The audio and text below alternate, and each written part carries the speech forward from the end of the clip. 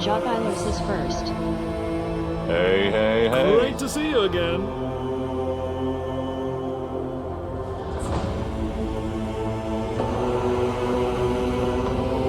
Jock Eilers just boosted Mitraland. Jock Eilers just boosted Fountain of Mitrals.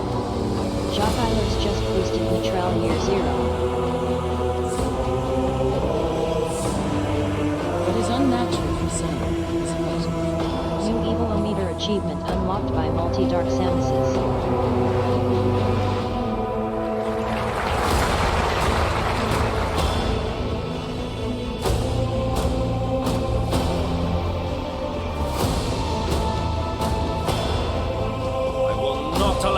Sin to overtake purity.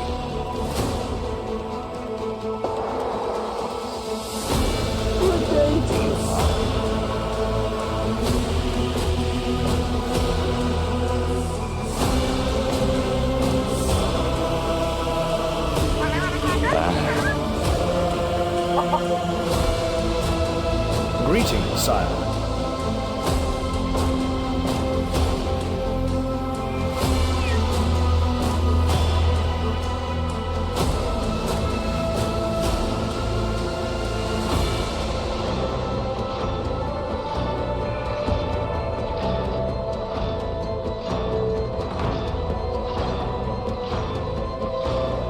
Choice is an illusion created between those exploring and those who don't.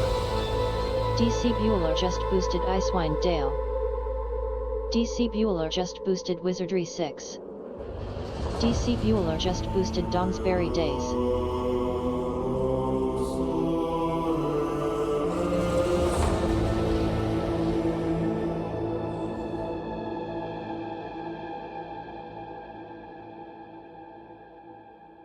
What have I got in my pocket?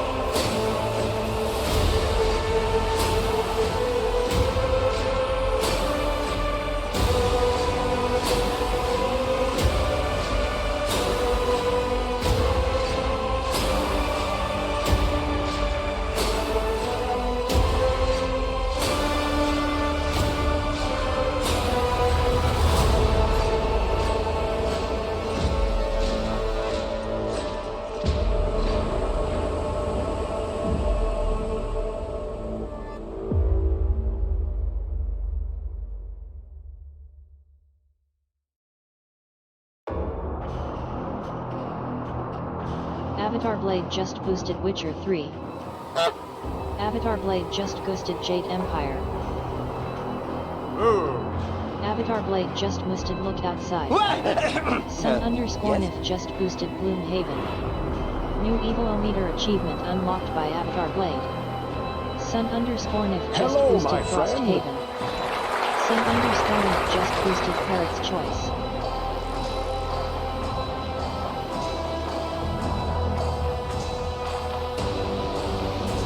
The fires of war are burning on the horizon.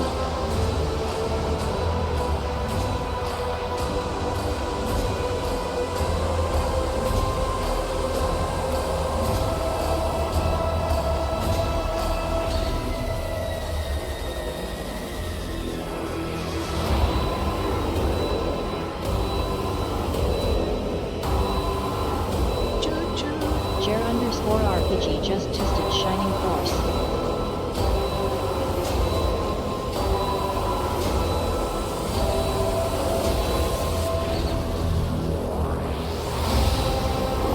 Yes.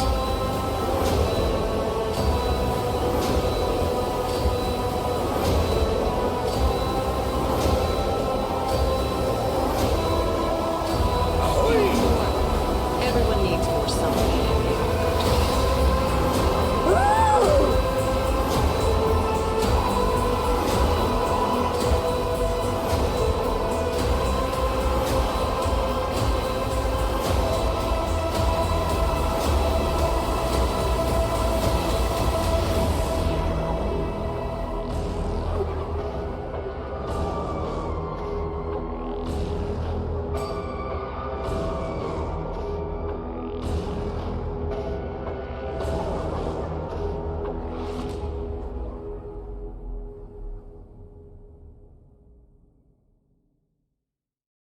Draconic Dude just boosted Zoria. Draconic Dude just boosted Solastop.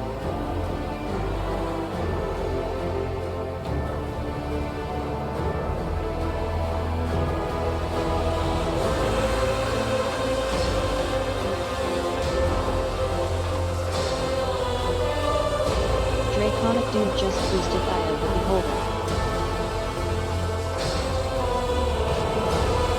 The eternal conflict will end.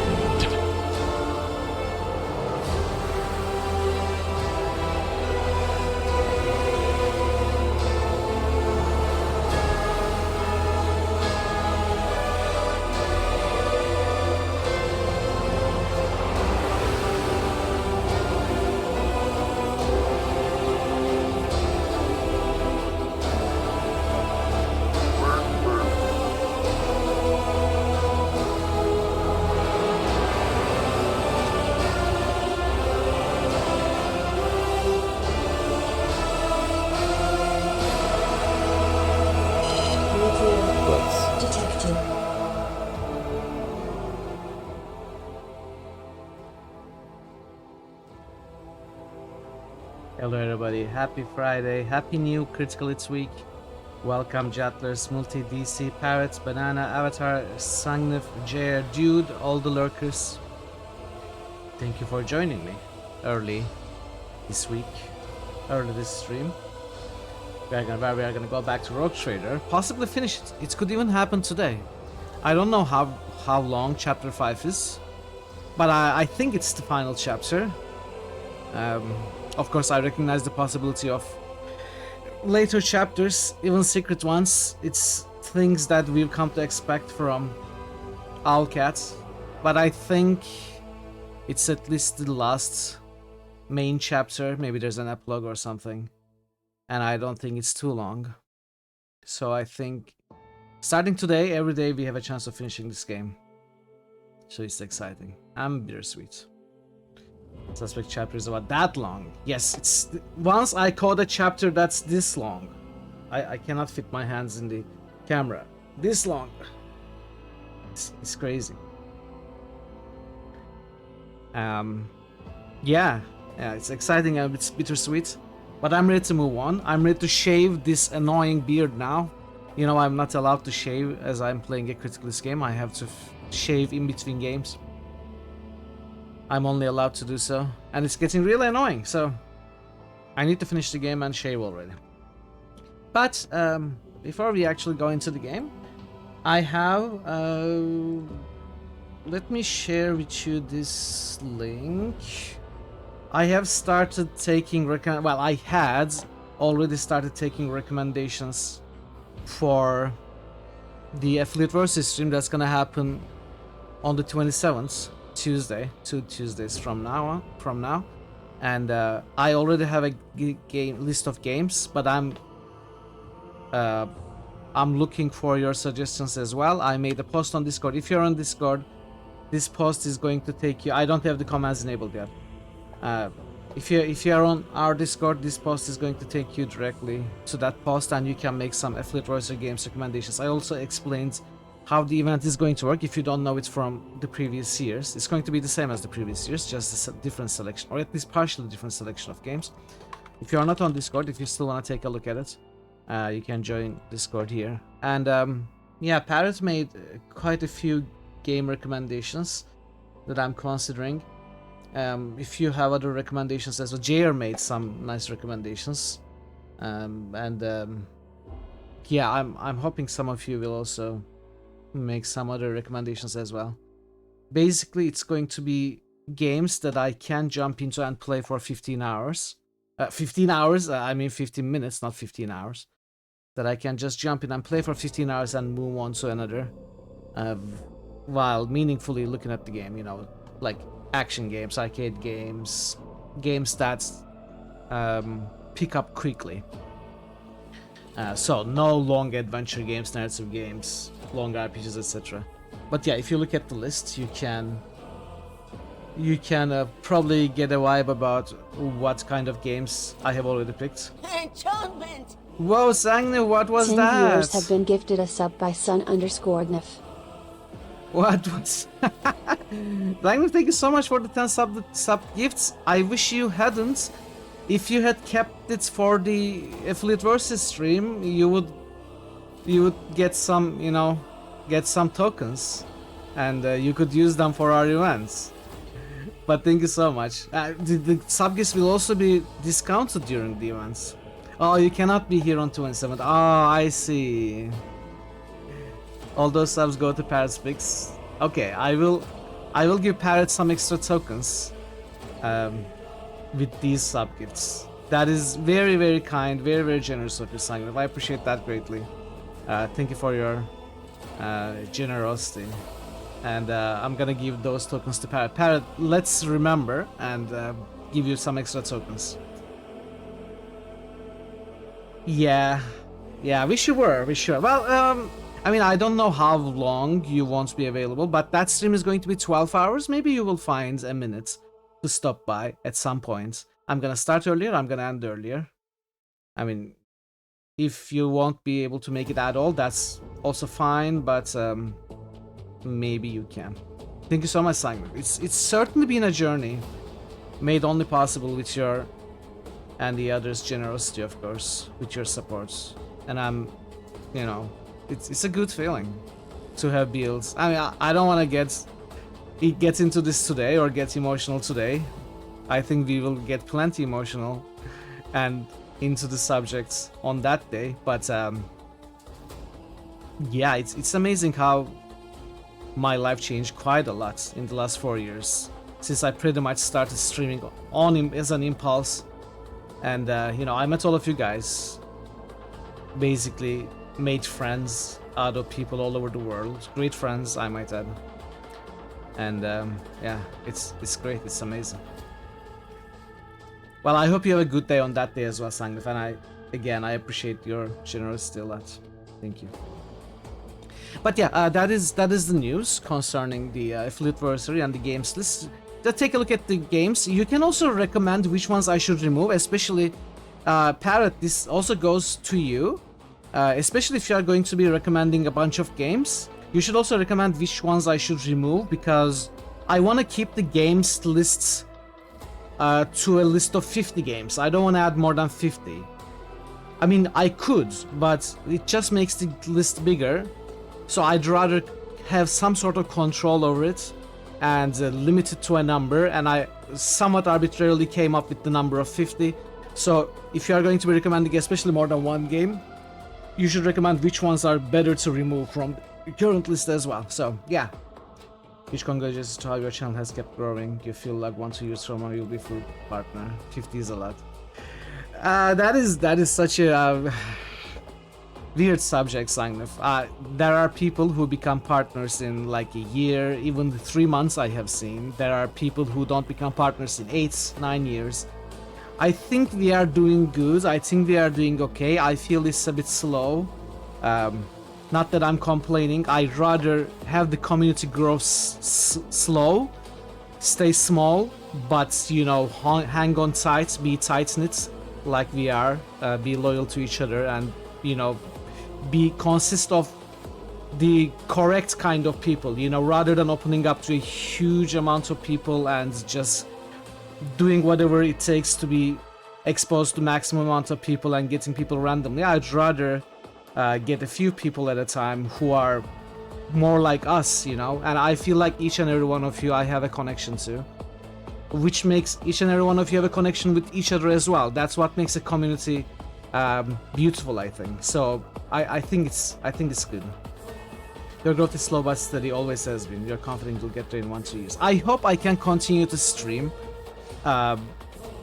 for another few years, because there have been times, especially last year, where I had to consider quitting streaming due to financial reasons, and it is still on the table. It's still not guaranteed that I will be able to continue streaming, but as long as I can, I'm happy here. I'm happy here. If you want to call the list a bit, you can go to the list and recommend. I would appreciate that, Pat. Oh, I appreciate that as well, Sangnef. That's very cool, and I feel honored. I feel flattered. A lot of people shared their most watched channels lists, showing me in the top 5, some of them in the top position, and it's such a flattering feeling. But you know, I don't take the credit. I never take the credit. I always say, much worse, yes. I always said the best thing about this stream is the community, and I'm happy that the community is coming together, you know. It's like a diner or a cafe where you and a bunch of friends in your neighborhood meet every evening, come together after a day of whatever you did. You just come together, and I'm happy to be that location, that center that all of you come together to. Second watch, Tinder had about 100 hours, you had around 1100. That's very cool. Thank you, dude. Thank you. It's like, cheers, where was your name? the thing is, no one knows my name. Except, well, my real name. Except Parrots. Hello, Pi. And Drummer. And QP. Hey, Pi, welcome, and how are you doing? Good to see you. Well, I guess my name is Mitral. Pylor ZAN just ghosted stick a branch. It's name enough. It's Thirdface. Yes, that's true. My real name is Thirdface, so I never tell anyone. It's funny. I don't want you to make fun of my real name. ZAN just ghosted Mass Effect. Sangnif, I thought that was forgotten. Middle-eve. Oh, Parrot, why did you tell everyone? Sangnif, I really thought that was forgotten. I was so happy that no one was mentioning that anymore. How are you doing, Pi? Welcome and happy Friday. Oh man, I have so many real names now. I don't even know which one is the real name. Pylor ZAN just ghosted his noms is Kittens Mittens. Oh, I meant look outside. Wait, is it Kittens Mittens or Mittens Kittens? Whatever happens to me, don't turn back. But yeah, it's a nice. Every year is like a nice milestone. But yeah, as I said, I'm gonna get more into this on that actual stream, affiliate versus stream. But I'm already feeling the sweet and bittersweet, the happy and the unhappy, all about the 4 years, completing 4 years as an affiliate. I've been already streaming for more than 4 years. I started streaming on October 2021 and got affiliate versus January 2022. So it has already been more than 2 years, but the early days were early days, you know. It took me a few months to get affiliates, to get my act going, I guess, if that makes sense, and actually start being watched by a few of you. That it's enough to get an affiliate. But after that, I guess we went sort of consistently since then for 4 years. Hey Falcon, how are you doing? Welcome, happy Friday. You've been here since May 20. Yes, you have been here for a very, very long time. I think you maybe joined during Baldur's Gate streams, Sangnif? Always watching and judging. Oh, I know. Hey Ray, how are you doing? Welcome. Parrots is the first follower because Parrots followed this channel as soon as I made it, before I started streaming. since I had to leave my old account behind because it was bugged. I had to make a new account to stream, and Parrot was the first person to learn about it and give me a follow before the first stream. So they are cheating. Parrot is cheating. Don't compare yourselves with them. Don't compare yourself with anyone to begin with. You're gonna log off work. Okay, Pi. Okay. Good luck with logging off. Hey, Bobo. How are you? Welcome. Happy weekend, Ray. Happy weekend. Happy weekend to everybody. A Basgal. Okay, that's nice. Not 666 nice, but pretty nice and fitting. Parrot lore goes crazy. Yeah. Yeah. But yes, I'm very excited for the Eiffel versus stream. It's gonna be 12 hours. It's gonna be crazy as usual. Jumping from game to game. It's always funny as well, with depending on which games we play. Yeah, I'm looking forward to it. Anyway, it's Rogue Trader Day today, so let me get on with the boosts so we can jump into the game. You'll compare yourself with anyone. There's nothing I can. That's true. There's nothing I can do about it. Which should soon change as soon as I'm selected the El Presidente of the universe. There's gonna be some changes here, okay? So you'd better enjoy what little time you have left, Buggle. You better, because soon your life is gonna be appended. Fountain of Dreams by Jetless. Mutant Year Zero by Jetless. Icewind Dale by DC. Wizardry 6 by DC. Downsbury Days by DC. Wishes 3 by Avatar. Bogo_Bogo just musted. Don't threaten me with good time. Jade Empire with Avatar. Look outside. Bogo_Bogo just musted. Also Liakath musts. Gloomhaven, Sangnif. Frosthaven, Sangnif. Bogo_Bogo just musted. Crurb. Ultima 7 with Sangnif. No. Parrotwise just musted. Might and Magic 8, Day of the Destroyer. Shining Force by Jer. Zoria by Dude. Boo!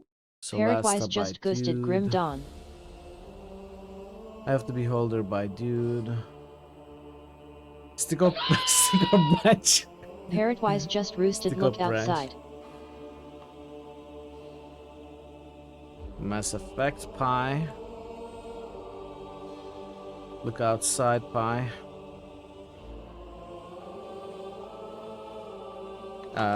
Witcher 3 by Bogu.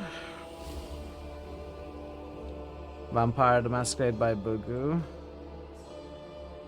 Mirtsana by Bogu. Might and Magic Parrots.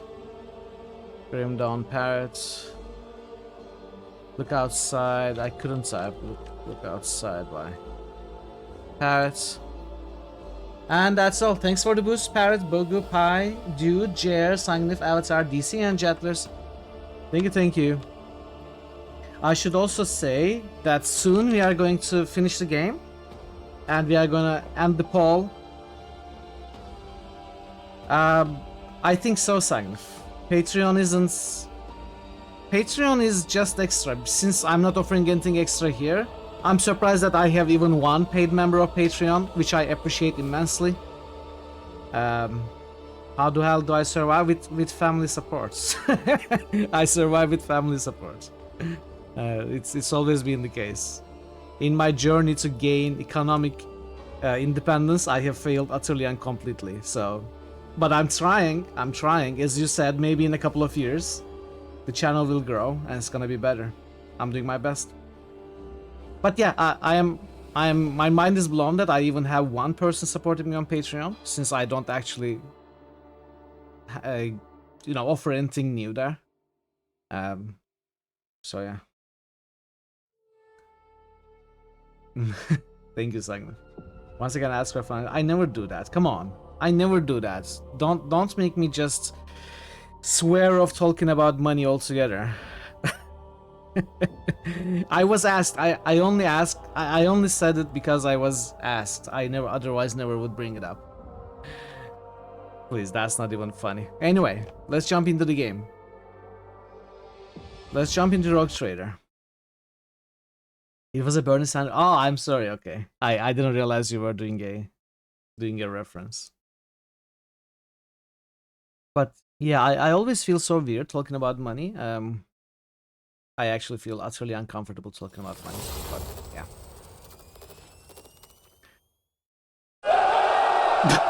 Oh, come on! I hate you. Bogu_Bogu has just cheered for 100 bits. Fine, have your money. Thank you so much, Bogu. Thank you so much. I appreciate the 100 bits. Much love. Talking about money is important. Working people need to have some idea of each other's relative incomes and cost of living. I mean, I'm happy to talk about it. I just feel so awkward. If you actually want to know details, I will make you the best spreadsheets about my monthly income and outgoing expenses. Just lets you know exactly how I survive. Well, that's true. That's true.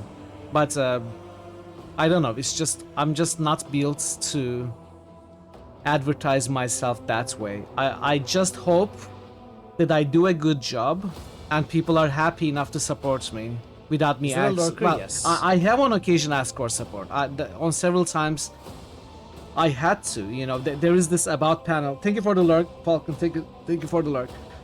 There is this about panel on my page which basically says, you know, if you don't support me, I'm gonna stop streaming. Basically, that's the gist of it.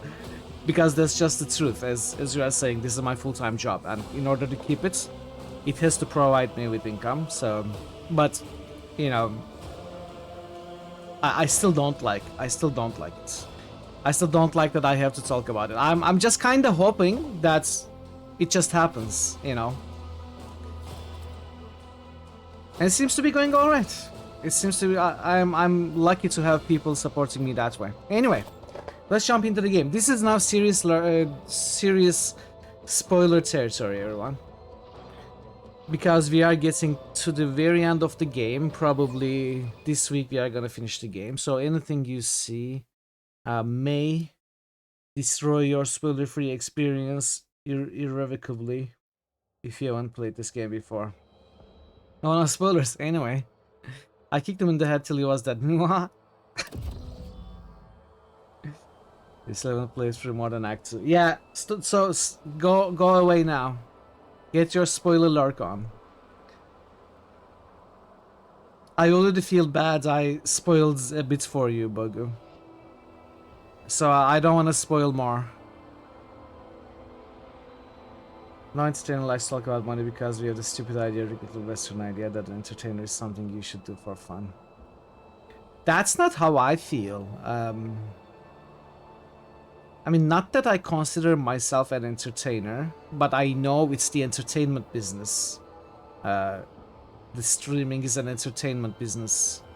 At least getting people together. You know, maybe not. I'm not doing a stand-up. Maybe I'm not telling jokes all the time, or, you know, doing anything else to actually count as some other performer, actor, entertainer. But I think streaming is, in essence, is entertainment business. But I don't consider that just because it's entertainment, it's amateur. It is professional, of course. The problem, I think the biggest problem, is I'm not paid by a company. I depend on, well, when I say I mean every streamer who does it as a full-time job. We depend on people recognizing that in order for us to keep doing this, we need to be earning money like we would earn from any other job. And if we don't, it's just not feasible to go on economically, and we would have to stop.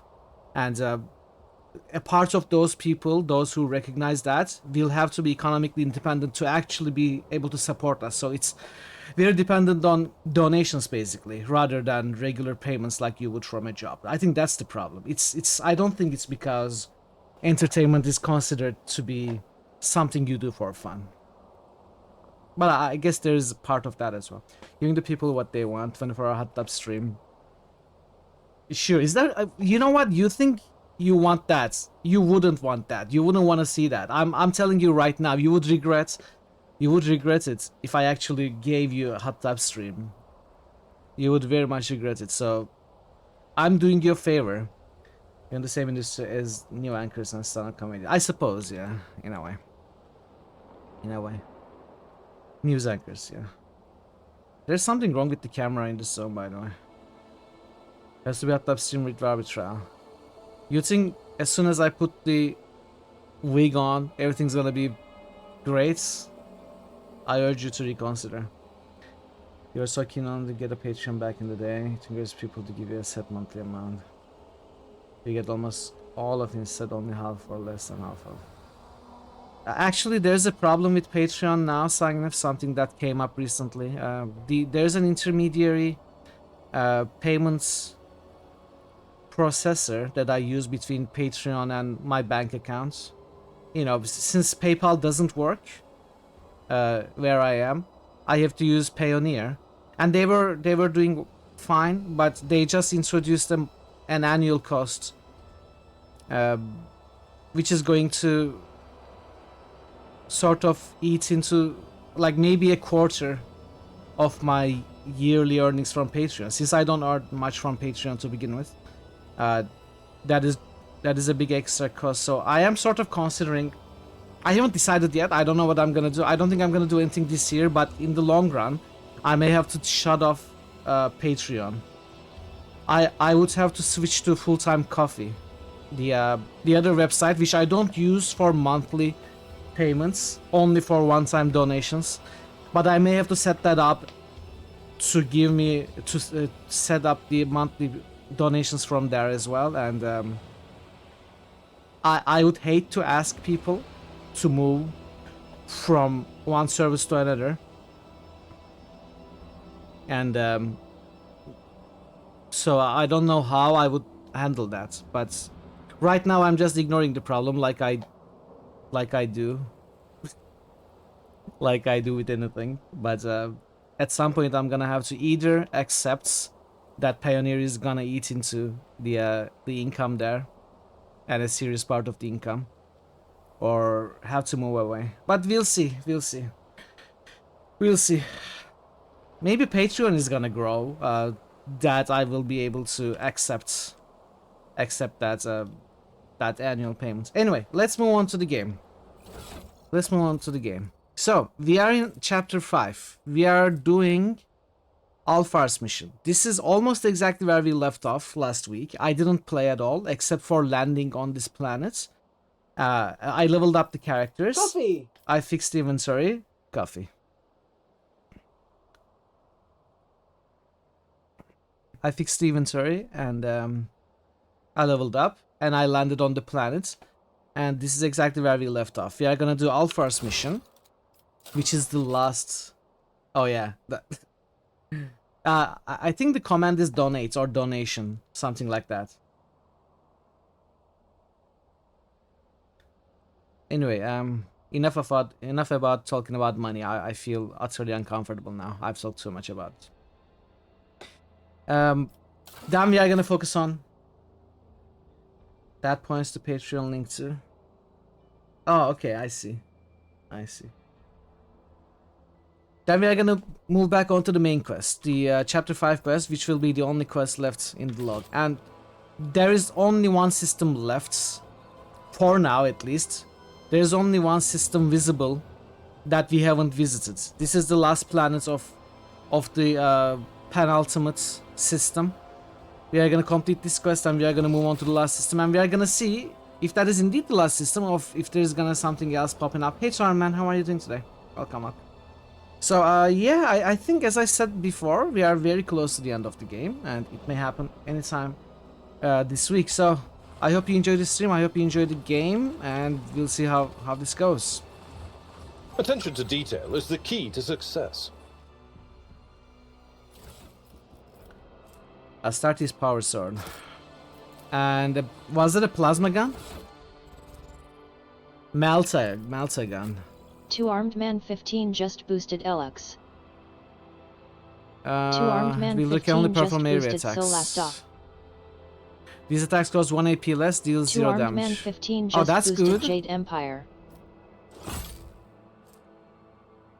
That's great. This is not for you. I'm not gonna use a Malta gun though. Okay.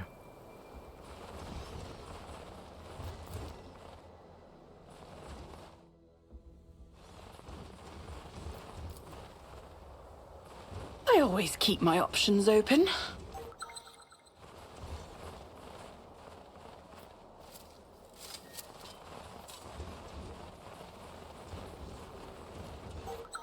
This ocular implant was a worthwhile investment.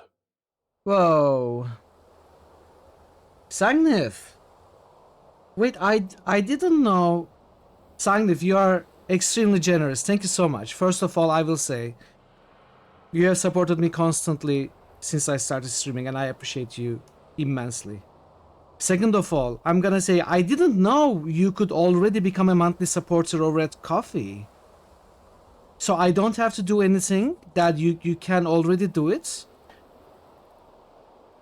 That's pleasantly surprising. But yeah, thank you so much, Sagnif. You didn't have to. Oh man, I always feel guilty, you know. When we talk about money and someone gives me money, I instantly feel guilty. But thank you so much, Sagnif. Thank you so much. Who's the Space Marine guy? Space Marine guy is Alfar. A Fenris Space Marine. He's pretty cool. Cancel your page. Yes, of course. Of course. I guessed that. But yeah, thank you so much. Whoa, why did you do that? Oh, I got Alpha selected.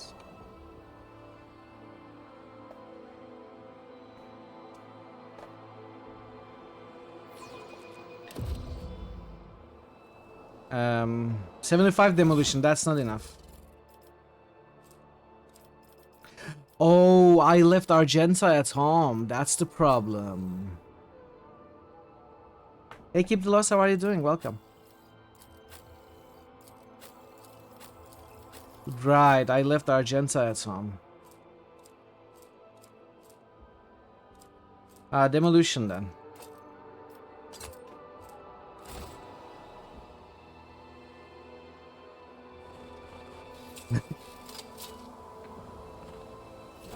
I'm very flattered that you feel that way. Okay.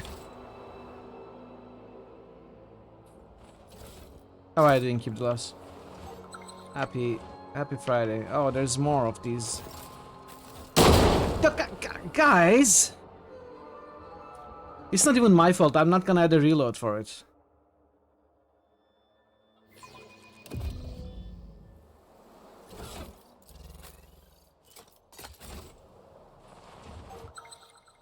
I sense something nearby. I have learned much in my exile.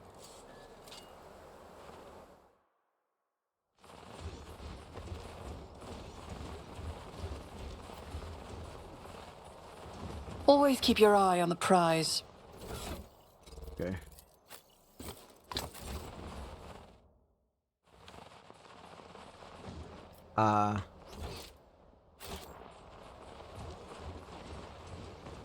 Wait, what do we do here then? Oh, I get up here.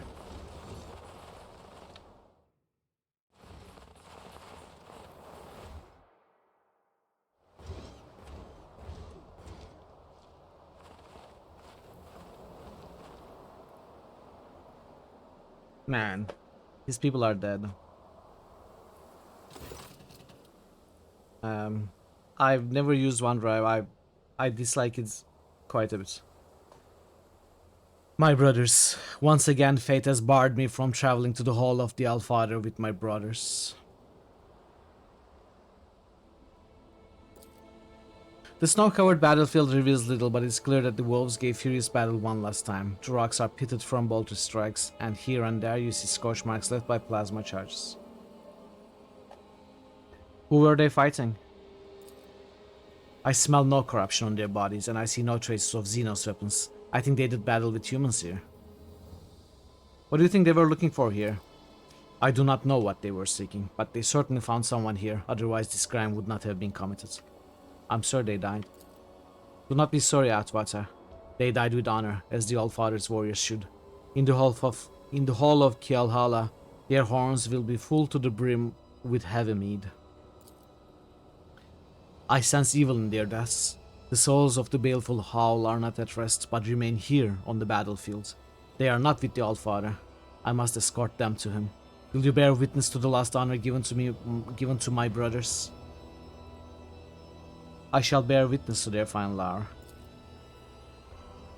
Alfar produces a knife inscribed with scarlet runes. Picking up a rock from the ground, he begins to scratch the rock's sharp edge across the blade, etching a name. His powerful voice rumbles. Hear now the saga of the baleful Howl Pack, proud warriors of Fenris, Ulka Fenrika. The verses weave together, recounting the deeds of each of Alfar's dead brothers. With incredible precision in every detail, the wolf lists the accomplishments of his comrades, the enemies they slew, and the sacrifices they made. The saga continues at length, and the relentless rhythm sends you into a trance. With a grinding screech, the rock is drawn across the knife blade again and again, inscribing one name after another. On the cold worlds they gave battle, the pack's fierce name never disgracing. So ends the saga of the baleful Howl, and the void thunders, with echo unending. Fenris Hylda. Alfar is silent for a long time. The etched knife blade slides across his huge palm, and scarlet drops paint the snow. His weary voice rasps, Hear my oath, Allfather. Yelga Thura Agjimia. I don't know how to say any of this. What is it? Is it like Norwegian?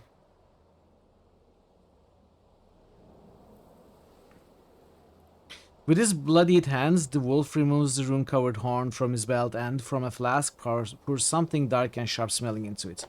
Let us drink to my brothers, Atwater, and then we will build the pyre.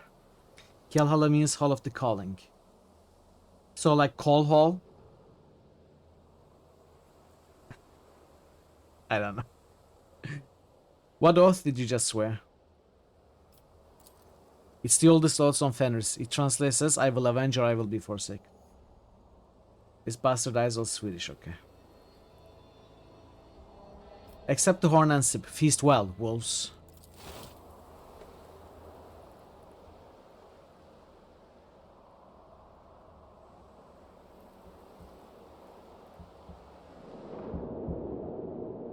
Ooh. The astringent liquid burns your throat and a fog immediately descends over your vision. The sky darkens and the rising wind whistles in your ears. Through it comes the high-pitched cawing of a bird. Alfar nods approvingly. It's a sign. Fate walks beside us. Skull! Taking back his horn, the wolf takes a mighty swallow of the stuff. Majestic shadows rise in the snowy haze around you. The figures of warriors clad in indestructible armor, bearing an emblem of two black fangs piercing the yellow of the sun. They are looking at you. Whisk tea? My favorite. The brothers bear witness, which means it's time for us to meet my last comrade. What comrade? There's one missing among the dead, and now I know who I was fighting before. It was brother Ignilf. What happened to this Ignilf? Skull means brain pan. Skull means cheers. Brain pan? Like skull? Okay. Hey drummer, welcome in. Happy Friday, drummer. Skull, right? Is it pronounced skull? Like with an O? Glangeddon's might be with us. Is he dangerous, or will you be able to reason with him? There is no reasoning with one who knows only the black bitterness of hatred. The curse of the Wolfen is not only our bane, but also our shield against temptation. When intolerable thoughts take shelter in a wolf's mind, the curse comes and drives them out. dousing them with the waters of anger. You cannot reason with a wolfen, or deceive him, or entice him. That is our bloody talisman against evil. And what are you going to do with him? Corruption is washed away by blood of evil cleanses spirits, as there is no hope for his body now. None return from the curse's embrace. Kalkazar once encountered another of my brothers who had also become a wolfen. Kalkazar captured him and brought him to Fenris. That is the debt we came here to pay. But we have no way of doing what Kalkazar did, so we will have to grant brother Ignilf peace. Rather than killing your brother, we can just leave him here. Who will he hurt here after all? We cannot. The curse of the wolfen is a secret to our chapter, and secrets must be kept. I cannot leave proof of our vulnerability here, for the enemy may find it and use it. I see. The wolf moon raises its head and howls. Then it turns to its wise, piercing gaze on you. And blood rains down from its snow-white fangs onto the frozen world. Hey Marto, happy Friday, welcome. Where do you intend to look for him? A toothy grin is the only response you receive. You see fangs lengthening before your eyes. Is it all far laughing at you, or the feral moon suspended in the sky? The fog clouding your mind grows thicker. He will come. Marto_Varna just boosted Let's do Victor this. Vran. Alfar lets out a belligerent howl, whipping up snowdrifts into frightened whirlwinds. You hear a terrible cracking sound, someone's feet. Marto_Varna just boosted Mutant Year Zero. Paws are breaking through the crust of snow and the ground. The beast now comes, and its cruel howl awakens the fallen warriors of Fenris. Marto_Varna just boosted Stone Keep. Fenris thirsts for vengeance.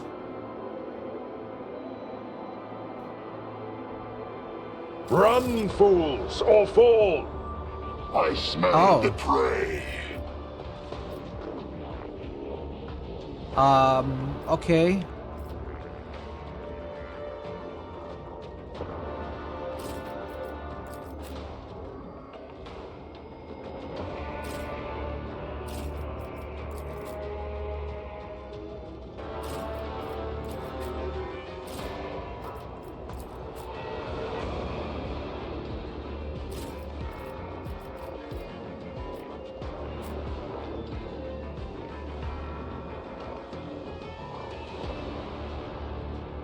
Put you all the way back here.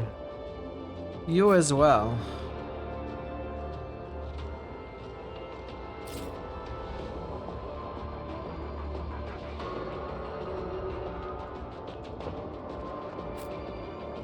Unfortunately, you cannot go further back.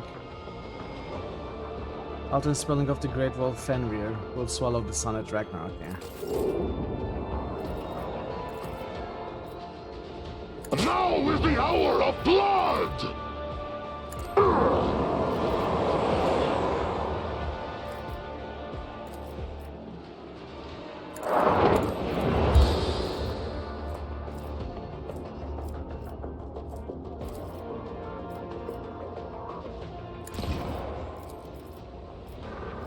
This is backline.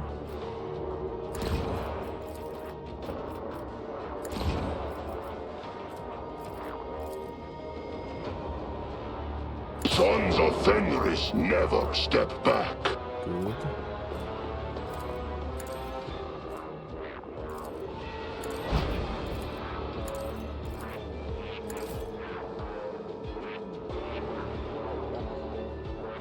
Let's see.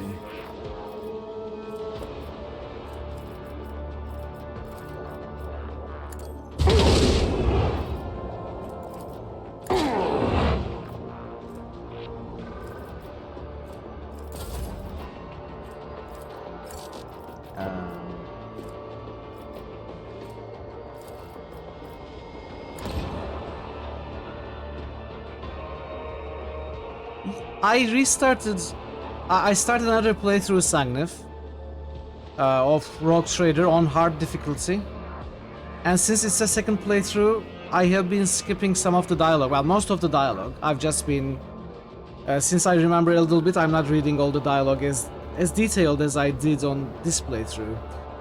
So, as I was doing the prologue and the early chapter 1, I actually felt what you meant when you said there's just too many fights and it's fight after another, but I only felt that way when I wasn't so focused on the dialogue and examining everything. You know, I guess I don't know how you play. You probably look at stuff as well. Read the dialogue, like you wouldn't skip things. But when I didn't, the game actually felt like a bunch of fights one after another. Just like you said.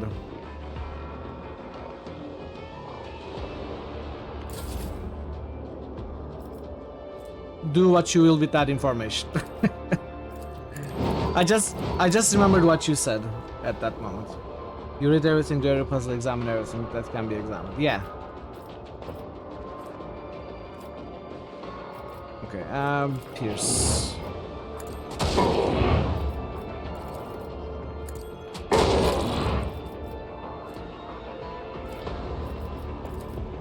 Can I change?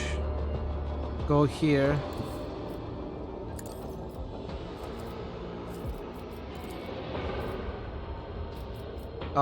Oh no. Wait, how do I pierce?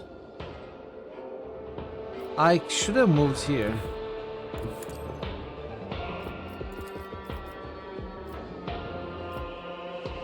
Wait, what? Oh man, I don't... I mean, how can I not draw a straight line? Going through both of them.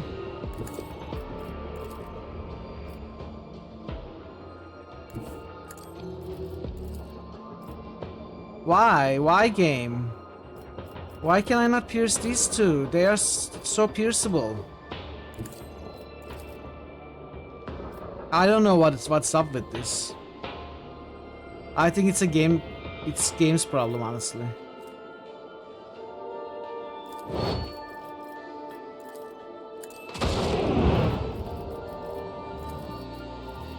I understand your intent.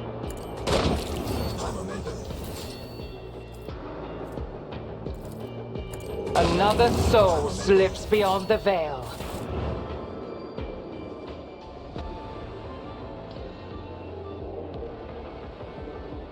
Oh, more? Wait. Fight is over, but there are 3 more?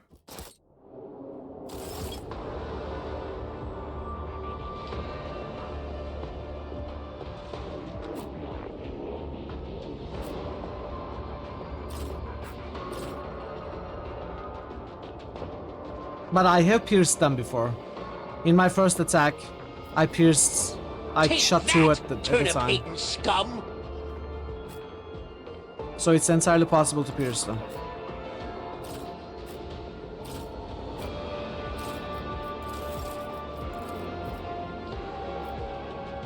Now is the hour of blood! I am the wind that howls.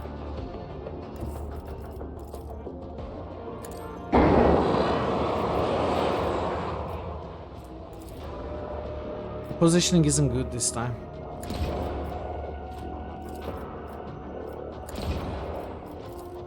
I'm not accustomed to being ordered around.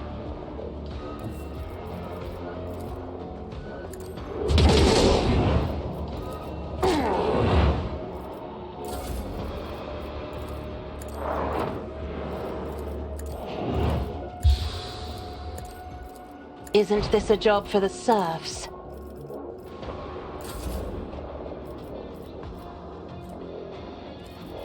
Let's see.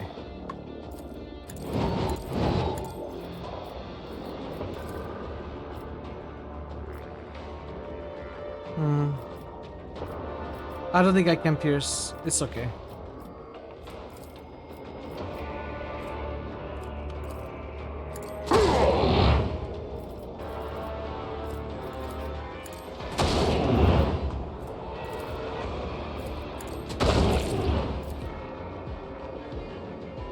I am ancestors guide me.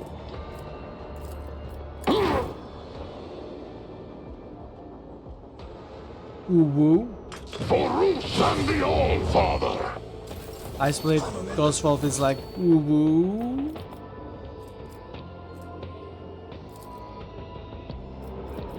Accept your lot.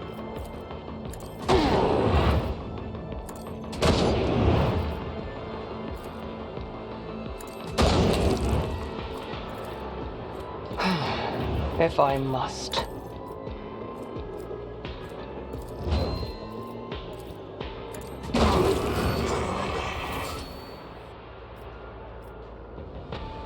My verses you will hear, glorious brothers, of how the paths of Ulfar called Thunderlung from the first, and the lust wolf of the baleful hall were intertwined.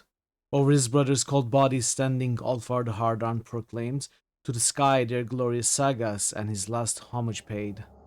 To those warriors proud as his witness taking, his companions of the line von Valencius, the blizzard was raging, and the wind furiously howling, as under that terrible cloud paw the snow crunched, and in the dead light of a moon, strange to human eyes, a beast bristling, of death reeking, into the circle stepped.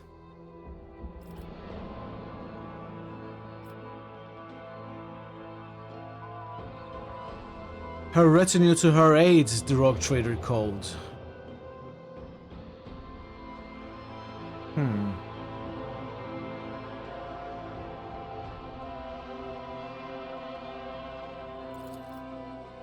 But the cry was drowned out by the harsh elements roaring, magic with snow whirling in a dance intertwining, for the beast left a bloody reaping of only two. Terror and awe the beast's form roused, his gory breath the vapor turning, with guile and fierce malice, his eyes glowing, with whirling eddies like a snow cloak, upon his shoulders lying, waiting, for the beast to feed them with hot blood. Even the moon stood patron to him, his face hiding, with the shadows of her deceitful dance, his howl, the old tune echoing, of the Fenrisian sagas of mindless rampaging on mortal carnage. The Allfather's call too summoned to battle against the beasts. Hey Prince, how are you doing? I think so, Prince. We are getting very close to the end. Hope you are well today. You did not fear to meet me, perfidious spirits, who the name Doppelgrendel claims. I see you have not learned from the last battle, though you paid for it with gouged eye. So spoke Ulfar Thunderlung, and the beast replied, of your spoils you boasted to the priests in vain, Ulfar Everlost. My body alone you wounded, but I your spirit maimed, and your word crippled. Then came the turn of the Atwater to speak. And turned the two wolves away from the empty shedding of blood. But it is not given to us to change fate's weaving. The children of Fenris hungered for mortal combat. Mortal combat! Sorry, that's the wrong franchise. Enough words had been spoken.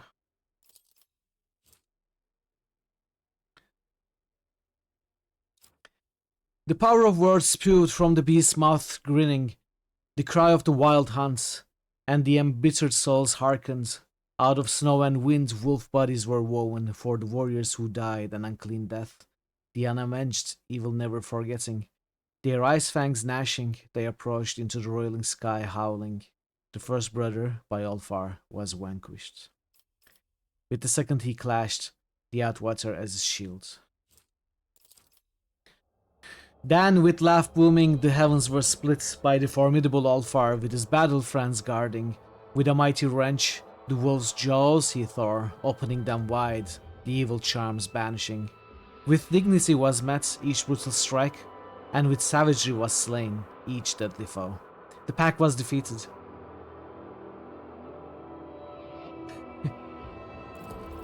Save scum option 1? Yeah, sure. 0% chance. My streamers are reciting Beowulf. Is this Beowulf? Or at least, you know, maybe inspired by it?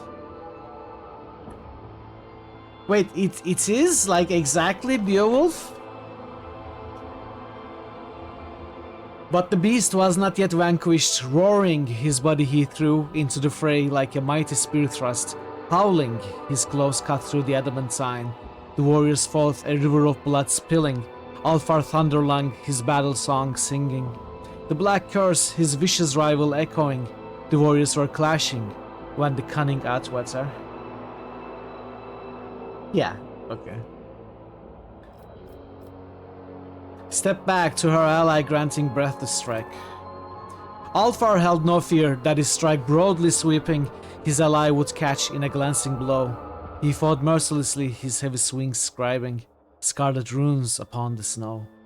To his knees the beast fell, and suddenly about his grey lips a smile played of guile and fear.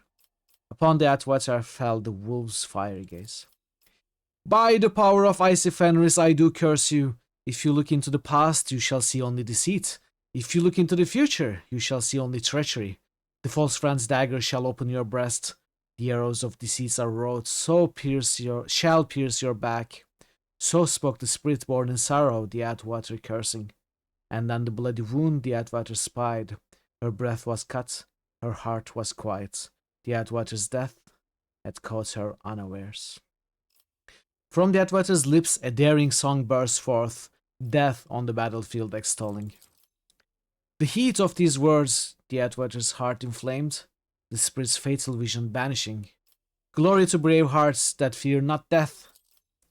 In its death's rasp the Doppelgrandel answered, Brother, we were doomed not by the archenemy's followers, nor by the despicable inhumans, who did not touch our armor, nor with dark sorcery did the malefics defeat us. No, it was the humans, who oaths of friendship swore, that plunged the blade into our backs, their treacherous plot in malice hatched. Sent by Zalanda. Isn't there an R in that name?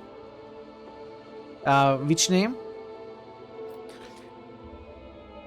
Said the spirit, and then it fell silent forever, the noble wolf's body fleeing, and peace to it bestowing. Alondro? No, Alondo. It's Alondo. At least as I remember it as well. Well, you shall soon remember all about it with your 600-hour Baldur's Gate Saga co-op playthrough. Trobio! It's close enough. I think it has 2 B's though, Avatar. The pair stood together over the prostrate body. The body not of a beast, but of a brave fallen brother. The fearsome Alfar declared an oath of vengeance, and the mighty wolves of Kialhala went charging. They went knowing that from their betrayers 3 times the blood price would be exacted. And the Atwater also her peace spoke.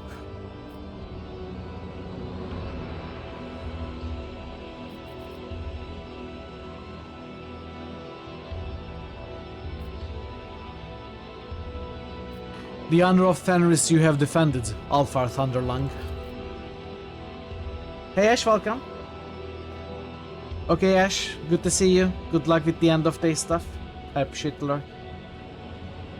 My brothers, the Allfather's hall entering, will boldly tell that in death they have not been forgotten. With a joyous roar these words they will answer, for they surely mean that fierce Fenris still stands. So Alfar's mighty word was spoken, a proud funeral dirge was sung. His brother's weary body, cursed by grief, from his carapace was freed, and laid upon the pyre. The old spinners weave the word thread cruelly, no inquiries or entreaties accepting. Alfar Thunderlung cast his gaze, and clearly he beheld the hand of his trail. And so ended the saga of the baleful howl. May the Black Mane guide them to Kialhala. Only one was not claimed by Morkai the Dark-Hearted. Alfar Thunderlung stood stalwart upon the ground. Hey Thazen, welcome. How are you today? Too stubborn for death was this rebellious Alfar Thunderlung stood stalwart upon the ground. Too stubborn for death was this rebellious wolf, too hot to be seized by the chill of the grave. His brothers praising, he raised his deadly axe. Fenris stands, so there will many yet to slay. Was there room in Alfar's heart for sorrow? So it was, but anguish does not plague the warrior's soul. He knew one day his brothers he would meet again, and the curse was broken, and his honorable death he claimed in battle. Glory to the fierce wolf, son of Fenris. How are you doing, Thaze? Hope you're having a good day. Let us remember, brothers, the baleful howl, daring hunters, fierce fighters, and troublemakers without equal. Let us glorify their exploits, and glorify their fall. With the honor have these wolves gone to Kialhala. Let us remember the mighty brother Alfar, who did not abandon his pack in the snowy wastes. Let us remember the trader of the Von Valencius line, she whose name is known and honored on Fenris. Let us raise our cups and cry into the face of Hellwinter's Gale. Father, we still live.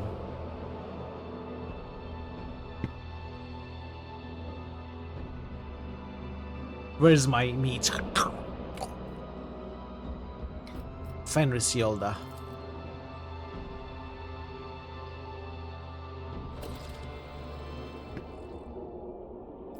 That was cool. That was very cool. I loved it. I loved it. The writing there was excellent.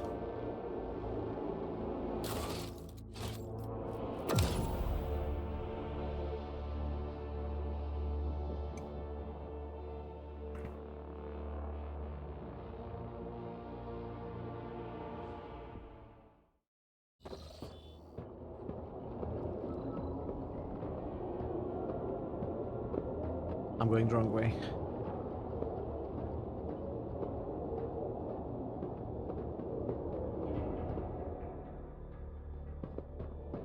Et Vater, it is good to see you. I swear that your name will not be forgotten when I return to Fenris. That is true. And sing my saga. What will you do now, last of your pack? The pack is no more. I could become a lone wolf, an avenger of the fallen. But my heart yearns for something else. I have missed the company of the warriors of Fenris. When we finish your business here, I will seek out Thorbald Ironhide and accept his generous offer. I will bind myself by ties of blood brotherhood to the Stormbiters. My duty to the Allfather is not yet fulfilled. I feel like the only failed Pascal, even though it's, you know, maybe not a failure, depending on how you look at it. And I feel like maybe we have succeeded Argenta a bit too hard. Maybe we shouldn't have succeeded her story that much. I feel like she has gone overboard with the feeling of success and come out the other side with too much pride. So I'm not so sure about her either. But I'm mostly happy about our characters' stories. I feel like I have all of them where I would like them to be in a good story. I am sad about Pascal and a little worried about Argenta. You really need to get around to playing through this game, if not for other reason than to have an Astartes companion. Yeah, this game is a handful. This game is handful. It is intimidating. It's an intimidating game. Maybe for me more so than other Alcat games, specifically Pathfinder games, because the setting is too strange and new for me. But those of you who are familiar will not feel that added stress. But like all the Alcat games, it's big. There is a lot to read. It's complex. It's tough. It's a handful for sure. But it's also excellent. I fully recommend this to all of you. All of you that like CRPGs.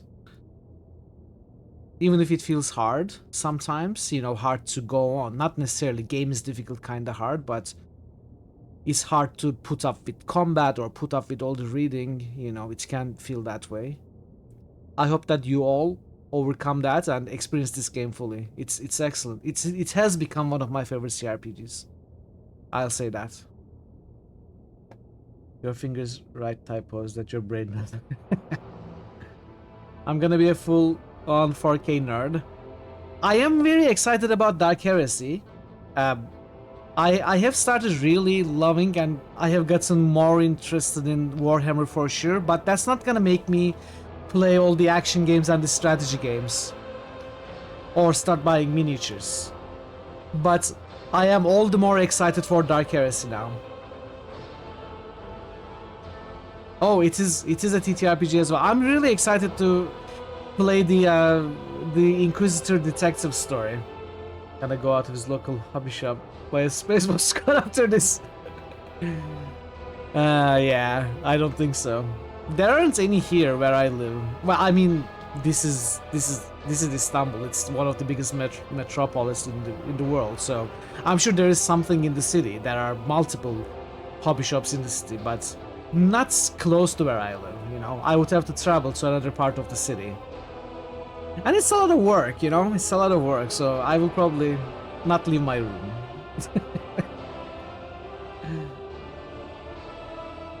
I hope they make good video games out of it. Yeah, I hope so. I hope so. But I'll be happy enough with Dark Heresy whenever it comes out.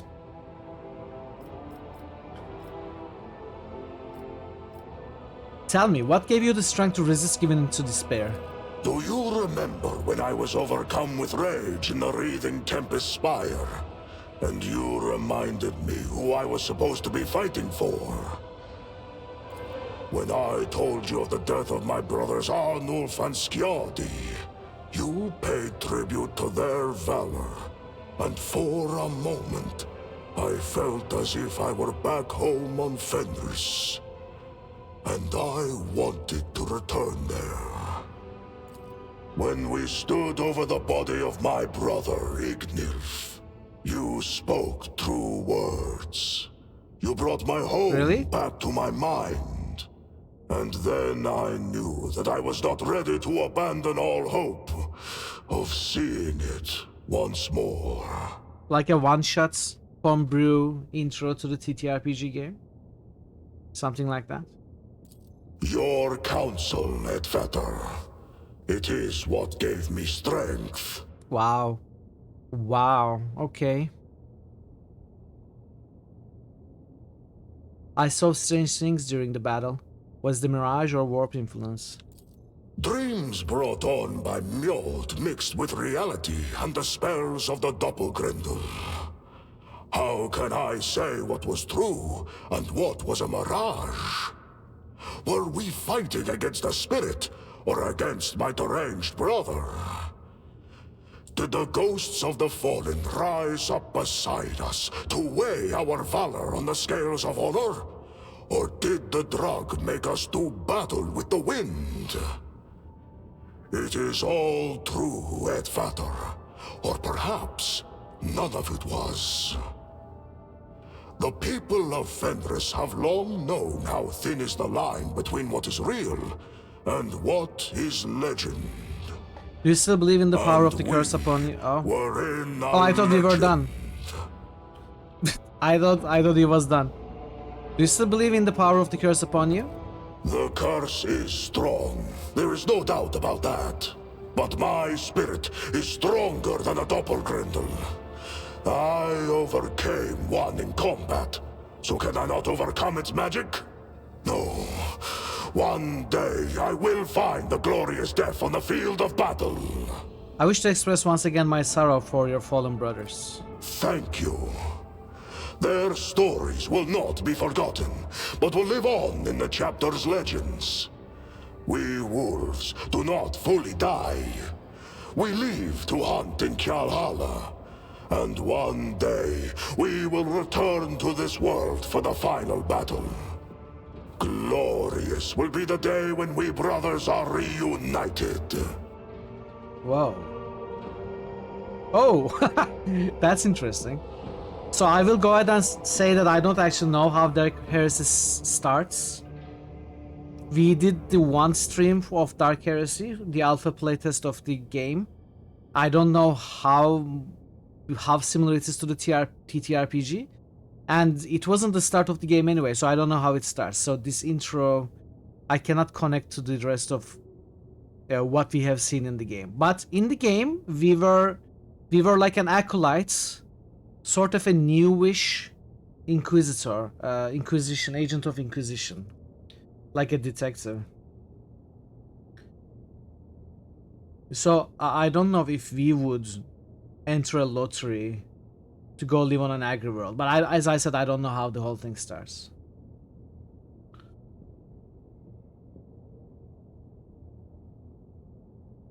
Ah, interesting.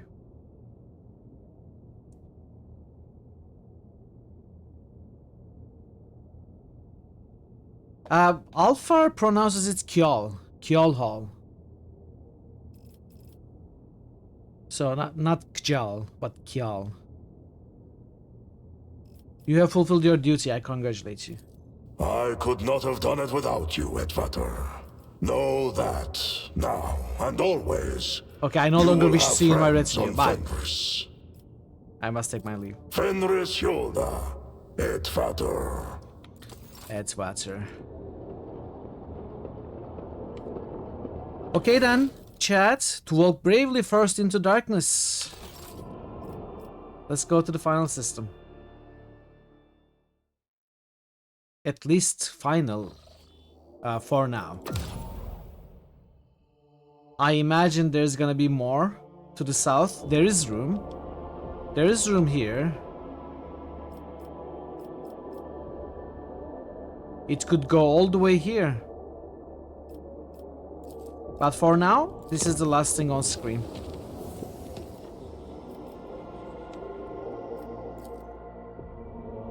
Hilda is all Danish for Hilder, or bad. Okay. Ooh, that's lots of Death Stars. Why are there so many Death Stars? There's a dying star. Something is killing stars here.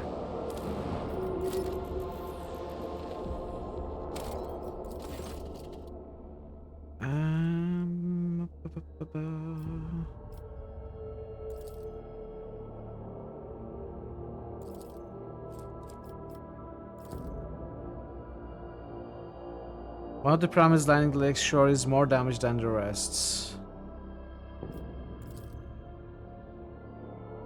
Hollow field emitter. Oh, it's like mirror image. The wielder gains 3 charges of hollow field at the start of combat. Whenever the wielder suffers damage, 1 charge of hollow field is removed to prevent this damage. If there are no charges left, damage is not prevented. Wielder becomes staggered until the end of combat. It's like mirror image. No, I didn't kill any stars. Maybe I did. Try to extinguish the flame. The vessel scanners find the idea of smothering the green flame with the ship's waste rather dubious. The drop cargo dissolves to no effect, barely touching the discharges. I've had these urges. I want to kill. I want blood. There is something wistful about this sight, an unhealing wound on the body of some mysterious technology. Okay. Did you kill the radio star? Like MTV ruining the music world? Something like that? Hey, very welcome in. Time. How are you doing? But if it's something specific sung, then I don't know. It's a song, okay. Whose song? Veru Mamo just boosted LX. I'm gonna wait until you boost Veru and Mamo leave. just boosted Wiz 6. So you don't get spoilers. Veru Mamo just boosted Silent Storm. Thanks for the boost, Swear. Now get out of my sight. Leave this place. Come back when we finish the game. Run away! Alright, let's continue.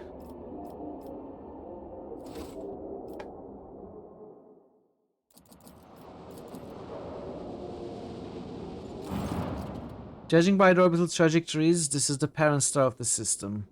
If the Lumino reader is right, back in the day it used to be huge and angry with a bite to it, not this half-dead firefly. What happened to it? I can't imagine what could have drained a deadly beast like that. The Lumino reader swears that the rays of the star would have continued withering all life in the system for millions of years more. It was too young to have faded like this. It was attacked. Oh, Nomos! We haven't heard from Nomos for a long time. It was attacked suddenly and fiercely. A hungry predator bit into its magnetic field and drank as much of its energy as it could. The predator was starving and would have surely devoured the star whole had it had more time. Nom Nomos. Nomos, where did you get this information from? I don't know, but I can read the traces of what was committed there if I have seen it happen 100 times. We are done here. Drukari. I don't think this is the Drukari, not this time. But could be.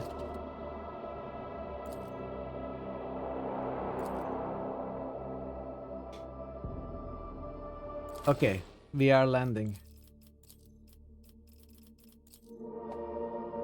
No, Thazen. Well, I hope you liked their tastes. I hope you enjoyed the stars.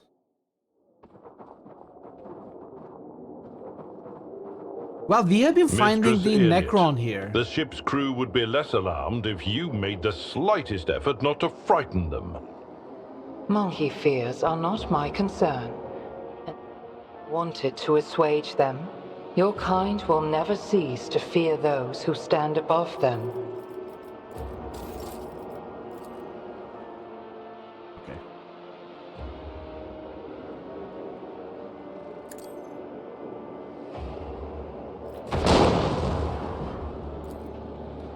Amazing timing there.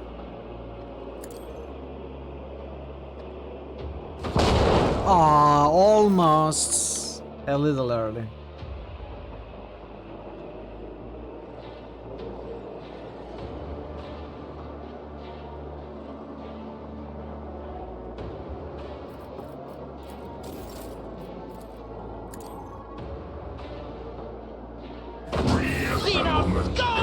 You don't belong in this galaxy! Submit and die.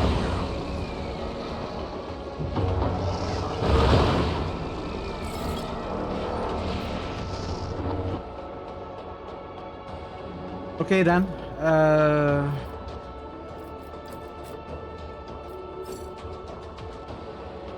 Wait, are we ambushed? We are not ambushed, but it is like we are ambushed. I cannot actually place anyone. Okay.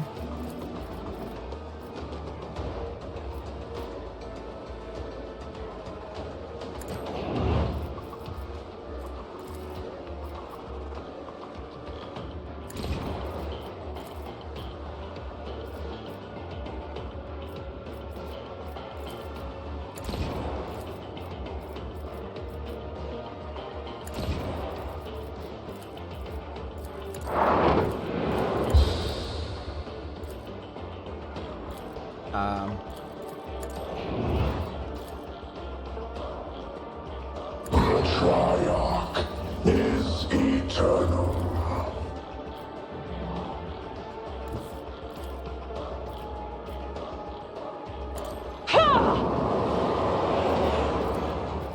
If I may.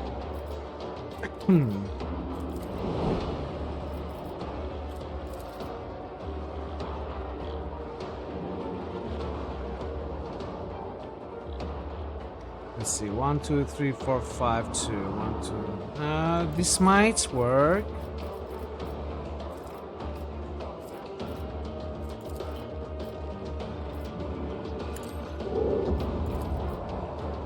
No, it does. Well.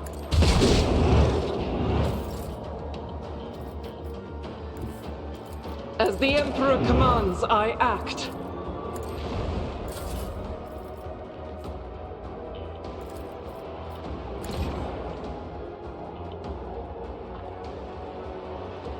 Mon chéri, mon chéri.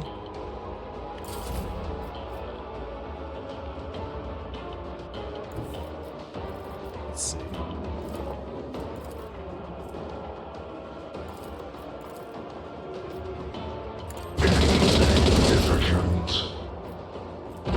Yes.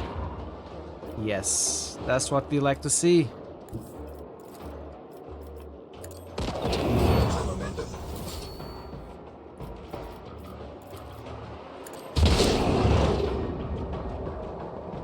What is this guy doing? Escape the Emperor's judgment.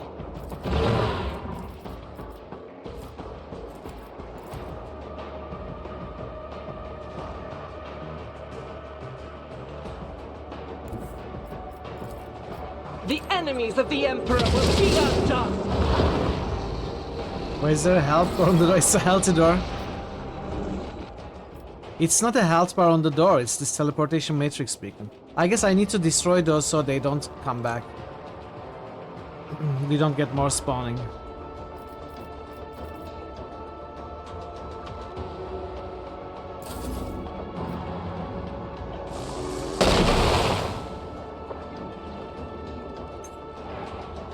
That hit hard.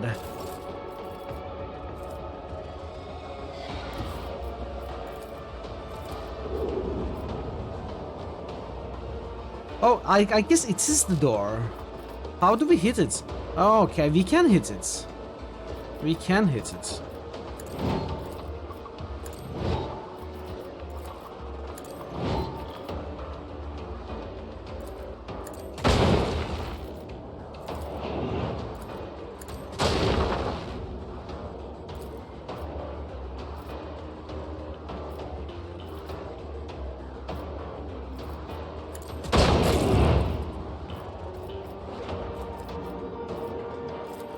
I am not. When did I use Strike of Karnus?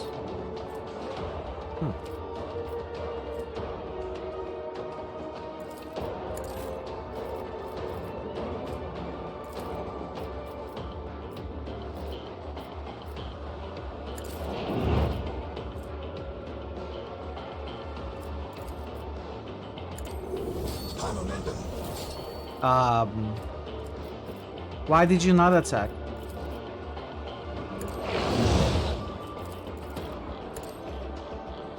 What? What? Oh, it's because of this guy.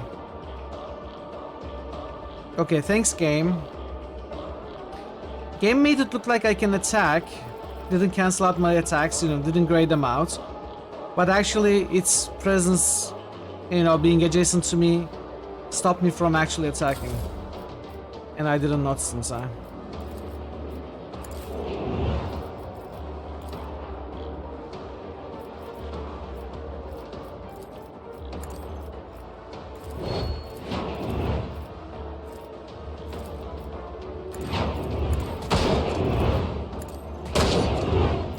I understand.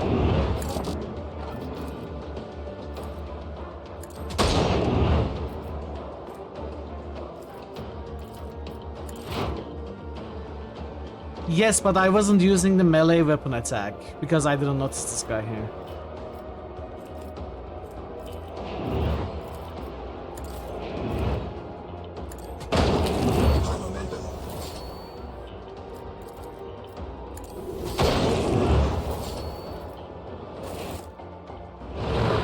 Okay. Yeah, it should not have let me do that. Keep your wits about you.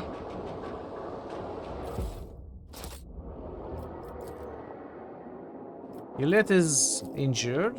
Easy enough fix.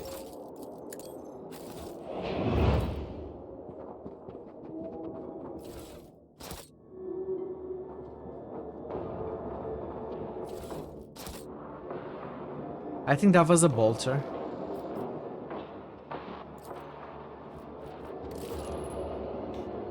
Drawing upon your patchy knowledge of the Xenos, you guess that these monoliths were once part of a mighty transport ship capable of transforming into ground-based structure. Let us not dawdle. You know what I'm thinking?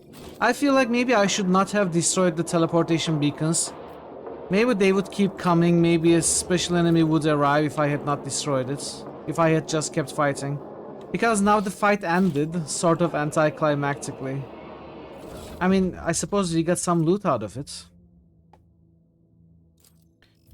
But maybe if I had not destroyed it, we would get a better fight later? Who knows? Something to try in another playthrough.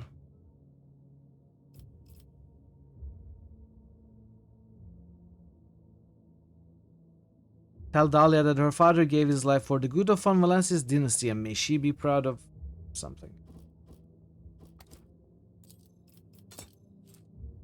Okay, and they shall weep. Is this an upgrade? Ooh, 7 minimum, 11 maximum damage, and 5 armor penetration, better than what we have. As well as each shot with this bolter deals an additional 35 ramming damage with 40% armor penetration to all characters adjacent to the target. What? What is this? I mean, Warhammer and Furious Recital increase the rate of fire of this bolter by the number of enemies affected by Warhammer and Furious Recital, but that's usually 0, so... Do you know what the C10 were in this setting? C10? No, I've never heard of them. Heavy suit. No one uses heavy suit. Whenever the wearer is under the effect of Reckless Rush, all wearer's attacks gain 50% critical hit chance. Wearer gains 50% critical damage. All attacks against the wearer gain 50% critical hit chance. Wearer suffers 50% critical damage.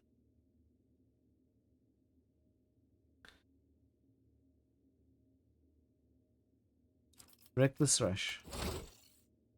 Okay, I already did. Reckless Rush. Let's get rid of that. Slash dash kick. I mean, Argenta uses dash and kick.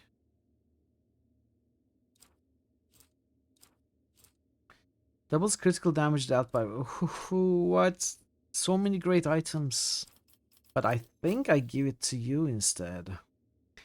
10% bonus critical chance. This bonus doubles if... Well, this is too good to change, right? 20% critical chance. This one ignores recoil. I cannot switch that either. Also improves rate of fire. It's just too good. Oh, you don't have gloves? Huh. I mean, you don't deal damage much anyway, but you know, it's not gonna be wasted.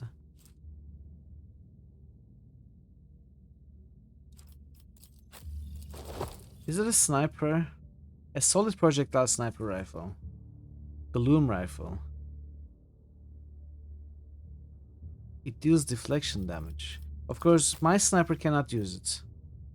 It's not Aldari weapon.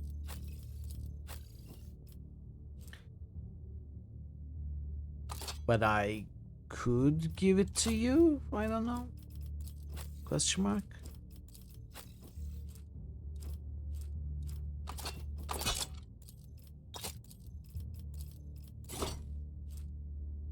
Holofield emitter.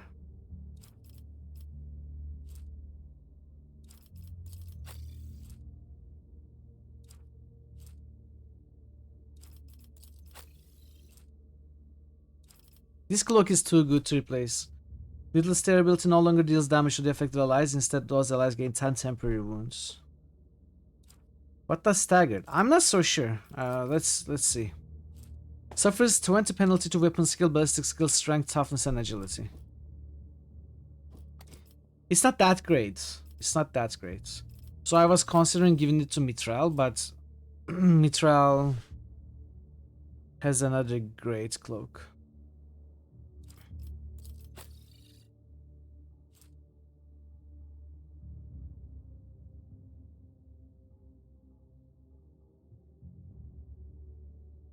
I guess I'm not gonna use this. Emperor's Justice. Allies auto dodge the wearer's burst attacks. Over penetration of the weapons. Wearer's weapon is increased by 75%. Okay, these I'm gonna look at Alfar. Oh, this is adapted as Astartes plasma pistol. Nah. Don't care. Don't care about these either.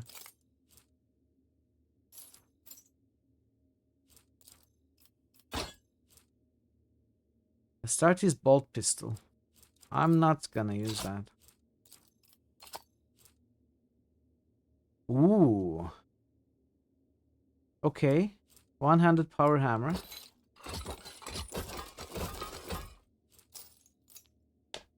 Okay.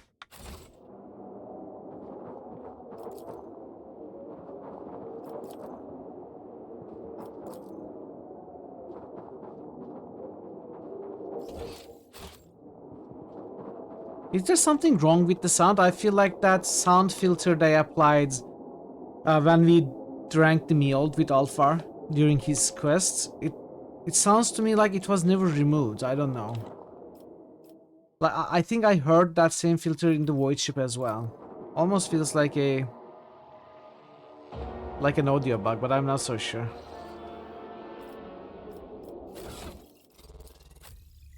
Okay, let's take a look at this. Astartes Power Sword versus Mjolnir. This weapon only has the strike ability. On hit, each enemy in a 2-cell radius around the target is also attacked and cannot parry.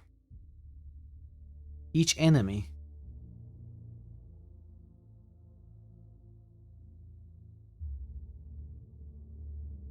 Two-cell radius. I mean, it's better than cleave. And it doesn't hit allies either, so though lower damage, but crazy armor penetration. I think we are gonna switch. What about this? 5 more deflection, though lower armor. 30 strength. Whenever the warrior kills an enemy, okay, I'm convinced.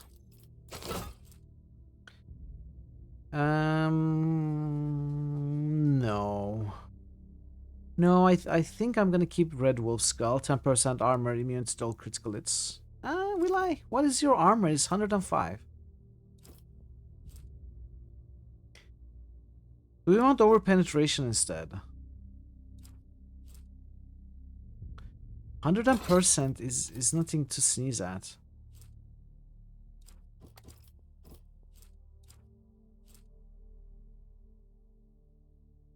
And allies auto dodge automatically. Yeah, I think I'm gonna give up the armor immune to criticals. And slash dash kick.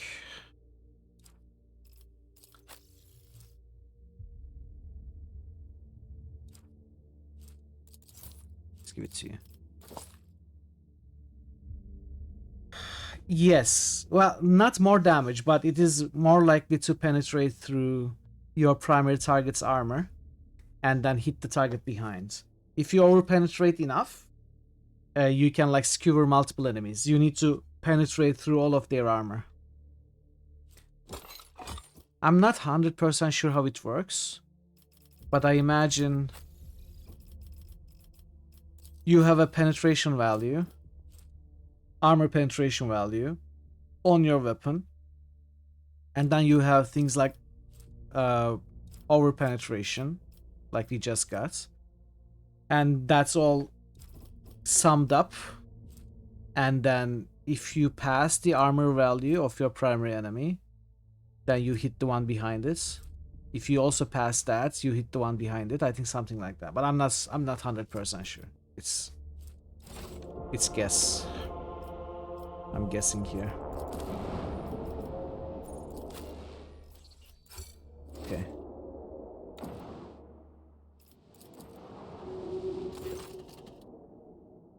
Those things, I've never seen anything like them before, but the panel of the ship's tech priest Luminor Reader says they are star corpses. Not just corpses, they called them Stellocide victims. Stellocide?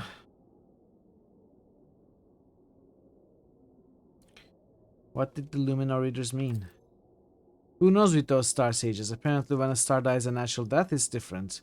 These look like they were murdered and plundered. All of their energy was siphoned, like when a spider sucks the innards out of a fly.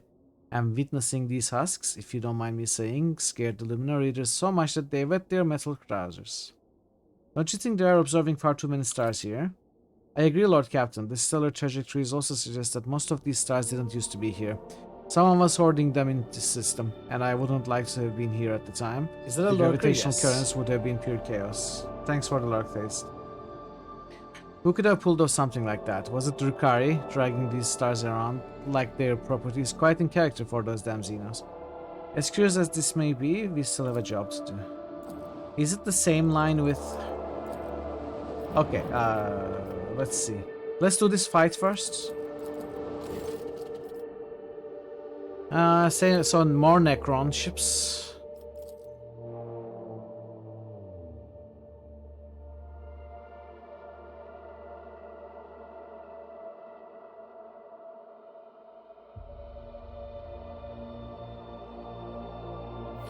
You are going to do better with them. In this crude vessel. What? What's wrong with my vessel?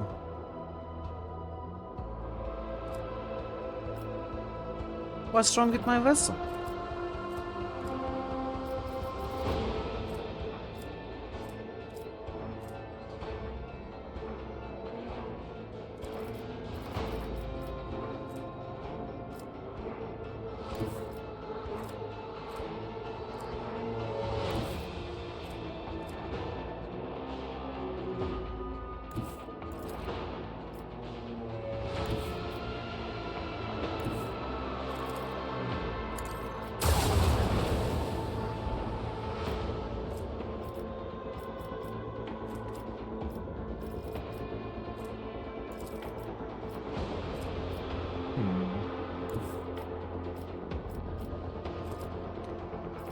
Well.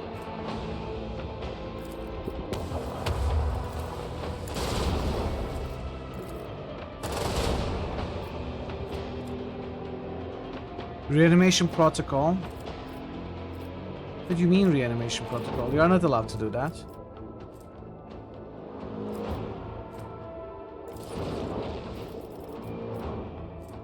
Oh. Wait, I don't have any torpedoes. There was no reason to use that.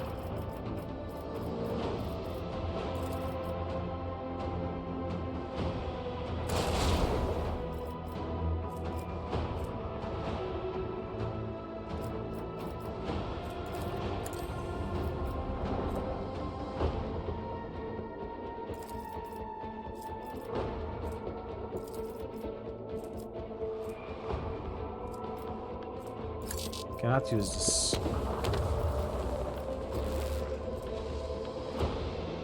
Okay.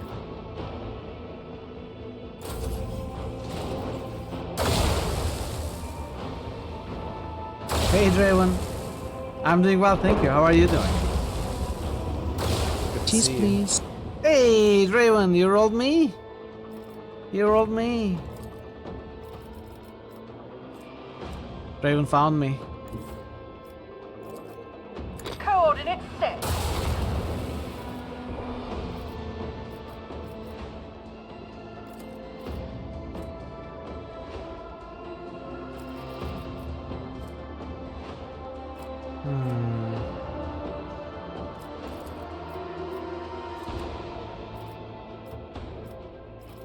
Well...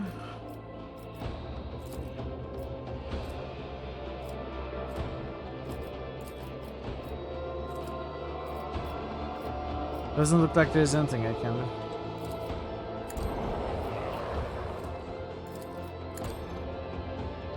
Best roll.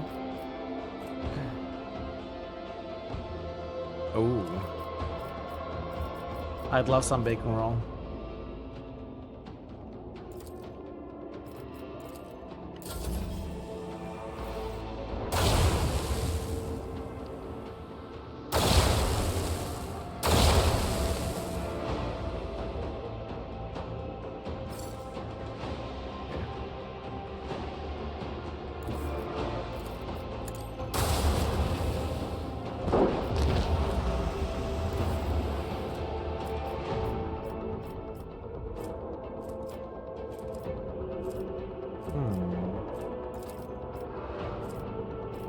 Wait, I should have I should have checked if it was gonna help me or not.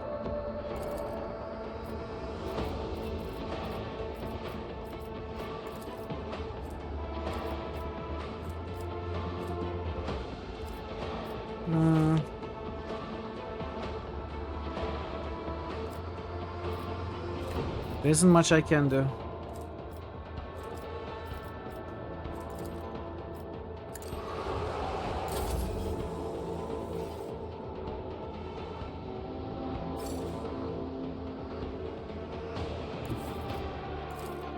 Fire at will.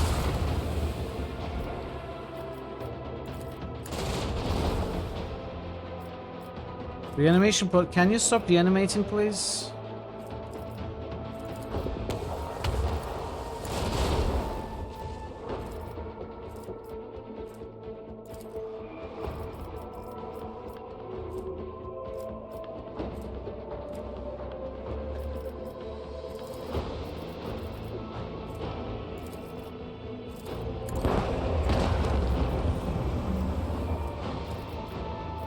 Okay.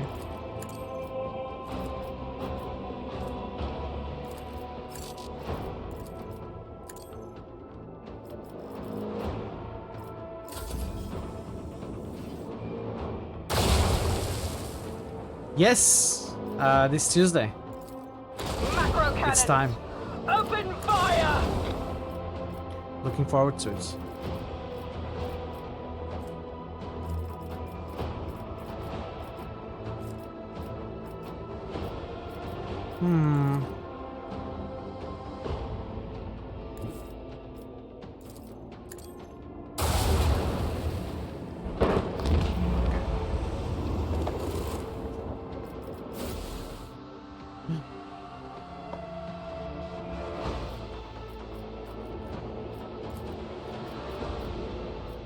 Tomb World Epitaph.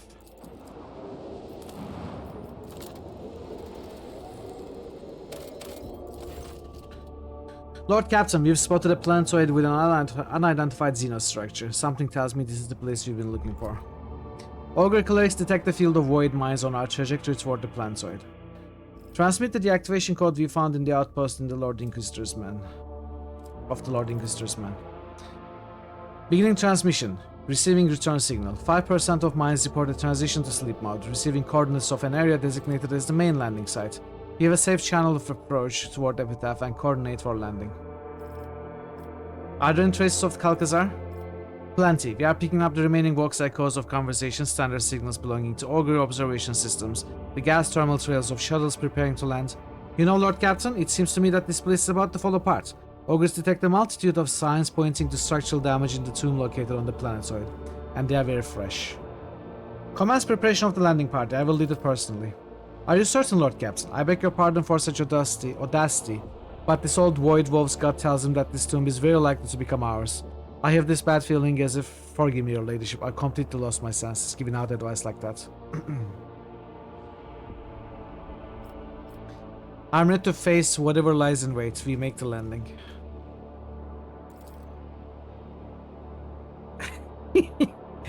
His nose is here and the ear is over there.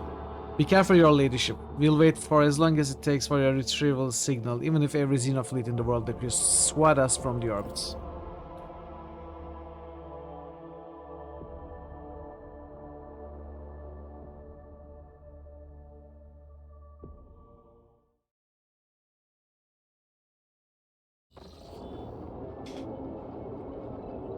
Wait, what's going on? Every person on the bridge freezes in astonishment watching the remarkable procession approach your throne. Officers and enforcers are glancing at you questioningly but do not interfere until they are ordered to. Are these the Nomos? We have come to speak with you, Mithral. You gave us food for consideration by revealing the mystery of our origin. From then to now, we observed, calculated, sensed, and we discovered that a great change is coming, a trial. We see the potential for a great disaster. It's already ripening. The wave could crash down upon the Cronus Expanse and perhaps extend beyond it. We are headed for suffering and death. Hey Nix, welcome in. How are you doing? Happy Friday. You are the one who can prevent the disaster, and we want to help you. We do. Let us help. Nomos are not human, but we have learned to see people as more than shells. We want to save them, protect them. Wait, what is this coming thread? Threats. Nomos cannot say. Something changed after you helped us remember our birth on Epitaph. We now sense the liberation of something vast, which is actually a mere fraction of something limitless. It's seeping through a breach, its shoulders pushing against the walls of its prison that are about to give. But what it is, we do not know. We must say, it frightens us to think about this unknown something that is trying to break free. It's so vast, too vast to measure or explain. But we now know that living souls are the same. They are always larger than they seem, and no capacity can calculate their potential. This makes us believe that Nomos and you, Mithral, can step beyond the limits of calculations. There we will face the unleashing horror without faltering. What do you wish to do? Wait until the unknown threat appears before you, then face it. We do not know where or when it will happen, we do not know what we will face, but we know that we want to be there with you. There's something we require to do it. Nomos are tethered to the shell of the ship. We can only follow you outside by using servitors as our shell, but they are lacking. Only a modicum of us can enter such a primitive vessel, and our power is likewise limited. We need a vessel, a body, but very few things can house us. That is why we have come to ask you, Magos, Asclepius has offered his shell to us. It might do. Indeed I have. I cannot think of a prouder end to my pilgrimage than its liturgy to synchronization with the Great Spirit. I will become a vessel for the Omnisciah's favorite child and step beyond the confines of wretched living existence and into the halls of the eternal machine song. You will sacrifice yourself, Asclepius? I desire it more than anything. Why can't we give it to Pascal? Let's sacrifice Pascal.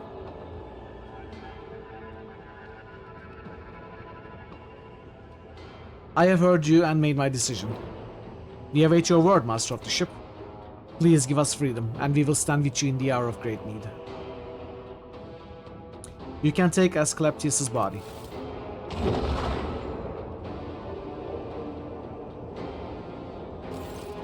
Praise the Omnisaya, I kneel before his favorite child and humbly offer this shell as a gift. May I become a temple to the machine and a vessel for its great spirits. How interesting.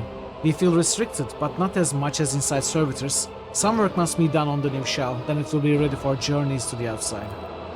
We will leave you for now, Mitral, but in the hour when you stand before the great trial, we will return and stand with you side by side.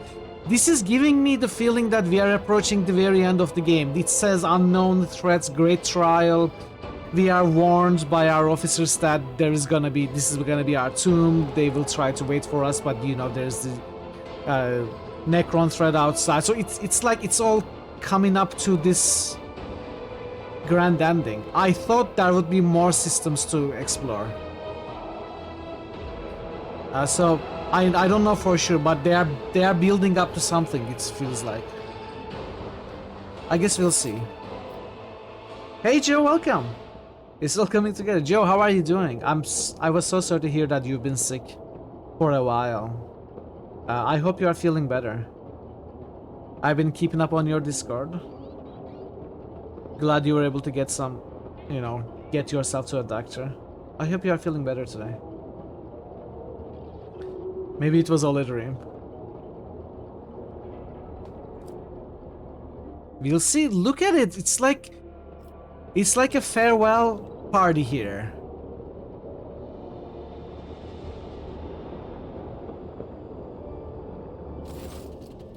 The tactical equipment audit is 97% common. No critical failures detected. The Omnisaya shows favor.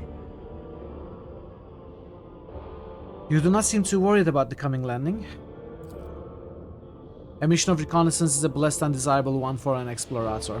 The data soul of the one who explores, analyzes, and charts overflows with the joys of servitude. I would be honored to disembark with you. You took good care of my ship and equipment. The dynasty will not forget it. Feeling better, flu symptoms gone. That's great. Healed by the presence of the sick certificate. Yeah, birthright. Well, I'm glad you are feeling better. You took good care of my ship and equipment. The dynasty will not forget it. Where the iron flowers of the Omnisaya bloom, there must also be his passionate gardeners. Thank you for honoring this unit by letting it serve the formidable spirit of the Von Valancius dynasty's flagship and your leadership. Ooh, nice one. When the campaign comes to an end, will you stay on duty or return to your fellow Tegra? Chad, this absolutely feels like end of the game. This is like that classic meeting of all companions together and sharing farewells right before the end, you know? This is exciting. It has been a joy to serve such a distinguished person, but duty calls the Amanat Collective to a different mission. The message of change must be proclaimed. The believers must be separated from the doubters. Pascal, no, Amanat looks at you curiously. The experience of our comradeship has taught this unit much. The trials and battles we have gone through have produced trust, sincerity, mutual understanding. Amanat will lead his flock through the flames and forge the sect into a religion. Fazan just musted made umpire.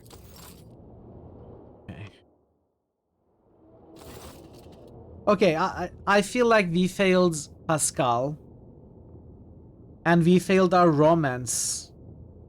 Which seems to have never really started with Cassia. I thought it had. But it went nowhere, so I guess we failed the romance as well. So, yeah, 2 failures for me. 2 failures. 2 things I would consider as failures in this story. Of course, failures on my part. Our journey together approaches its end. One last push and the secrets of the Expanse and Calcazar will be laid to rest. I can't wait. I'm tired of the shroud of secrecy that has hidden the truth, even from me. You will meet your mentor again down there. And I have questions for him. I want to know why I was left in the dark about everything that was happening in the shadows of the Expanse. Why all the acolytes died on the way here. Well, almost all of the old Inquisitor's acolytes. Why? I want to hear what he has to say, and then make my judgments. I feel uneasy even thinking about it, but if Lord Inquisitor Xavier Calcazar falls today, someone has to take the rosettes of the Ordo Xenos. At the very least until the Inquisition Enclave determines who will be awarded successor to Xavier. Okay. Okay. What is the battle, Rock Trader? This idleness is torture. We must destroy our enemies in this den of dark forces, and we will do so by his will and in his name. Make the sign of the Aquila. Together till the end, sister, in his name and for Terra's light. In his name and for Terra's light. Have you had time to think about the future? What will you do should we prevail in this pivotal battle? I long to set out on a journey of my own. Forgive me for saying this, Rogue Trader, but I have followed you long enough. There are too many restraints, too many distractions, and meanwhile thousands, millions of heretics out there have yet to be found and destroyed. I am the only Sister of Battle the Cornus Expanse has, which means I have much work to do. I don't like this new Argenta. I consider that a failure as well. Mithral, we have traveled a long road together. Let us finish it together as well. Fazan just musted Trout Lark, the fish of truth. I'm honored to have you among my companions, Lady Cassia. I'm honored to be your companions, Mithral von Valensis. This is probably not the future you dreamt of, but if all this ends in victory for us, what do you intend to do next? I have been running for too long, Mithral, hiding behind others while my home, my family were being torn apart by hatred and strife. And what could a young, inexperienced girl do to those who were so desperate to either destroy me or bend me to their will? The throne of the Novator of House Orselia will no longer sit empty, but my only regret is that I shall have to leave your ship and visit the darkness with stars and I have come to love so much. I hope you will visit me, Mithral. I didn't get Saint Argenta, that's humble. You got the Fire Argenta, yes. That's why I'm saying maybe we succeeded too much.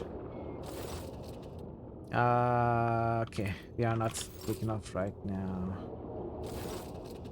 Well, Lord Captain, my service to you began under the most remarkable circumstances. I should hardly be surprised that you have delivered us into circumstances more unexpected and surprising than ever before.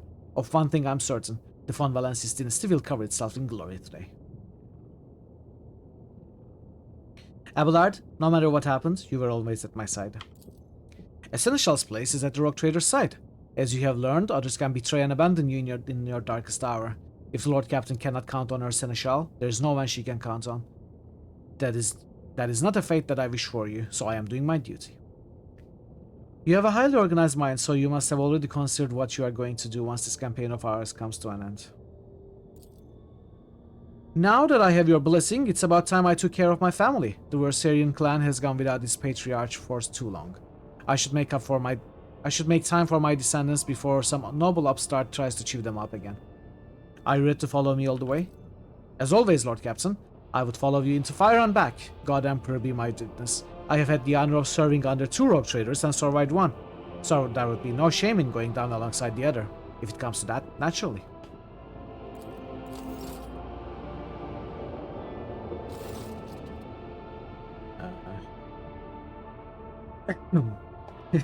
Abelard, announce me to the ending.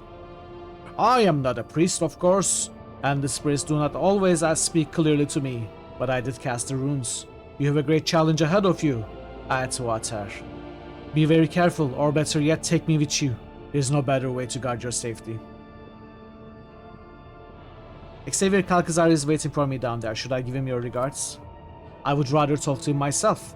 My angry and vengeful heart tells me that only he knows how and why the baleful Howl Pack died. It also tells me that I will not forgive myself if that puffed up arsehole Calcazar somehow dies before I rip the answers from his leering mouth. I'm glad the Emperor brought our paths together. This only proves that we will not lose Aitwater. Go into the foulest hole into the universe, where only lowborn and wretched inhumans crawl, fall into the darkness, and then cry out. Who here believes in the All Father, sisters and brothers? And even there, in the world's most rotten pit, you will hear an answer. And if you reach toward the voice, you will find a worthy companion. Everyone who believes in him and follows in his footsteps is given the chance to become someone greater and more worthy. You found your pack and our campaign is nearing its end. What are you going to do next? I will return to my brothers and sing the saga of the baleful Howl Pack. I will carry it all the way to Fenris and pour its ringing verses into the ears of the Jarl and the Great Wolf himself. His burning words will warm us during the fierce Hellwinter. And my brothers at the table will nudge each other and point their fingers at me and say, it was he who crafted such a beautiful saga. How generous of the Allfather has been to him. Fenris Yolda, Black. Fenris Yolda, Atwater. Okay.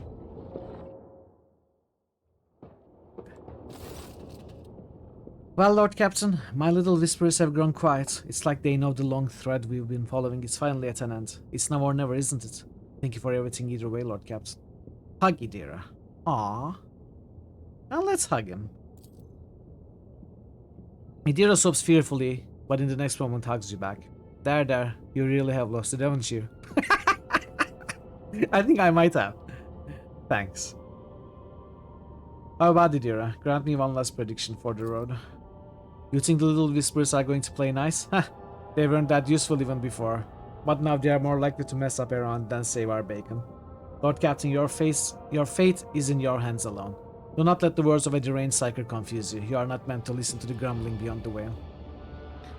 I'm glad you have been at my side all this time. When I say that, I mean I'm glad you have been at the ship all this time. I left behind every time possible. Thank you, Lord Captain. I can't imagine why you show me so much kindness after everything we have been through. You are the only reason I'm still alive. There were so many ways I could have died. You know, I've been harping on all this time about Lady Theodora this, Lady Theodora that. You know, you may never become who she was, but she could have never been who you are either. And I'm glad it was you who replaced her, and that life threw me together with you and not with somebody else. So there.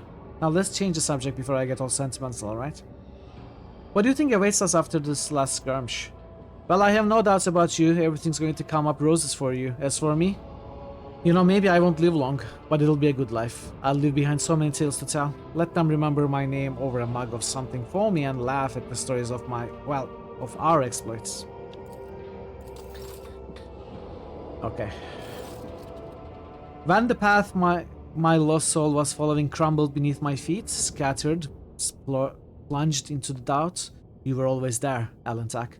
Despite how much you hated my kind, despite what my kin were doing, it's time for me to repay you in kind. Our journey together has not been an easy one, but I'm glad that both of us are here today. We both defended what we held dear, just as life has taught us, and today my soul is at peace, for we can share the pain of the coming battle between us, so it is diminished. Will our past diverge if we survive? Someday they will, Alantak. Exile opened my eyes to many things, but the path of the outcast weighs heavily on my heart. I think that I see my new path clearly now. It sings to me, calling me forward. The path of the warrior, the protector of those I could not save before. All that I have learned about the world, about humans, about you, I will take this knowledge into my new life, and into the lives of my kin. I'm ready to drive back to darkness, Alantak, are you? Okay.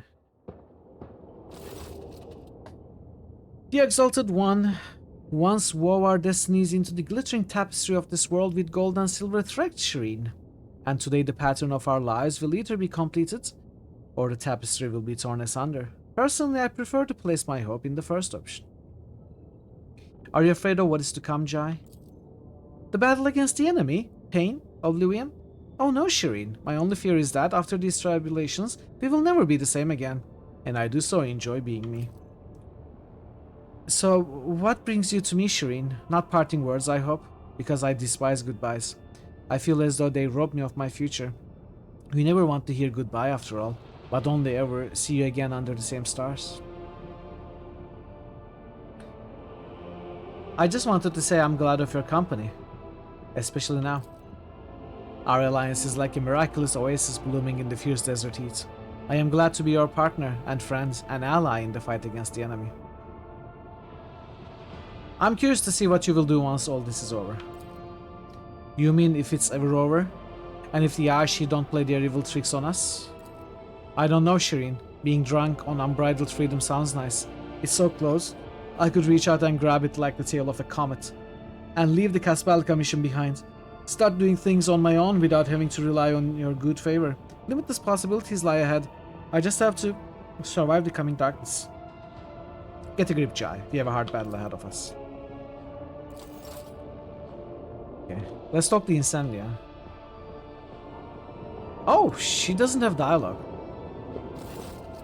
Mithril, there you are. You have something very special waiting for you, do you not? A trial that will determine whether you stay on top or become dust under the feet of your enemies.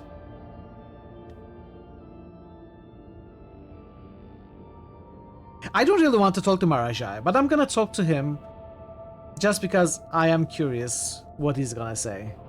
But we are not gonna consider this canon.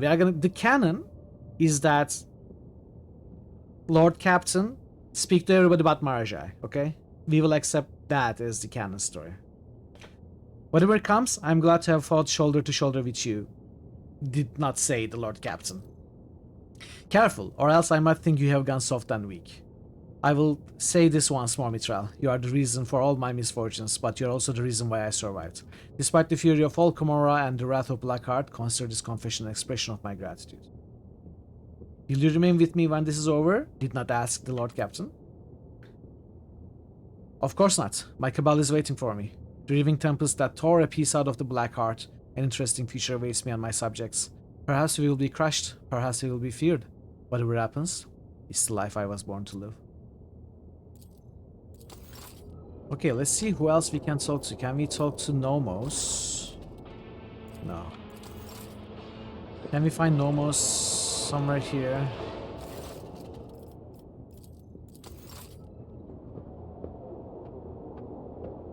Arborine, guide my blade! Abel?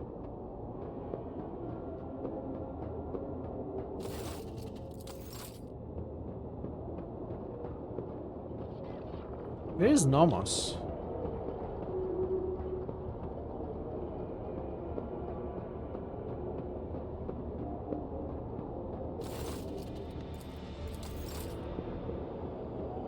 I think this is the end. It certainly looks a lot like the end. Let's make a save.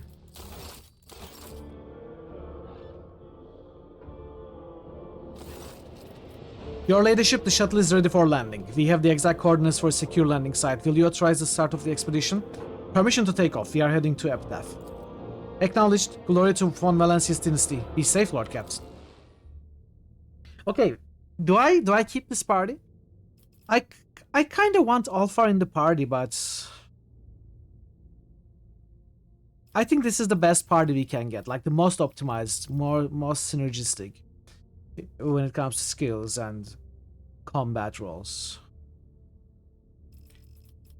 I would have loved Alfar to be there, but the closest character to Alfar's role is Argenta, and Argenta is much better.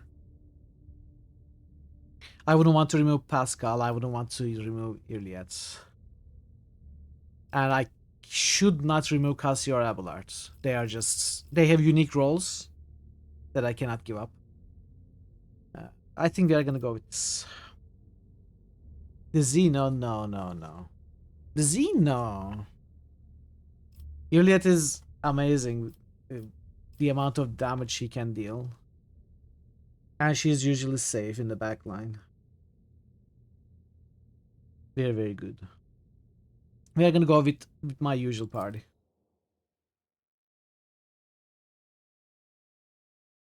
Confusion will be my epitaph. Or will it be?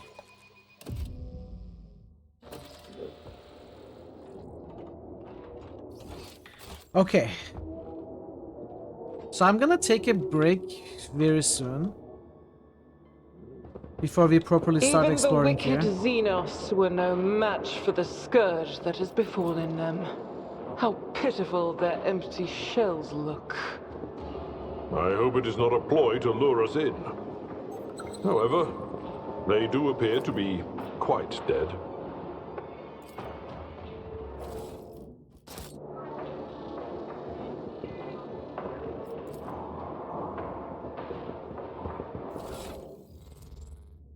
Necron Tech Hotshot Lasgun.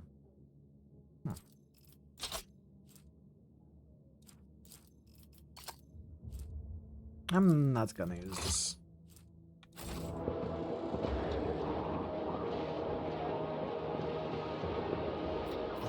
Okay.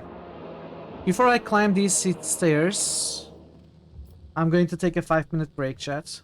Then we are gonna see what I believe the end of the game holds for us. So stick around. I appreciate your patience with the break and the ads, and I'll see you in 5 minutes. Be right back. Let me look under this light this time. They still don't match. Bye. Or he should be a 0. Because that's how much he matters. I don't know why I was so hard on him right now, I'm sorry. It sounded funny in my head. Eshrafel just boosted Menzo. 2 weeks, 14 Eshrafel days. just boosted Dragon Age.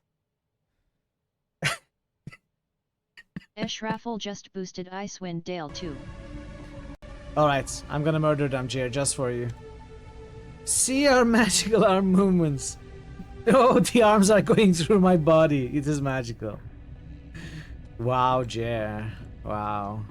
Okay, suddenly I feel kinship with them, so I'm not gonna touch them. In fact, I'm gonna sub to them. I'm gonna give them a follow. If you could just go and talk to the Bedine, maybe they would allow us to restock our water supply. You know why you cannot deal with problems like this, Katriana? That is because you don't move away from your stop like 2 meters. If you would just, you know, go around, look around, walk around, you would probably solve some problems yourself. But I fear the time for compromise is already past. The message from Daron Gould was deliberately provocative, leaving the king no way to negotiate or save face. The time has come, lords and ladies, for us to commit our forces and our purses to our rightful liege and crush Daron Gould. Oh, that was amazing. Can we listen to it again? Deliberately. Or Prince throw in underscore with the robot rebels. just boosted Icewind They have the Landdale, gold, Land, they have a Landdale, well-trained army, 3, and 2. most importantly, Prince they underscore control robot the just boosted mines. Ultimate Underland. In a conflict of any significance. Prince I kind of want to underscore jump robot down. I just think we boosted can kill them. Daggerfall.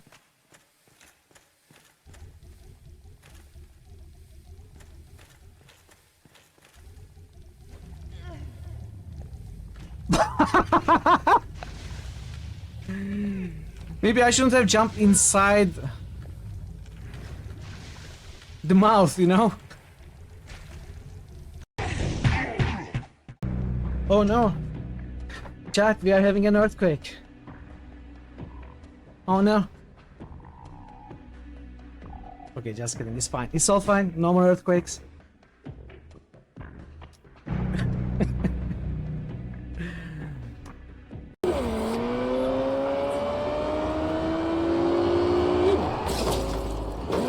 Alright, nice park job, exactly how I wanted to park my vehicle.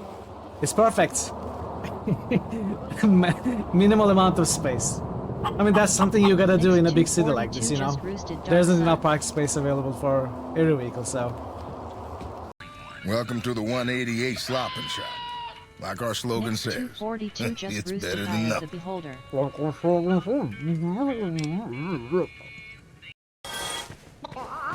Next Let's try again. 242 just roosted Gorky 17.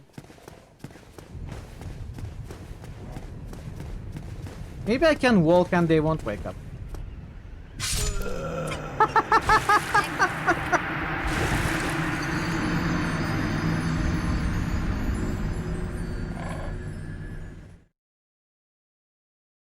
I'm Euron Greyjoy! I claim the Salt Throne! No. Did I just cook the guy? I hope not.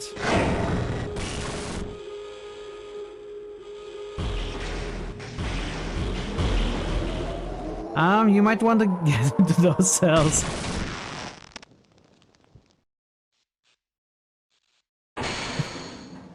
It's his fault. Why is he standing there? Vernon left a DVD in his safe. Snooky! My Snooky!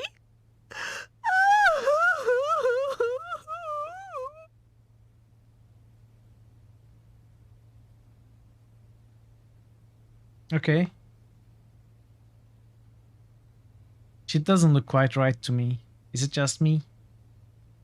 Any idea what this Oh, is? Looks Nico like a doesn't have a picture head of a either. spider. I'm back. You're on Greyjoy?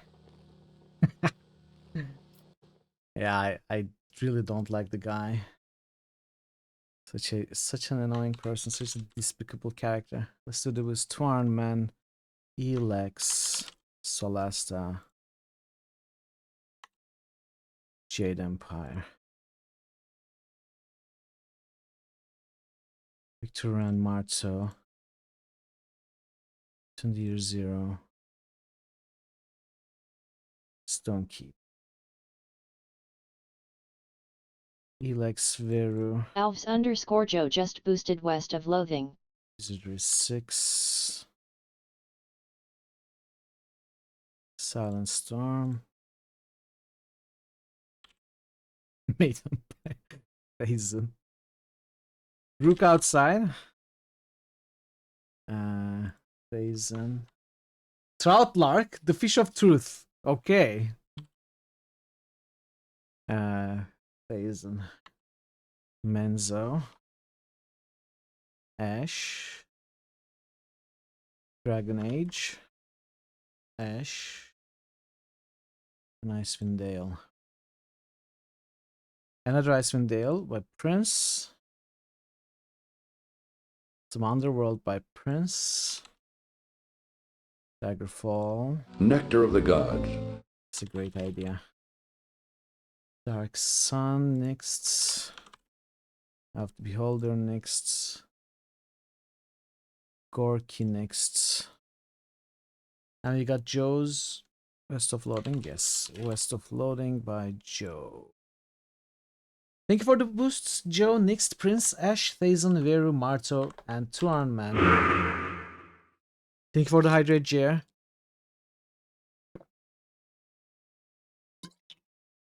There we go. Successfully hydrated. And we got a sacrifice. Starving_drummer just boosted Daggerfall. For Diablo. Starving_drummer just boosted West of Loathing. By Parrots. Thank you for the sacrifice, just Parrots. boosted Look Outside. It's in the second place once again.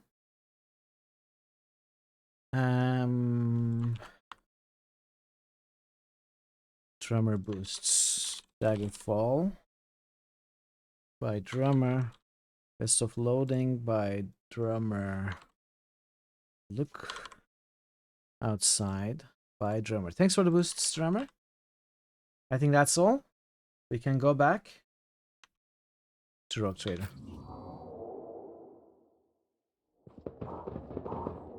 Whoa! Whoa! JR says no. JR says no.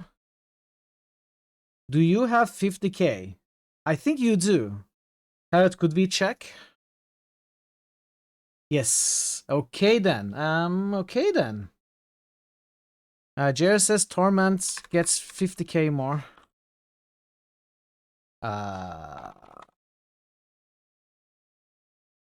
JRPG.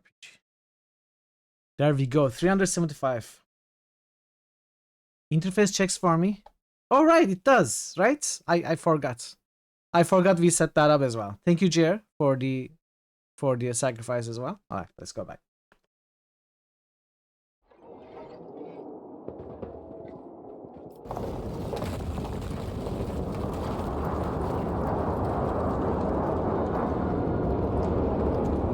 Wait, is that a Necron? Right behind me? Necron ships?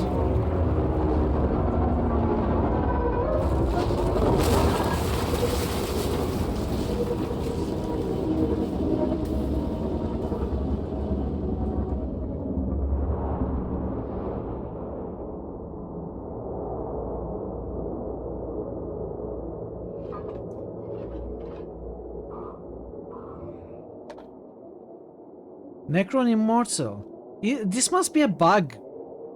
Why are these guys up? Why are they not corpses? Why do we have a... No, Jer, you don't. Exactly, Thazen. That's why the Emperor doesn't protect them. That's why they are the enemies of humanity. But this must be a bug.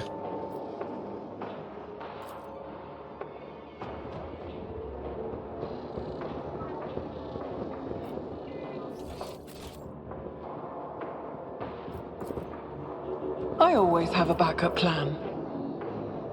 Every few moments, the metal particles lose their color and become translucent. And you can see something dark and formless behind the metal, yearning to be born, but unable to do so yet. Hey Metal, how are you doing? Welcome. Happy Friday. You are just in time for what seems to be the end of the game.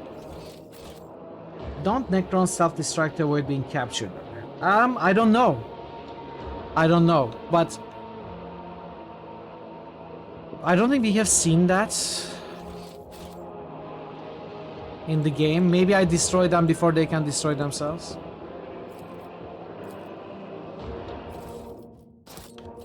What is that? Astral Currents. In the first round of combat, the wearer gains the following benefits. 20 MP. The wearer's movement's cost is not affected by threatened areas. The wearer's movement does not trigger attacks of opportunity.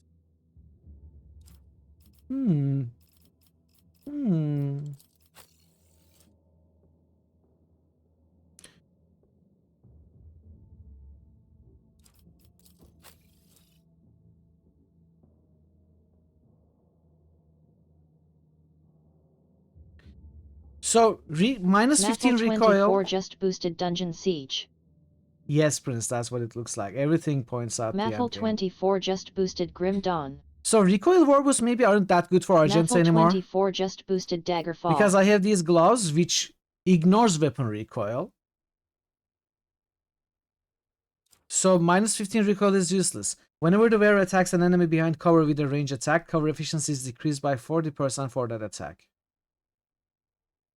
That seems good, but you know, it's useless if I can just get behind the cover with my plus 20 MP.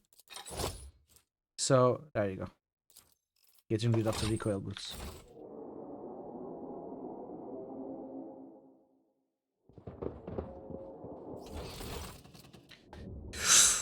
Elegy of Sorrow.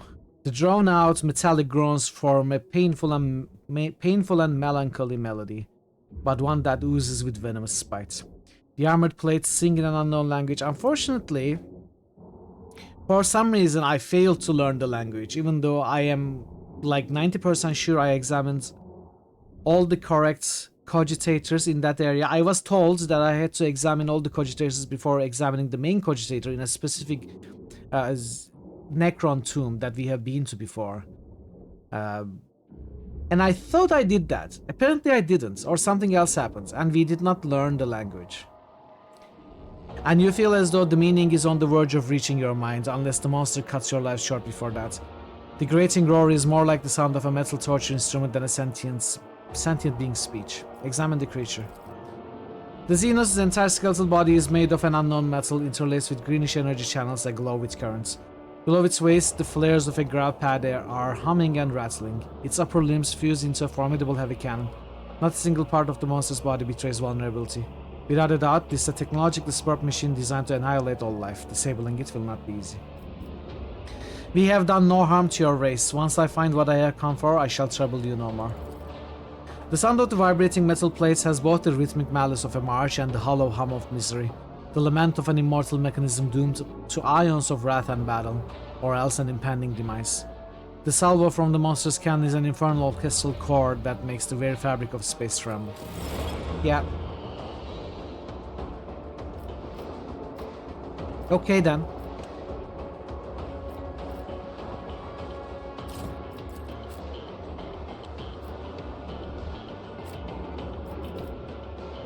Let us see what I found.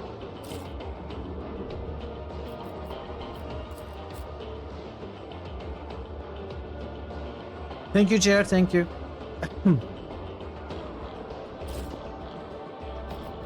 Is there a lurker? Yes. Thank you, Jer. I'm sorry you saw some stuff towards the end. Hopefully they were not big spoilers. I kinda want to set Iriel here to take care of these.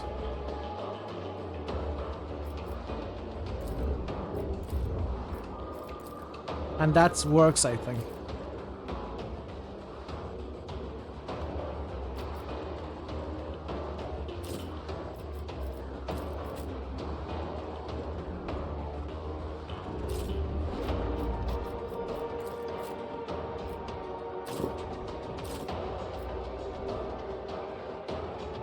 Empress protection, yes, that's true. Me? If you insist, Lord Captain.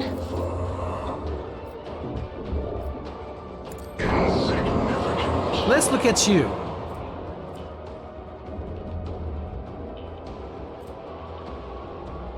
Place of the necrodermis reduce the damage against this creature by 95% from every side except the back. Okay. Okay. I think we'll be fine. I bet I can kill it in one turn even. Well, maybe that's a bit too much to claim.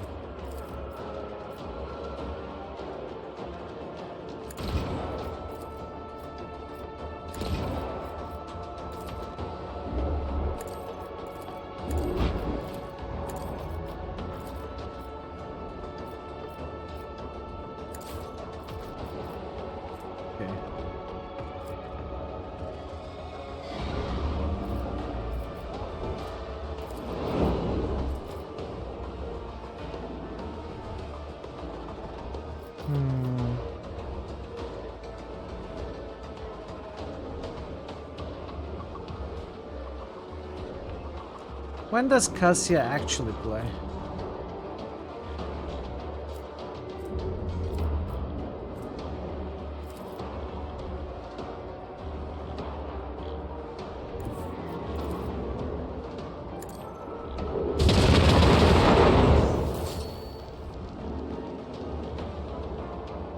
In thy light I stand, and thy light I crave. What did I tell you?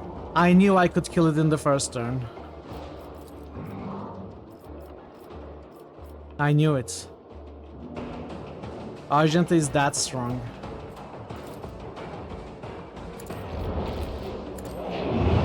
Reassemblement commencing.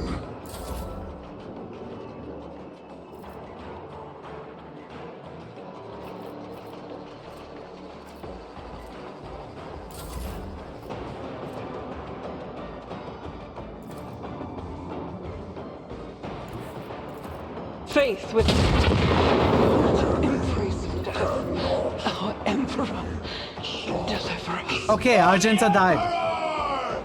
Argenta died.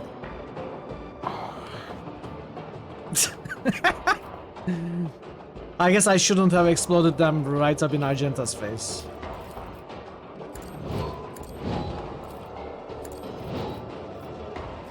Maybe that wasn't the best idea.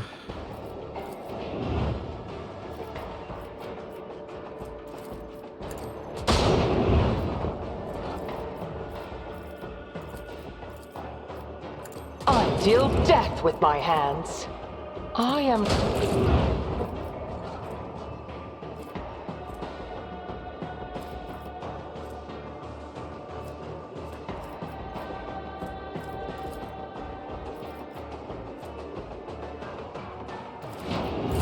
The Triarch is eternal.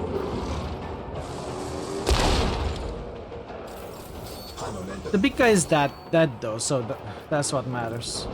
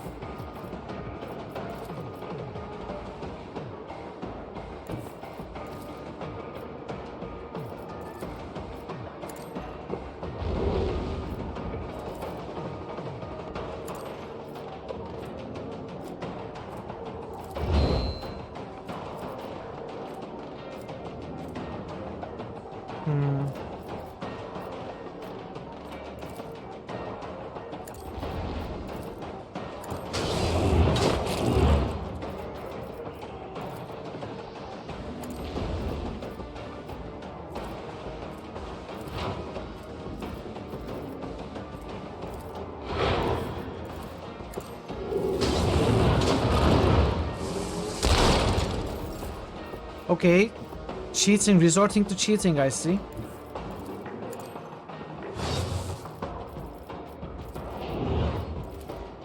Reassemblement commencing.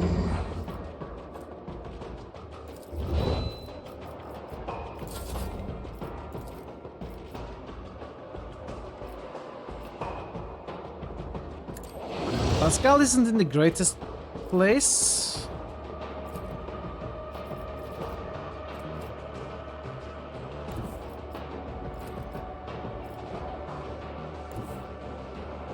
Okay, I guess this works.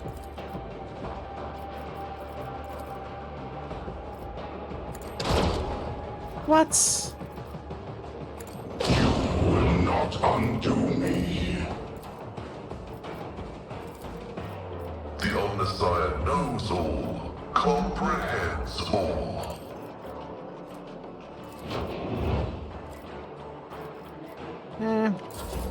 It's fine.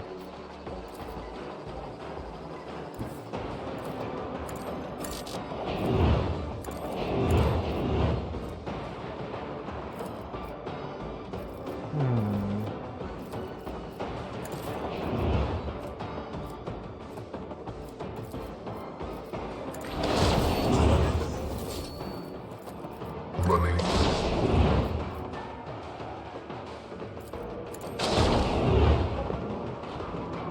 Okay.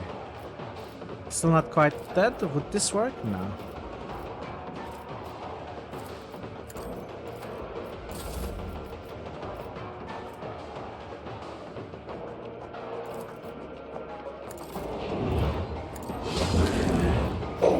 Awakening cannot be stopped.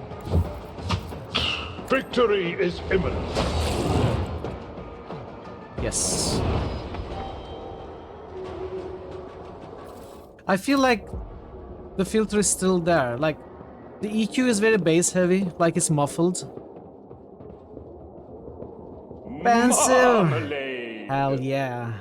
New cat Pencil alert? Elephant is still here after 48 months, and has just resubscribed. 4 years. In other news, new cat alert. Wow, the new friend to Joy and Jake? What is it? Another name starting with a J? Massive, thank you so much for the resub at tier 2 no less. And 4 years, yes. How are you doing? Good to see you. Juniper. Oh, another one starting with J. Juniper. Juniper is nice. Are we winning? Yes, we are winning. I think this is pretty much very close to the end of the game. Chat, I'm going to just, for my own sanity, I'm going to quit the game. And thanks for being here today. And I'll see you next time. No, I'm just gonna restart the game. I feel like there's something wrong with the audio.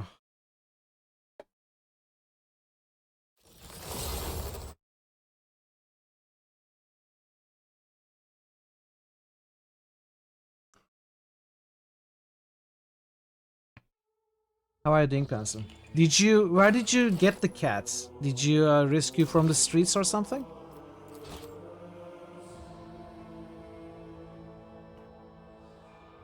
Or did the other one give birth, maybe? Adapted her through your vet's office, okay.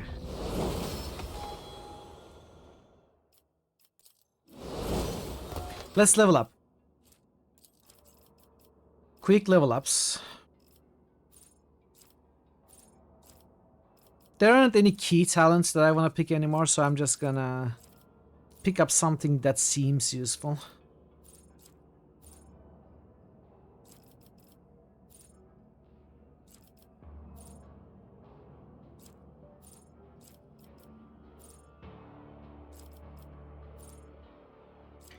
Nothing about consumables or Master Tactician dealing damage herself.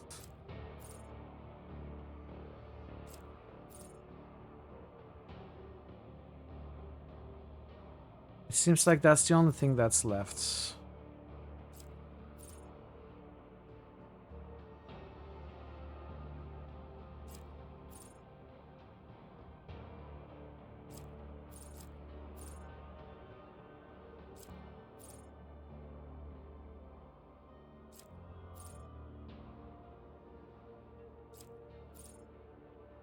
Yes, that's everything that's left is Master Technician dealing damage herself.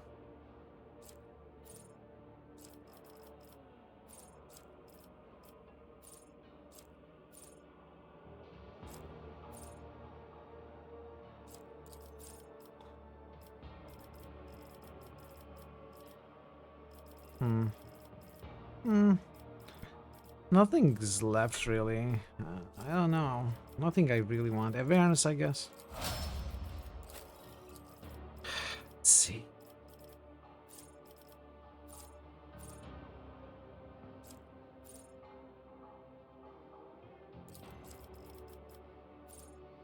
It's not good.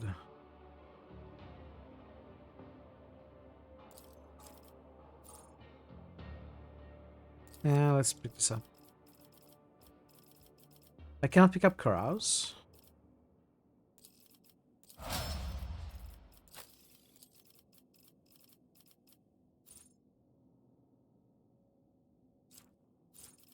Did I get sniping zone?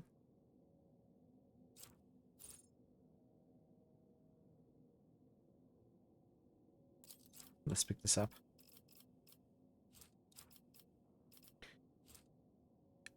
You were the lore warp guy, so I also cannot pick up awareness. Okay then.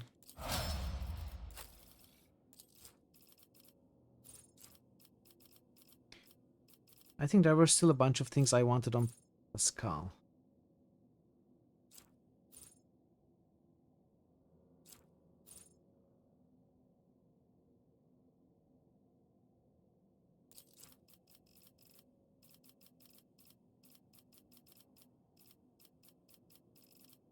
No tech use, no logic.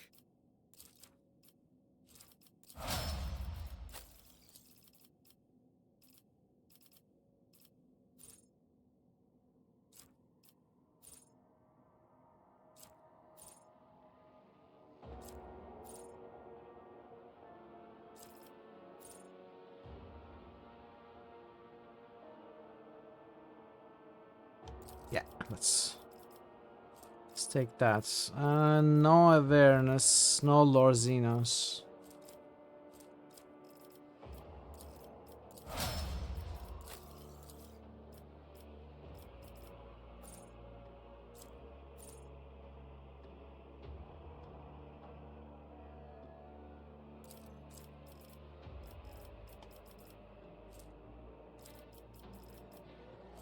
No awareness, no demolition.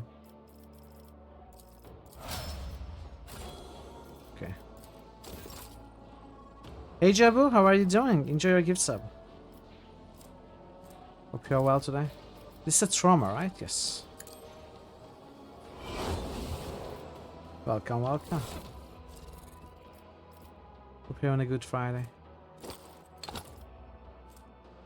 Dynasty Notebook. The tiny notebook is adorned with the coat of arms of House von Valencius. The pages made from real paper carry a pleasant scent of perfume and are covered in ruler straight lines of text. Their meaning is locked behind an intricate cipher, but do not need to know the contents of it to identify the author. You know this perfect calligraphic handwriting all too well.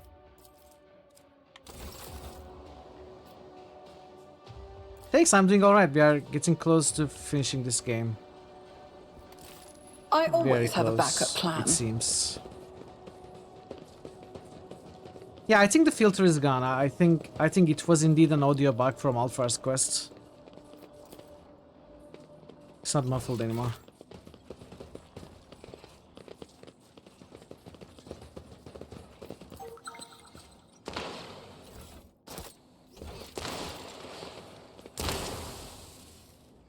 Oh, Necron over there.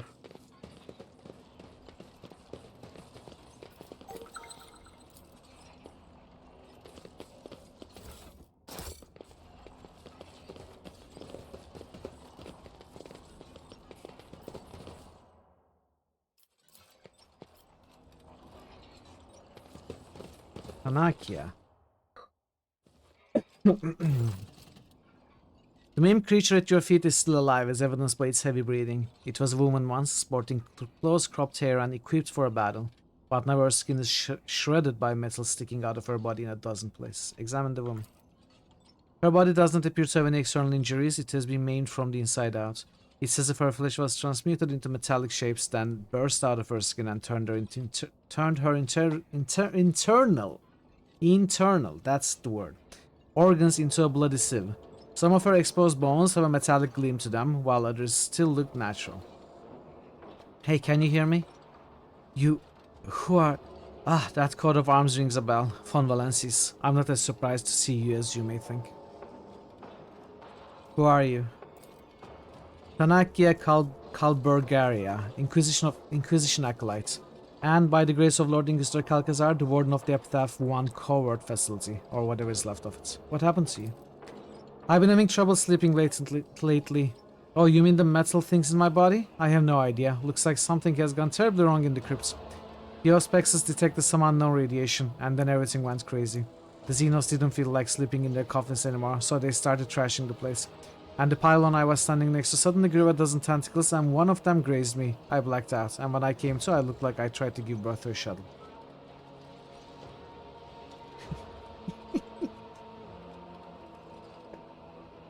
I'm looking for Calcazar, where is he? At the facility in the crypts, making preparations for emergency launch of the operation's final stage. At least I hope so. Or else he's already dead. Now that I think about it, there are enough reasons to assume the latter. What facility? What operation? I guess you are still young if you don't know that.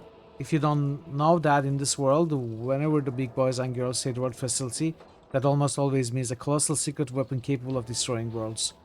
And that's all you are going to get. It would be very disrespectful of me to spill a secret that so many have given their lives to protect. I see. Have I sated your curiosity? Then I'd like my favor returned. There's a pack of... Liho? In my breast pockets. Give me one, and you can keep the rest. I'm feeling very generous today. Tell me, why does my coat of arms look familiar to you? Well, I should know. It was on the uniform my agents wore. The ones I sent when Calcazar took an interest in our ladyship Theodora's retinue. They didn't wear them for long, though. When I presented Theodora with Calcazar's ultimatum, she purged a retinue of our operatives. I'm fairly certain Theodora would have preferred to have my head as well, but Lord Inquisitor recalled me here to guard the treasure cave, just in case Theodora decided to return for what she thought was hers, or the Drukhari started causing trouble. How did your people infiltrate Theodora's retinue? A feint, a deception, a game of double and triple crosses. When they told her they intended to take revenge on Calcazar, she believed them. She was too eager to get back at Lord Inquisitor for taking her clever Archmagos advisor Ammon out. Do you know Conrad Voigtvier? Not sure if he's still alive, but back then he was Theodora's Master of Whispers. In theory, he should have been the one to out my operatives as spies, but instead he thought that they were his chance to pull off a brilliant plot and prove to his mommy how great an heir he would become. It's true what they say about blondes. Every other one is as thick as mince. What was the ultimatum you gave Theodora? Merely a message saying that her dirty secret was now our dirty secret. She was the first to visit Epitaph, and she found something here, something too good even for someone of her exalted status. Rogue traders are not allowed to have such toys, and I relayed the most exact coordinates, down to the last digit after the decimal point, to the Lord Inquisitor. The Drukhari have come to this world, why? Ah, the Xenofreaks, my favorite partners. They had a crucial role to play in the operation that you mustn't know anything about. Their visits to Epitaph have left me with so many unforgettable moments. We were ordered not to fire on them first, but to split them into atoms if their skinny arses deviated so much as a single degree from their approved flight paths. I swear it was as if those fools were trying to get shot at with their half-witted provocations. They even had a nickname for me, the Almost Witch, a compliment, I guess. Why does no one from the Theodora's retinue remember her visiting this system? I can give you two versions of the truth, the sugar-coated one and the honest one. The sugar-coated version is that once Theodora realized just what she had in her hands, she deemed it a matter of utmost secrecy and mind-locked the memories of her members and her crew. The honest version is that she mind-locked important people and disposed of the rest. Theodora depressurized compartments by entire blocks, casting any unwanted witnesses out into the void. She needed to free up space in her halls for the spoils anyway. You have heard about mind-lock technology. The subject's memories of times or events would be placed under a special lock that could only be opened by a key phrase, the one that most likely only Theodora would know. That is unexpected. Did your ladyship not even trust me? Disheartening news, to be sure. You have it all backwards. You could have been dumped out the airlock like so many others. You were already a decrepit old curmudgeon back then, after all. I am Mitral von Valensis, Theodora's heir. You'll have to excuse me for not looking surprised. My facial nerves seem to be partially paralyzed. But I gathered as much. I'd hardly mistake you for our spectacular void she-wolf after all. And if she were alive, she definitely would have come here in person. So you're the heir? Well, at least it's not Conrad. Take out a pack of Liho. What is Liho? Alho. Out of the woman's jackets. Good, you're old enough to know what these are for, aren't you? Stick one end of the tube between my teeth and light up the other. Just make sure you do it the right way around. Let's be straight with each other. You have nothing to hide now that you are dying. What is going on in this place? Straight, huh? Let's give it a try. I've taken a shine to you for some reason. One day, Xavier decided to immortalize himself in history in a rather extravagant way. All for the Imperium's sake, of course. But then things didn't go as expected. Even though we expected that they wouldn't. And now you'd better get far away from here, because whatever happens next, I doubt you are going to like it. Shimigars? What is Shimigars? Or you can go down there, if you have the guts. Maybe you'll immortalize yourself too. That's what I would do, but I'm insane, so I'm not the best example to follow. So, about that Liho stick. Bring the Liho to the woman's lips. You were saying something about an operation? You're a funny one. The Inquisition secrets for a tube of Liho. That would be something, wouldn't it? No idea. Oh, cigar. Shimigar. Cigar, Shimigar is the same. Who cares? Give the dying woman her cigar. Enjoy. People say it's bad for your health. I'd better be careful. Let's leave her to die.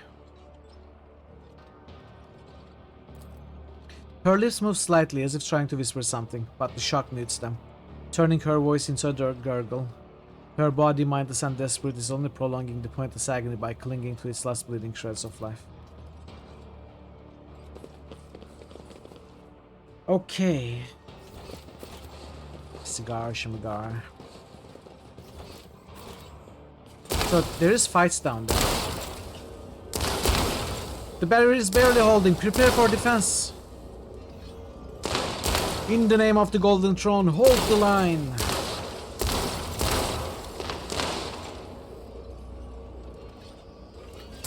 The Xenos lets out a clanging howl portending imminent death.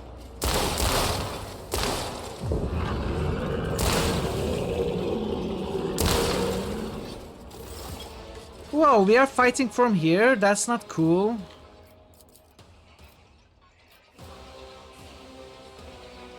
Aww. Aww.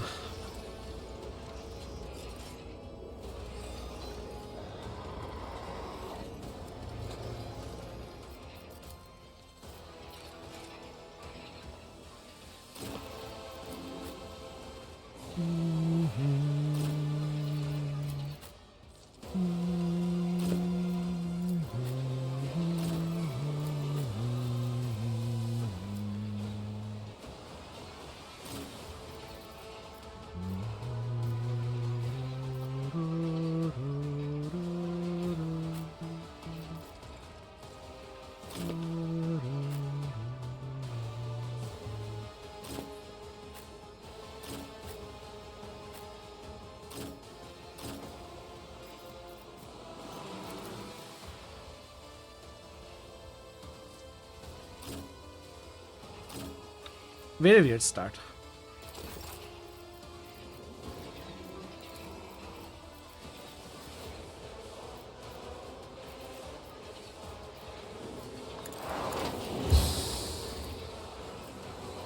Me? If you insist, Lord Captain.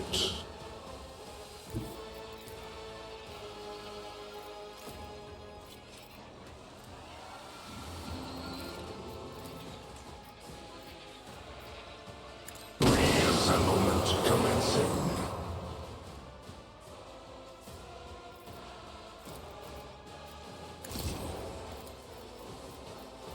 I don't know. I'm not accustomed to being ordered around. Why is Argenta here? What did I do? How did she come here? Did I misclick right before I started the fight?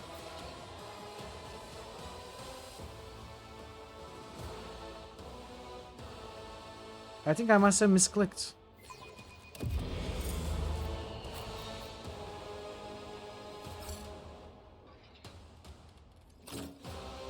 Wait, what? But Argenta could start all the way over there before. Why can't she now? I don't understand.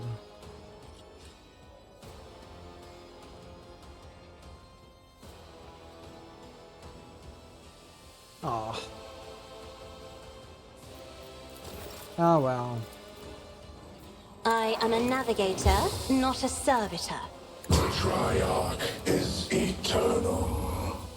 Isn't this a job for the serfs?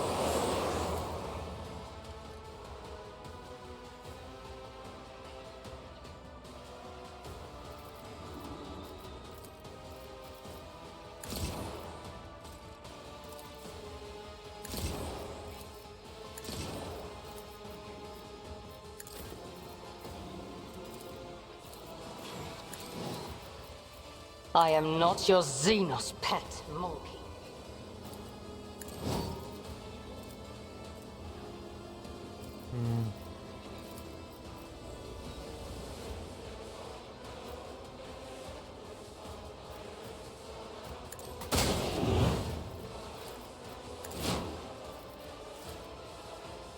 The Triarch is eternal.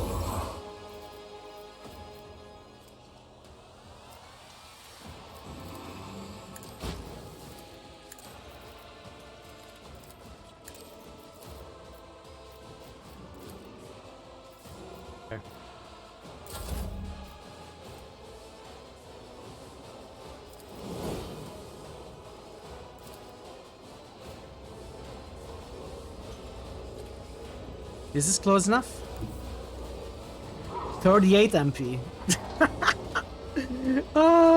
Argenta can just basically go anywhere.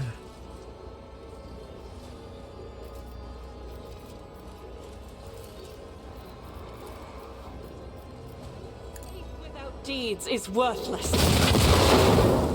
Protect your daughter. She died! How did she die?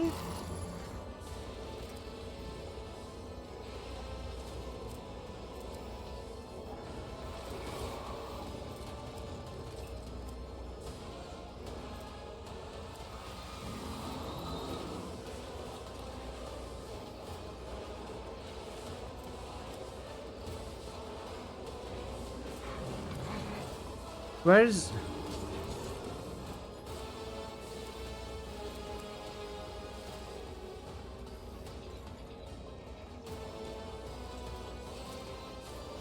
I cannot find it.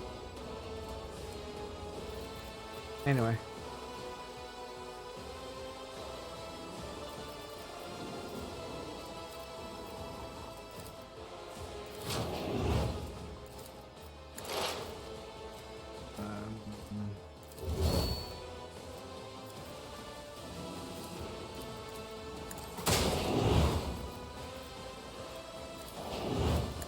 Reassemblement commencing. Yeah, I guess I trusted Argenta a bit too much.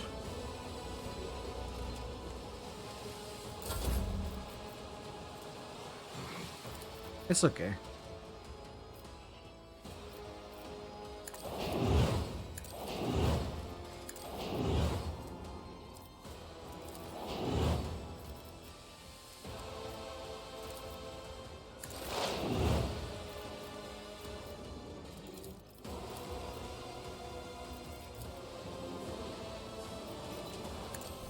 High momentum.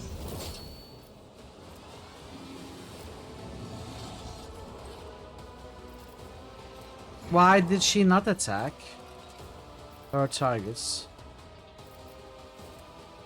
I am not sure what's going on here.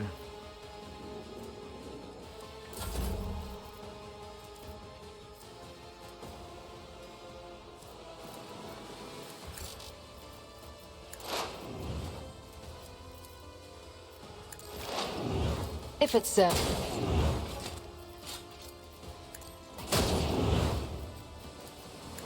Reanimation protocols. Bravely.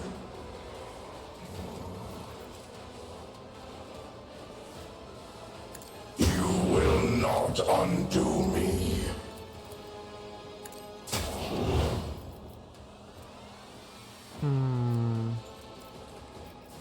I think we didn't have range to attack this guy with the Wild Hunt regular attack, but we can attack with a Deadeye shot.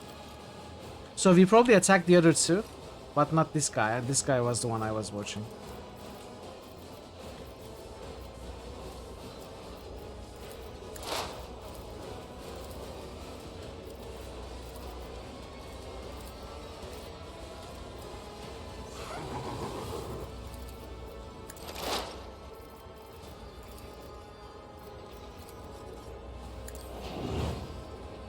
Wow, no one was able to attack it. Perfect. Amazing. Wasted that completely.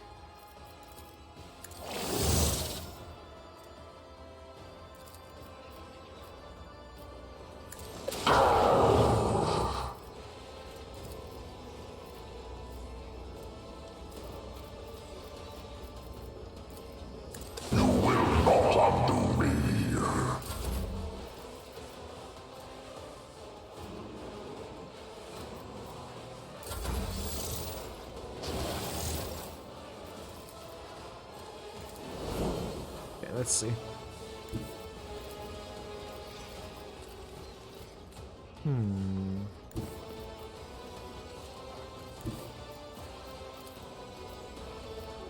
My place is at the fore.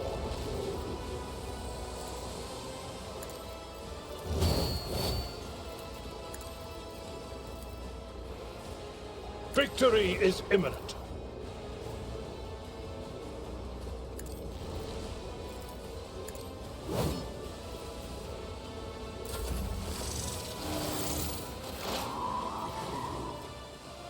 Enjoy your food, Ash. Sorry, I missed the message. My vow is to serve.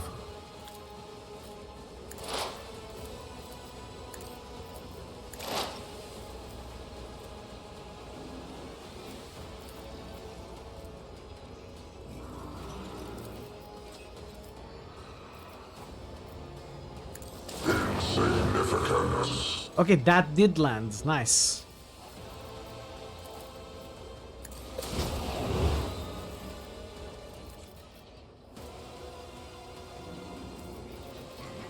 Why can I not do this attack?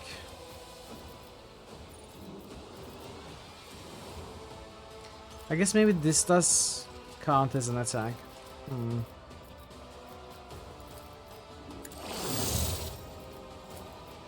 Cogitation failed.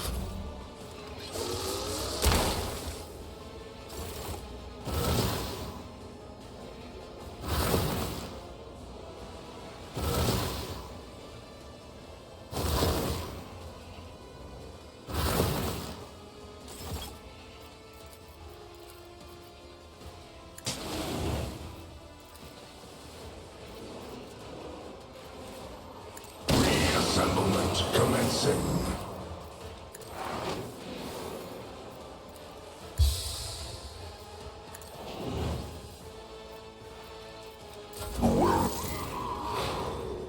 Just a minor transient life. It's pretty impressive that Abelard is taking damage. Even if it's 5.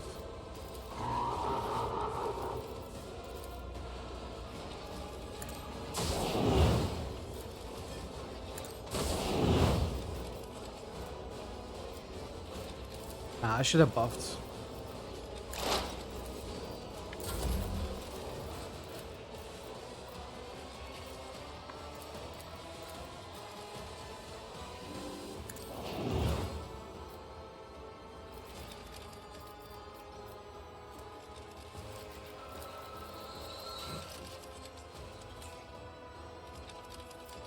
One resolve. Which one was the one? Yes, this gives damage.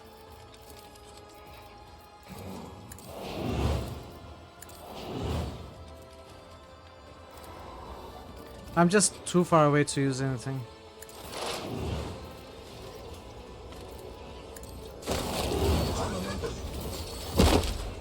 Okay.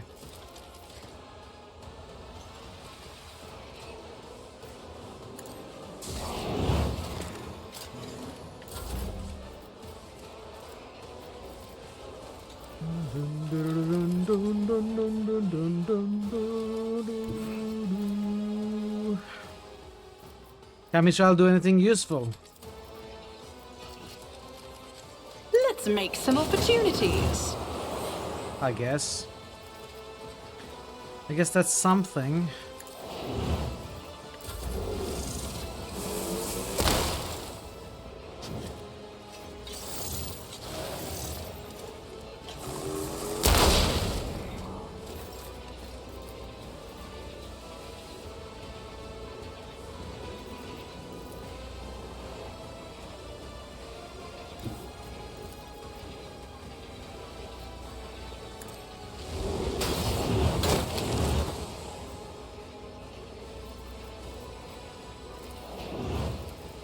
Catch up.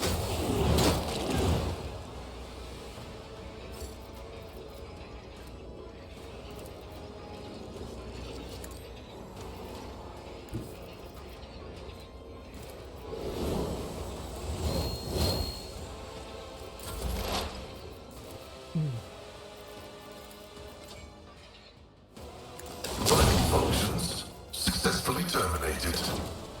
Aww. What did you miss? It's not cool.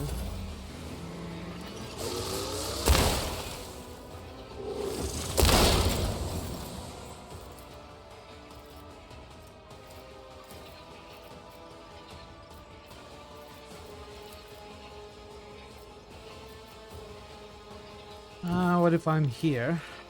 I have read tomes of military tactics.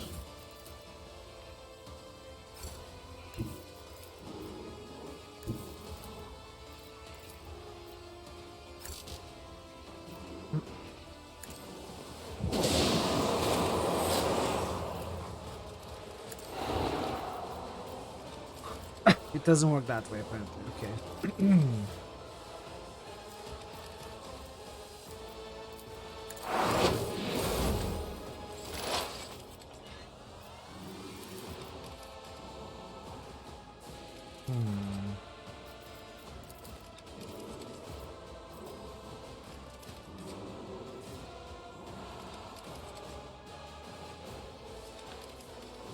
So if I was here, yes.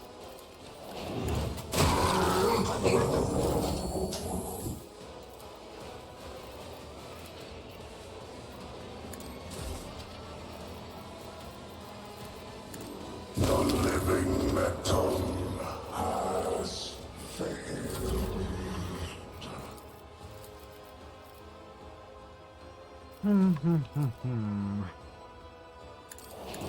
I won't stand for it.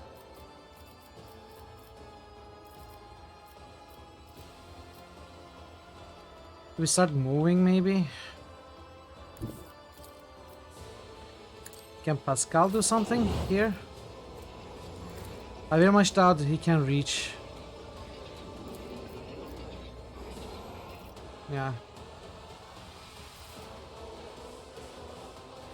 Suppose we can approach a little bit. Running binary override.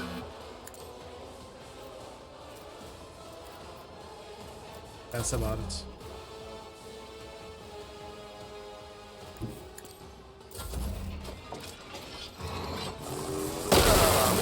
Brace yourself, Avalanche.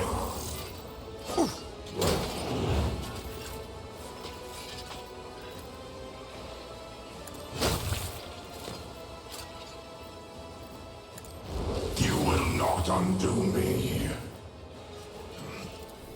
Low momentum. Insignificant. That's not the Seneschal's job. It will be an exemplary strike. Target well struck. I don't know about that, Blood. Target struck for sure, but well struck? That's a little bit, maybe pushing it.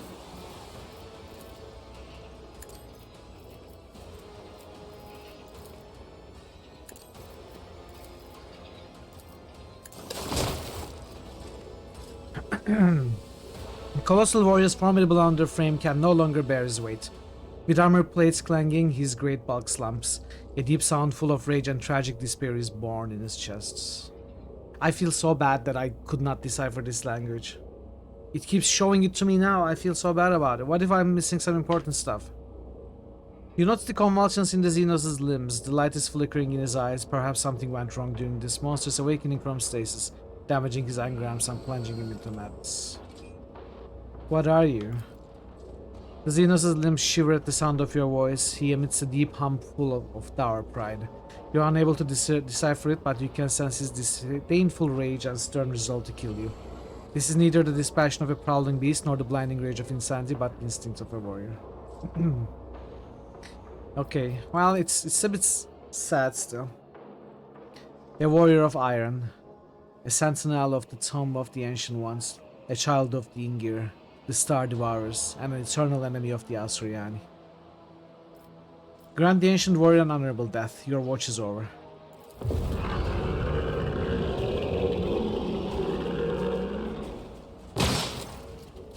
The Xenos dies with a piercing howl of wrath. There is no fear in these sounds, only the stubbornness of a true warrior with a touch of regret at his defeat. A terrible rumble comes from somewhere deep inside the crypt as soon as the green fire goes out in the fallen warrior's eyes. The glow of the glyphs upon the walls become chaotic and disarrayed. Something just broke irreparably in the crypts. Deactivate the shield. The Lord Inquisition is expecting the rogue trader below. The Lord Inquisitor, sorry.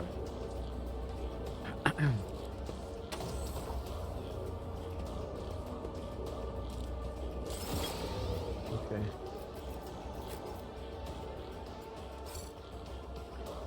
Not enough movement points. Oh.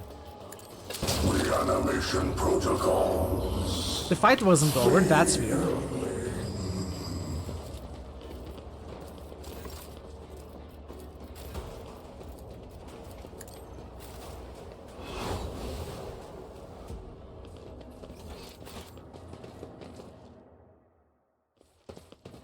Always keep your eye on the prize.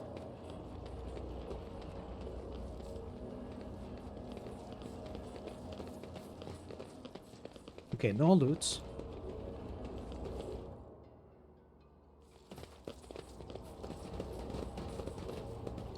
Cannot talk to these guys, so we go down.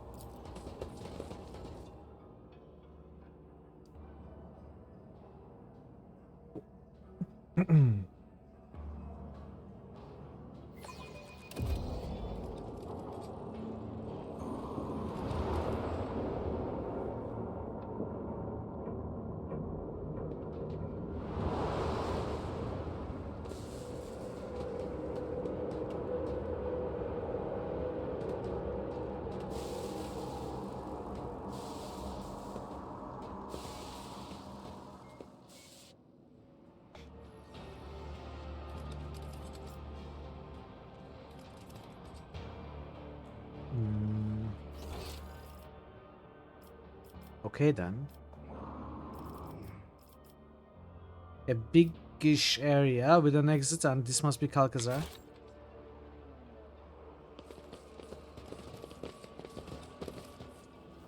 It's the first day with the new cat today. She has been here for 4 hours and only 2 behaviors were observed: play or aggressively rubbing all of herself against our face. There seems to be no observable sleep. Is she young? Is she like a baby?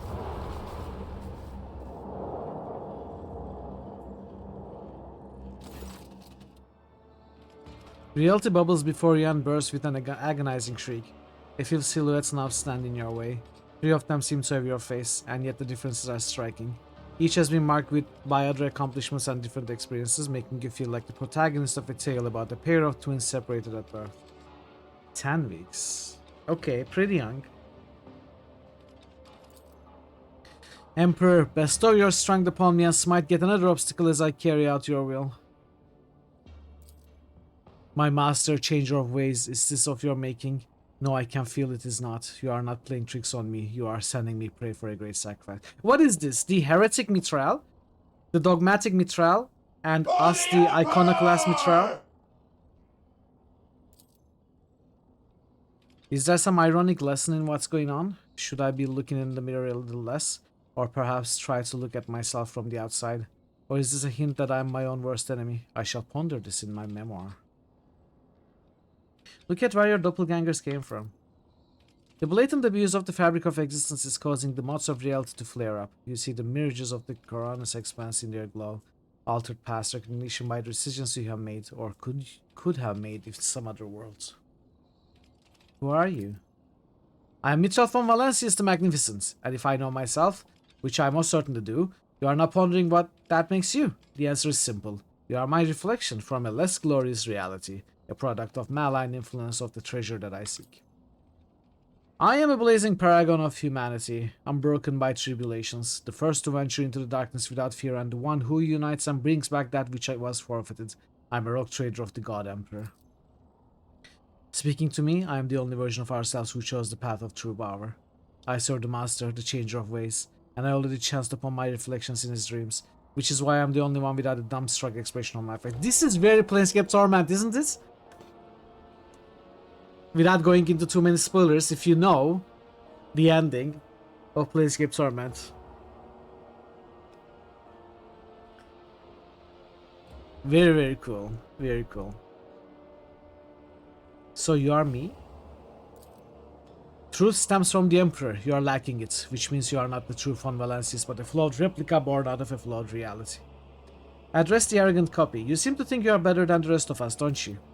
And yet, I was the only one clever enough to become the mistress of my own fate and not to be reduced to someone else's plaything or a slave to dogma. Why do you seek to enter the crypt? I came to claim the treasure. Whatever it is, Theodora found it, which makes it mine. Savior will regret trying to steal from my dynasty. I think we are, it looks so. I don't know, Parrot, but I think so. Your doppelganger's slightly accelerated speed, jerky movements, and sweet twinkle in her eyes suggest that her blood is teeming with euphoric stimulants. And I become very principled and vengeful where my treasure hoard is concerned. I wonder how you acquired such an ego. I did, Tronman. We did play it, yes. The lack of pointless advice, I presume. On the day Kunrad killed Theodora, all of her officers died with her, including Mort, Abelard, Idira, Raywar, Vigdis. When I came into my inheritance, there was no one to teach me how to be a Forward march! I handled everything myself and found out Theodora von Valancius really was. Hey, Bido, welcome. Welcome, Bido. Welcome, Raiders. Good to see you all. Thank you so much for the raid. Budget Bido crew. Hell yeah. Huge raided. Unfortunately, I heard the raid alert. I tried to read faster. To welcome you. Stop Eldorado now! Oh, that was a short clip. I'm so sorry, you raided just into ads. I hope you're not all getting ads right now. Hey, Master Gregor, welcome, welcome. Good to see you, everybody. Thank you so much for the raid. Do check out Bido chat. You know Bido, he's great. He streams a lot on his channel and on the GOG channel. He's one of the most knowledgeable retro people. Beat games, hardware, anything, software. He knows a lot about a lot, and he plays great games. He's been playing Baldur's Gate, the first game and the second game, along with the expansions, the original versions, not the enhanced editions. It's been great to witness and watch. No. Absolutely give him a follow. I was way sure you don't even remember that one. You remember playing Blood. Moo yourself, Master Gregor. Moo yourself. You like Moo, it seems. No. How was the rest of your stream, Bido? How did it go? And if you are new here, I am Mitral. We do RPGs and point-and-click adventures mostly. We are probably, I don't know. This is my first playthrough, so I don't know for sure. But every sign points to us being at the very end of this game. So if you don't want spoilers, if you are even remotely interested in this game, if you haven't played it yet, you plan to, you should not watch. You should not watch. Though I would appreciate a lurk, but you probably should not watch. Because this is the end. This is where the spoilers happen all the time. Playing BG1 and 2 forever. Those are long games. Those are long games. If you take time to, which I know you do, if you take time to explore the game and do as much as you can, read everything, hundreds of hours. But I think they are well worth it. I'm so happy to see you play those. Sorry for being late on the raid. You were laying in bed because cold was tired. You weren't late. It's cold was tired. Yeah, get some rest. Get some rest. I appreciate you coming along with the raid. And of course, raiders, I appreciate you coming along with the raid as well. Hope you enjoy the stream. Hope you enjoy what you see here. I am sorry if you raided right into the ads. The ads were playing when you arrived. But I hope you didn't get any ads actually. And yeah. Again, thank you so much, Bido. So, where did you last leave off? Where did you last leave off your Baldur's Gate playthrough? Yeah, worth it. We were talking about Albion just before we raided. You're not sure that was worth it. Albion is a game that I'd like to play. I don't know much about it. I heard its name uttered, but not really people expressing opinions about it. So you don't think... from how you're saying it, I hear it like it's a long game that's not worth the time. Is that what you're saying? Welcome to the stream, raiders. Think twice before staying. I know. It's probably a bad idea to say things like that as a streamer, but I think integrity of a playthrough is more important than me having a couple more viewers. For anyone who plans to play this game, this is the very end. I would hate for you to accidentally get end game spoilers if you wanna play this game yourself. So I feel like I should warn you. So yeah, don't watch, don't listen. But I'm going to continue reading and playing now. So consider yourselves fairly warned. Aesthetically it's great. You love the music, the story, general gameplay. Some really questionable game design choices. Well, if it gets selected in critical, I would love to give it a try. But I guess I shouldn't expect much in that case. Alright, continuing. Lack of pointless advice, I presume. On the day Kunrad killed Theodora, all of her officers died with her. Oh wait, I read this. A narcissistic, unscrupulous, self-serving bitch who lied to everyone. I admit I regretted not getting the chance to know her better. I embraced her principles and realized that literally everyone in the Coronis Expanse was out to take advantage of me. The Trojans and the Pirates, the Adeptus Mechanicus and the Casbelica, Calcazar and Eurolon. And so the puppet pulled all the strings and made his master stance. I dare say things turned out really well for me. I would ask your ladyship to watch your language as you speak of her ladyship Theodora. I do not know how it is your reality, but in ours it's customary to mind one's matters.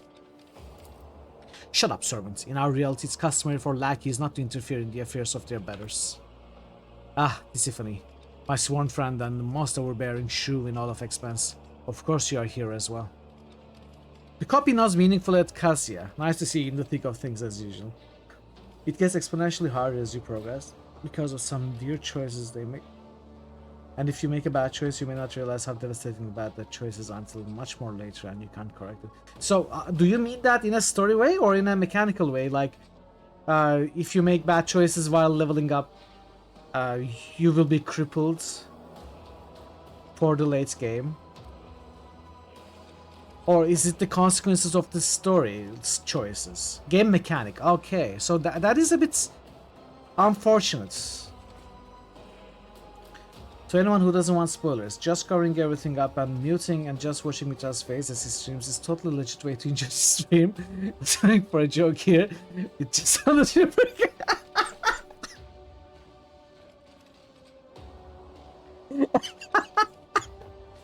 I appreciate the effort, Elephant. I appreciate it. we are gonna leave it there. Abelard announced their lack of matter. He just did. What? I think you're mistaking me for someone else. Indeed, in this rancid reality, you are some kind of pathetic parody of yourself. Give the elephant in the trunk. Have you achieved much without loyal allies? Indeed I have. I am the most influential figure in the entire Expanse. Caligos was slain by the Xenos and his successor Wayne became my puppet. Incendia chases pirates, not realizing it is me who is raiding her colonies. I was able to make a pact with the Cabal of the Reaving Tempest against Calcazar, forcing him to flee. I undertook a dozen expeditions into the unknown, moved the dynasty capital to Footfold, named Vladimir my governor, and made Hieronymus a cardinal. Not too bad for a novice, wouldn't you say? You're going to do alert, grab some lunch. You don't want to see the end of this. Yes, yes. I appreciate the raid a lot, Bido. It's always good to see you here. Do enjoy your lunch and enjoy your rest. And I'll see you next time, hopefully, in your stream.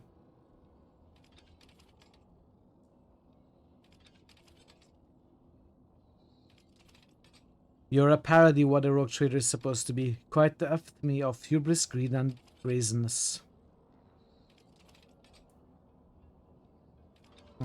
I feel sorry for you. You had to shoulder the burden of power all on your own. Rubbish. The burden of power is a fiction invented by the powerful to shield themselves against envy. I did just fine on my own and proved that I need no one else. Do you hear me? No one! Address the cursed copy. So one of my versions chose to serve the archenemy? I do not serve, I reign. You grovel, but I dominate and rise even higher. You notice that your replica is sporting elaborate makeup. Under a layer of powder, the doppelganger's face looks strange, its skin covered in wrinkles. Somehow they remind you of closed eyelids. Idira opens her mouth and you see the blackness between her teeth in the place of her tongue. Wait, this is Idira the Insidious. This is the cursed, the heretic Mithral's Idira. The master requests a sacrifice, a living sacrifice. Toss them into the warp. Their past will be unraveled and woven into yours. Why did you come to Epitaph? My master, changer of ways, directed me here and revealed my destiny. This is where I will cut short the life of the corpse of emperors, champions, and claim the great trophy. This is where I am fated to become one with the warp. I wonder at one point your soul was tainted by heresy. It happened on the day Kunrad Voigtfir wounded me with the cursed blade. From then on I started hearing voices. Fortunately my companion Idira taught me how to avoid going insane. But I began to listen to, and I heed their wisdom. They revealed secrets to me and whispered the dark rituals. I raided the Von Valensis crypt, made a dark offering of Theodora's skull, and enslaved her spirits. I learned all of her dirty secrets, all of her lies.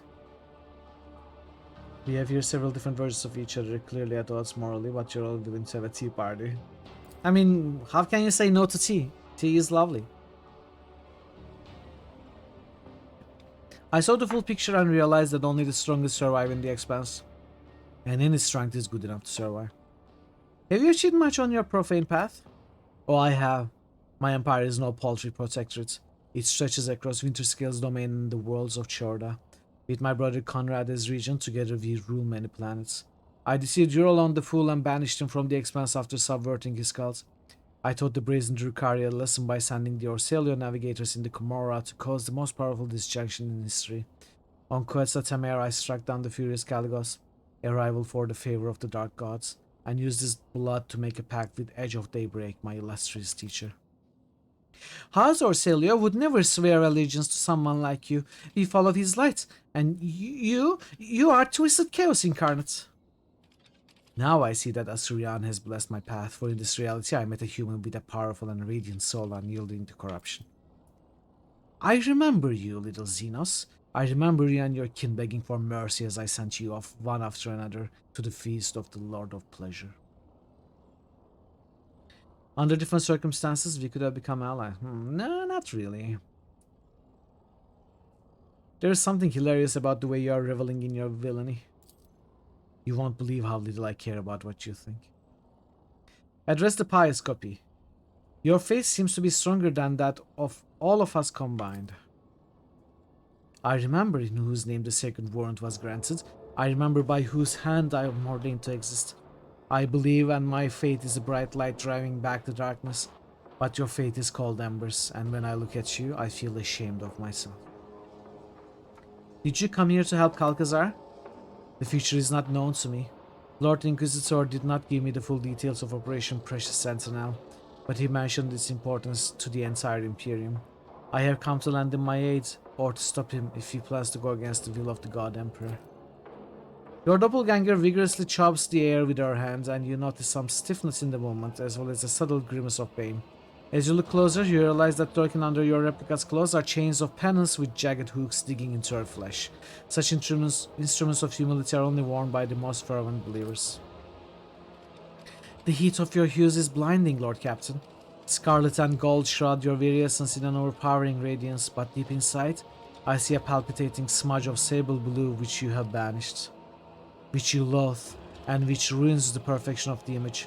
Are you afraid of a misstep? Of loneliness? Of the Emperor turning away from you? Do not dare lay your accursed eye on me. How did you even survive the cleansing of Urak 5, monster of House Orselio? Felt like I crushed your mad followers and purged the Navigator House of corruption. Did your heretical powers enthrall my copy's weak spirit in this reality? How ignoble. How disgraceful. Where did such piety come from? It filled me on the day that Sister Argenta and I executed Theodora for heresy.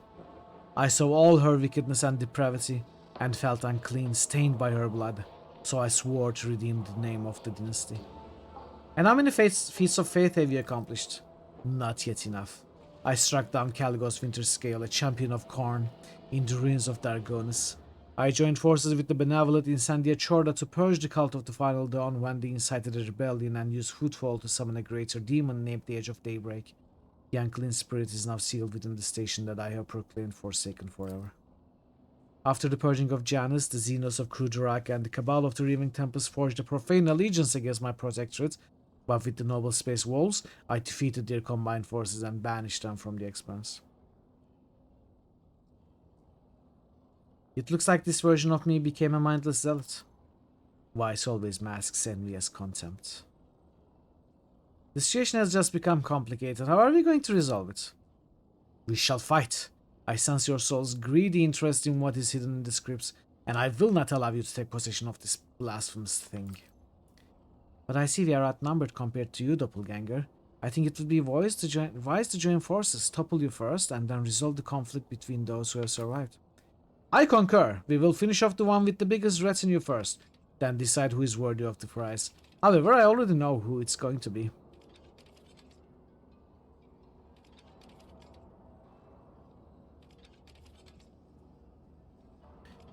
I'm giving you a chance to settle this affair peacefully and avoid self-destruction, in every sense of the word.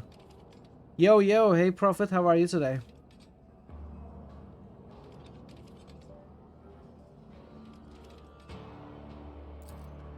A great deed is not accomplished by peacemaking, it's accomplished by spilling blood with a righteous hands.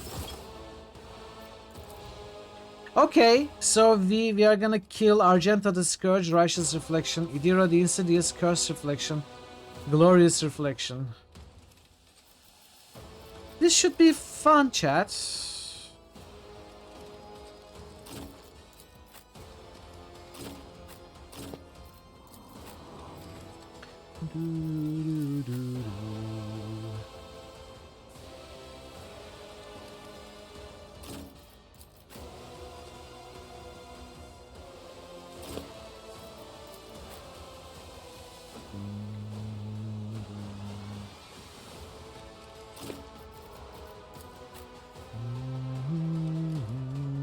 Argenta versus Argenta, I think that's a good start. Gotta kill Idira fast, I think. Somehow. Well, how does this character have 1700 hit points? I have only 140. Why do they have so many hit points? Argenta with 1000 hit points? That's cheating. What?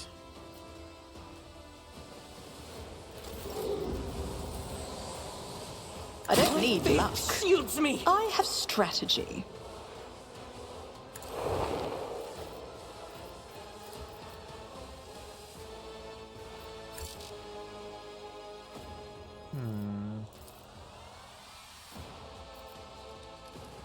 Didn't flinch. What? I should have moved first. Oh, I made a mistake.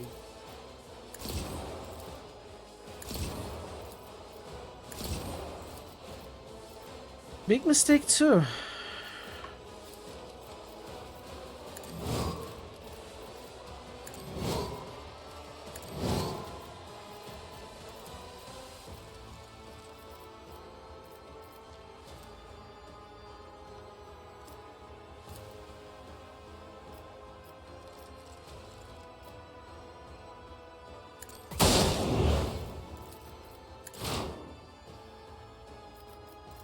Yeah, I wanted to give Argenta a turn, but failed.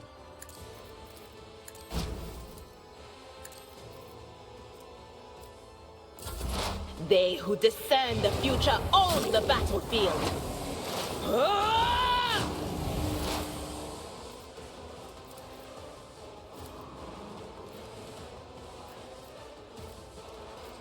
Okay.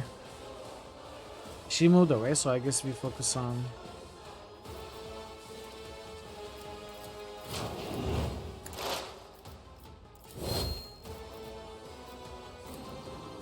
I will endure.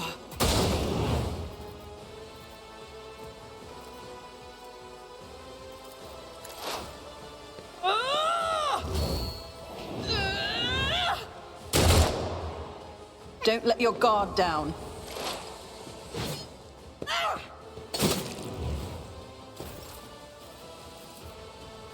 Okay.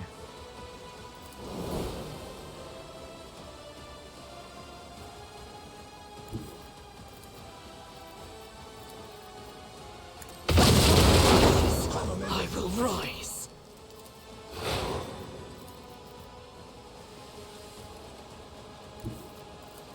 Rejoice in battle! Oh, parried. Idira parried.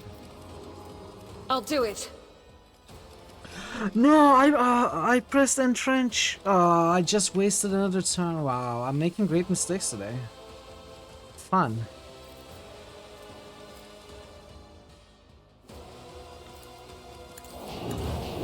Momentum. Here's my perfect moment.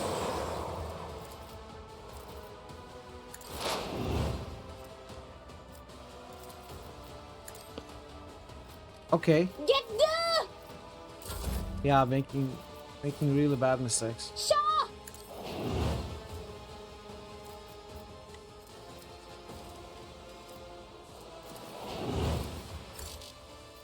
I'll make it happen.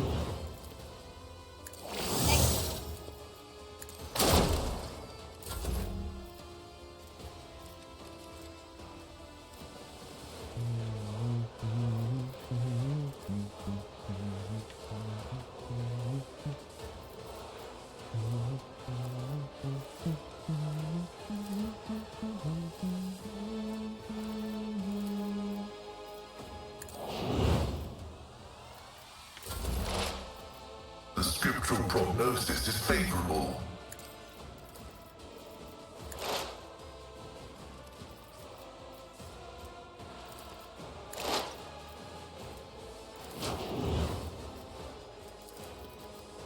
A temporary setback.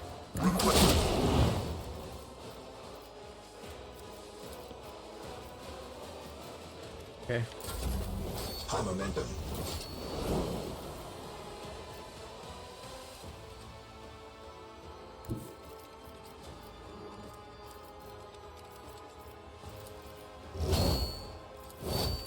Indeed.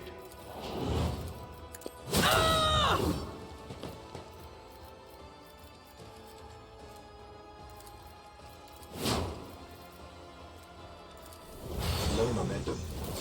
I faced worse than this. A mere pain won't stop me. I don't need to do that. Stop parrying, please.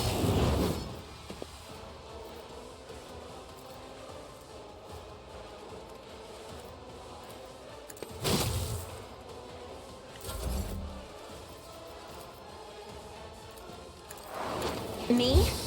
If you insist, Lord Captain. I'm still standing. Just barely.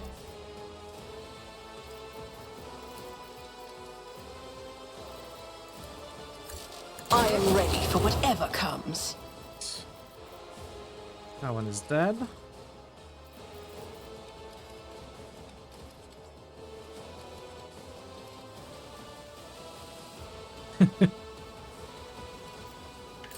I forgot to say, don't touch it.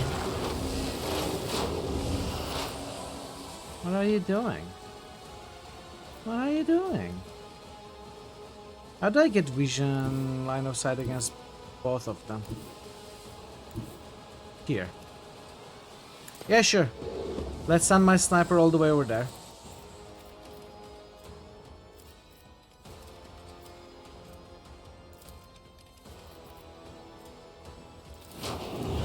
This tedium is beneath me. My prescience has failed me. Taking calculated risk is my second nature.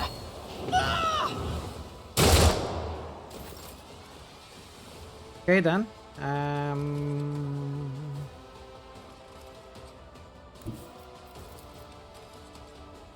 Hopefully Juliet will survive this. Doubt is for the weak.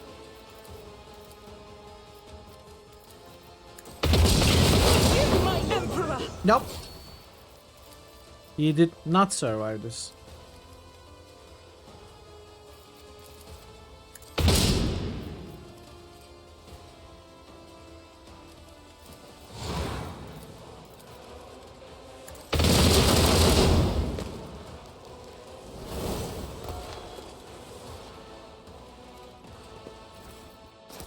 Wait, though, I thought the allies automatically dodged. Didn't we have an item like that? I guess we don't.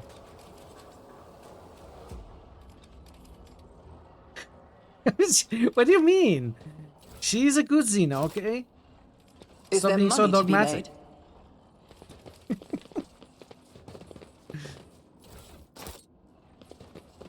When did the Emperor ever do anything good for you, Face?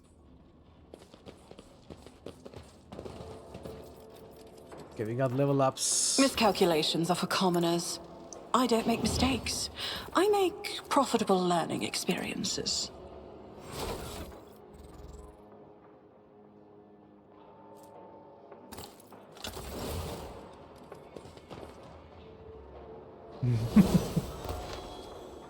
Okay, tech use. We need tech use boosts.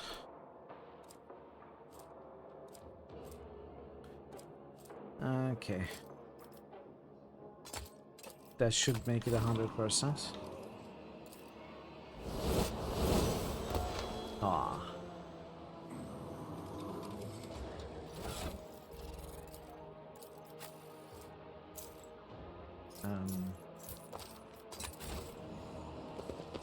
Okay, we gotta level up. We looted some items as well.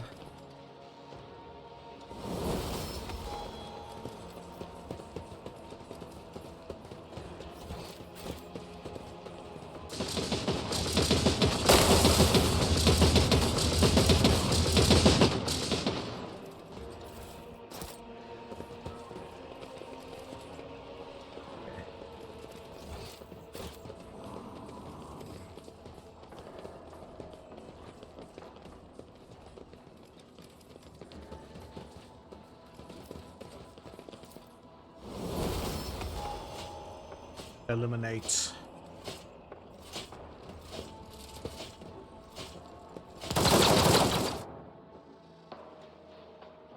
Who was it that said eliminate? Was it Calcazar? Oh, it's the same memory. Okay, Lord Xenos. That's okay. That's 95%. My success was inevitable.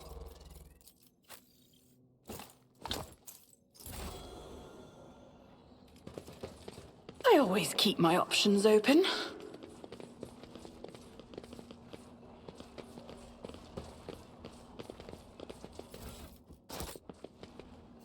Okay, it seems like the only way we can go down is over there.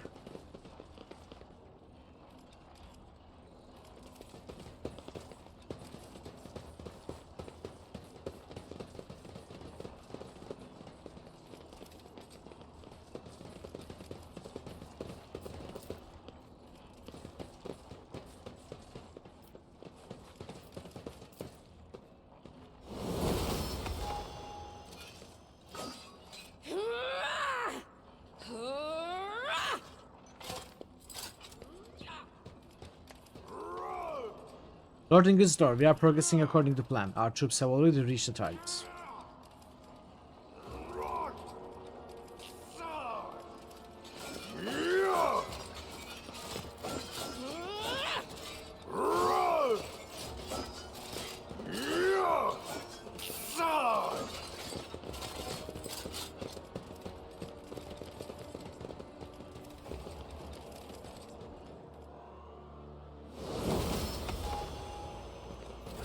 Xenos check again.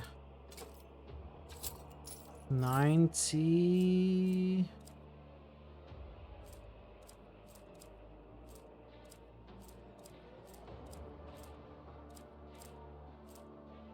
Okay, that's... I forgot I had that thing.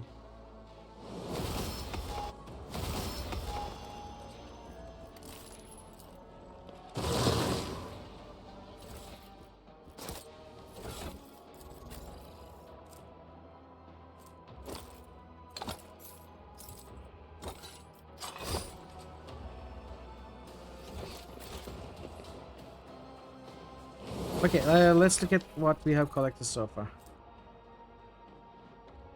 Following. It's not bad. Not useful. Not useful. Each over a single attack gain 10% damage for each negative. No. Plasma weapon. Every attack action with this plasma gun has a separate cooldown. All of these plasma guns' attack actions can be used in a single turn. Crazy damage, higher armor penetration. I'll take it. Unyielding beacon to ignore any incoming damage.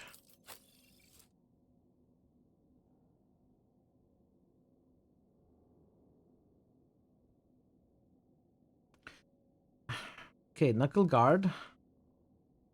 He's okay, but kind of old and weak. I guess I'm gonna replace that. Improved heavy bolter, that's probably trash. Yes. Imperial Pride. These are old items. Old items that we found. 1 star. Oh! Argenta's 1 star. We still got it, chat. The second 1 star.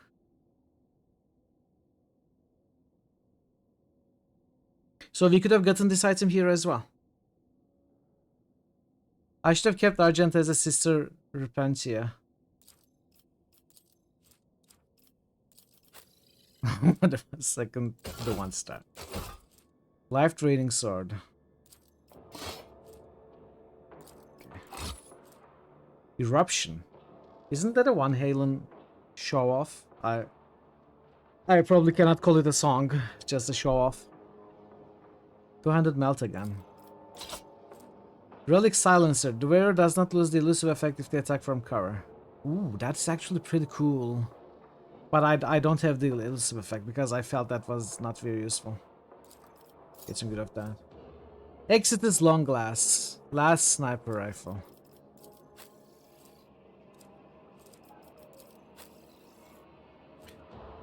But it's not for Aldari. It is very good. Damage-wise. Actually, mine is good enough still. Even with more armor penetration. I'm not lacking hit chance. Auto striking power sword. This is trash. This is an old item as well.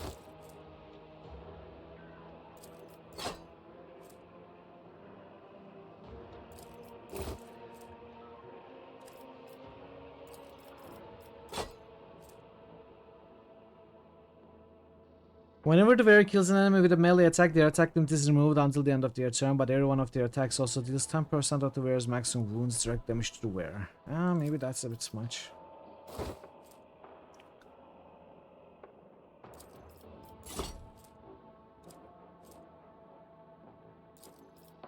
Trash. Trash. At this point, trash. Now, this is not bad, really.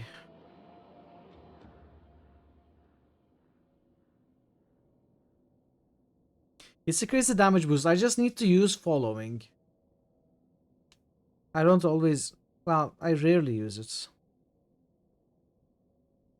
5 agility, 10 athletics is probably... I'm not gonna bother. I'm not gonna bother. Let's level up.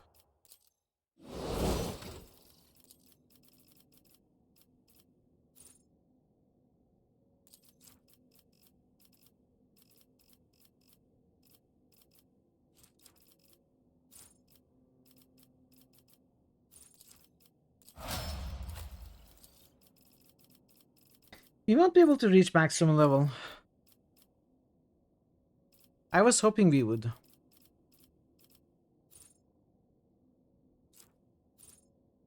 I guess it's probably because I did everything. I didn't do grinding.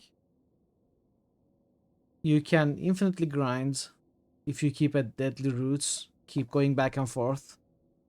You can get fights that will give you experience as much as you want. I didn't do that, but other than that, I did everything available in the game, I guess. I think I visited everywhere, did all the fights. And it wasn't enough to get level 55. We are at 52.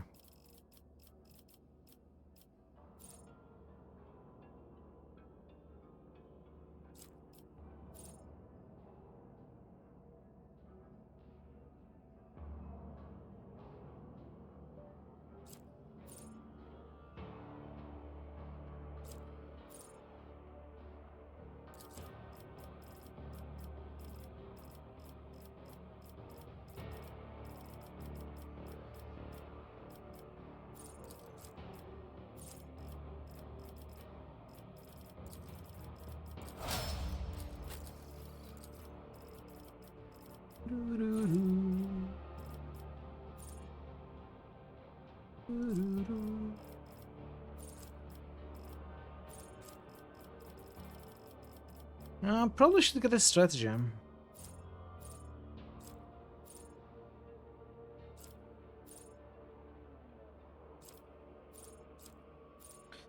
I cannot get a stratagem this level. I can get stratagem buffs.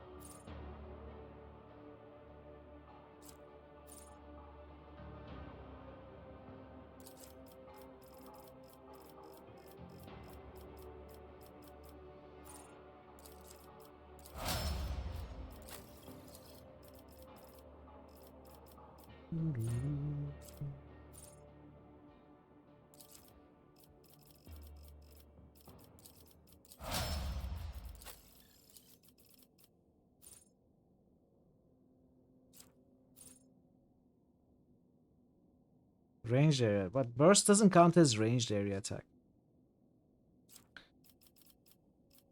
Would have been nice.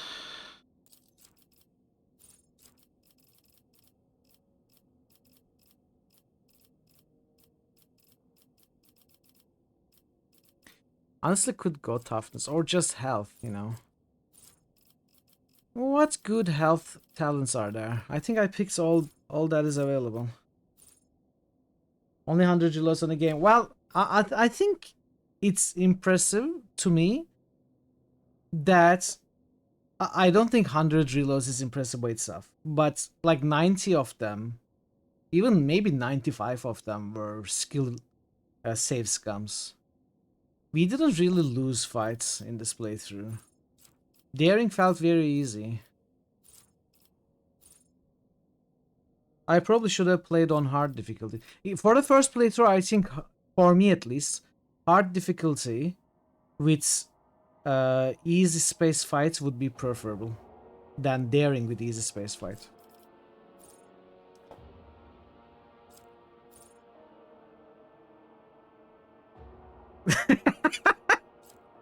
I didn't realize you were a fanatic, Phasen. Not to this extent, at least.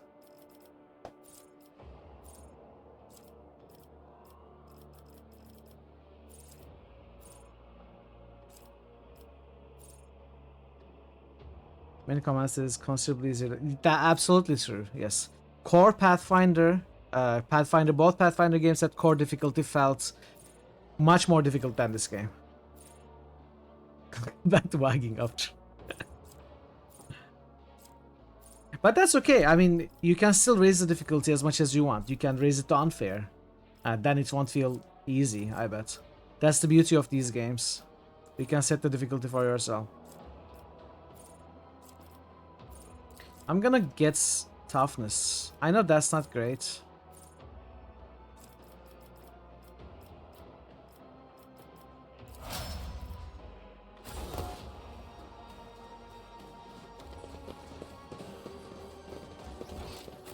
Okay, so we can go down there. Wait, Xavier Calcazar, size suppressor group effect applied.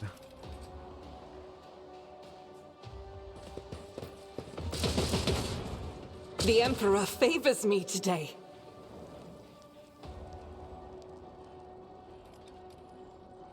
Okay.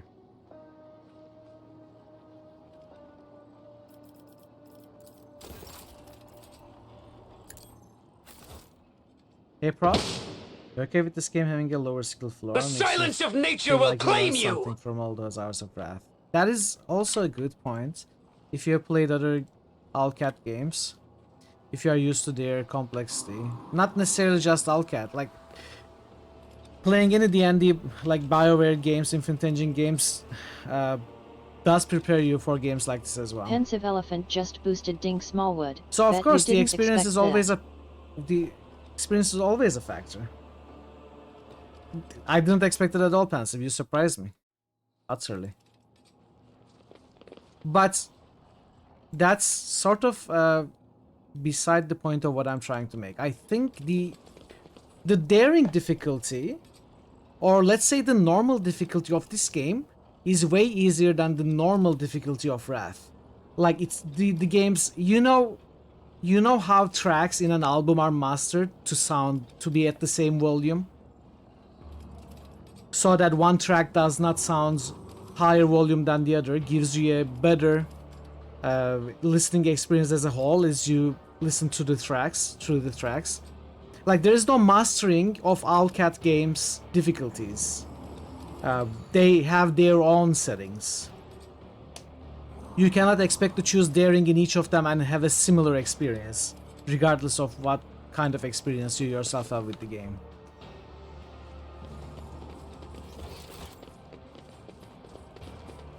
Keep your wits about you.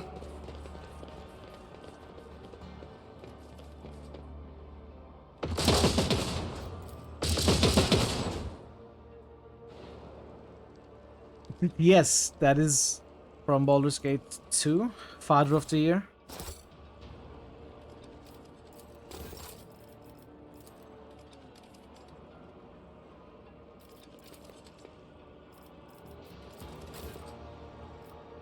Because of the default difficulty I rolled and not saving the minute. Really?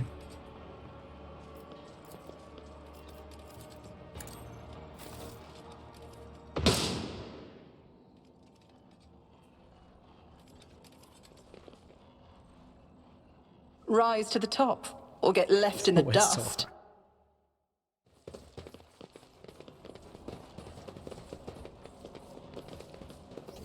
Okay, we are here.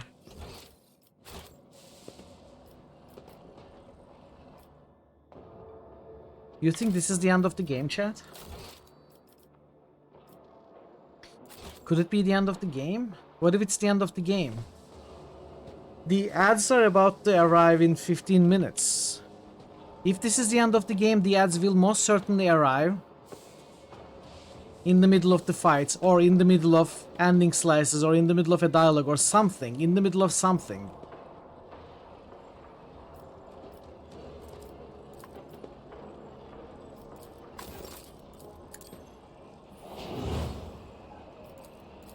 Hey, are you welcome in?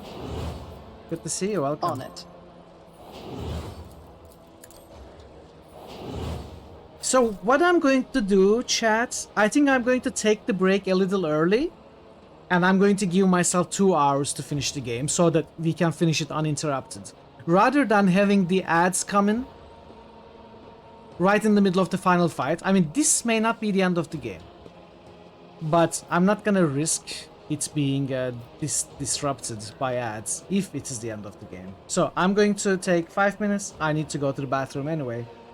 And we are going to continue in 5 minutes or so. Stick around, chat. Take a breath, Captain. You're not exactly a pacifist. What? Of course I am.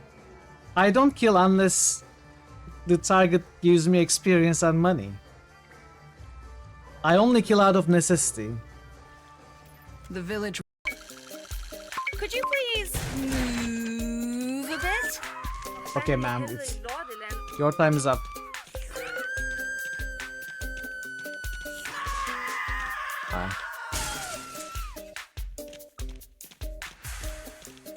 Your time is up.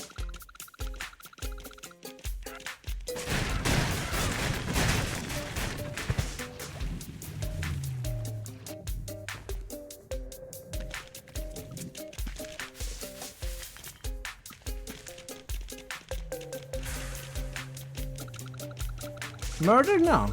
I thought it was a hot day. He could use a swim.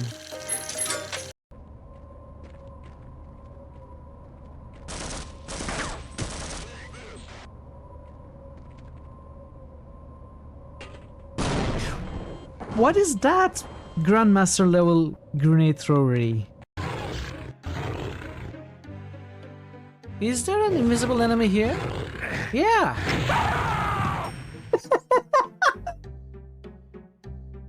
Screw this.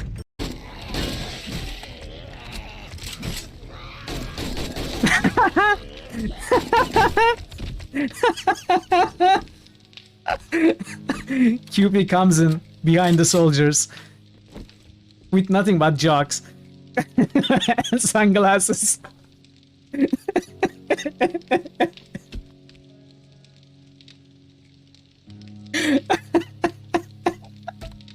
That was amazing. Hey, PQC. Demo? No, I don't think you can spawn them yet. We are not... we haven't progressed the game stage enough. Yes, exactly, that's what I was thinking about Game On. QP is an absolute Chad for sure. Look at him. Look at him. He saved the day.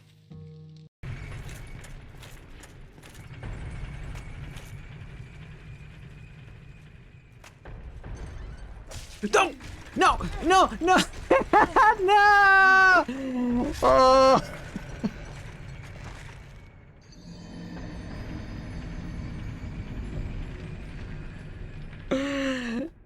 It was a darn mimic. Wait,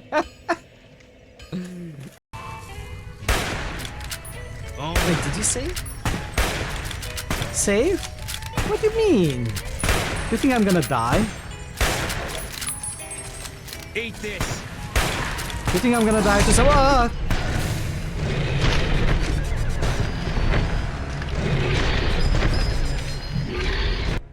This seems to be. Ah!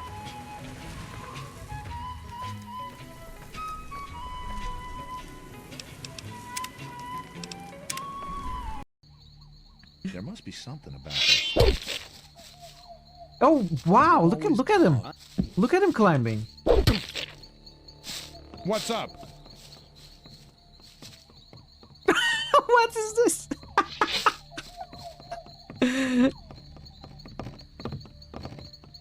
What is he doing?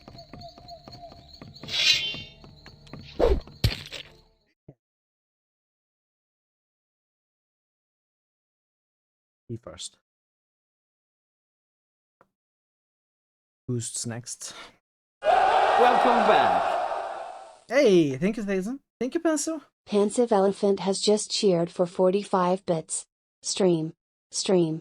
Stream. Stream. You may think this is a generic Twitch cheer, but it's actually a celebration of the bio break. Celebration bio breaks are important. Especially if you have a small bladder like I am. Dungeon Siege.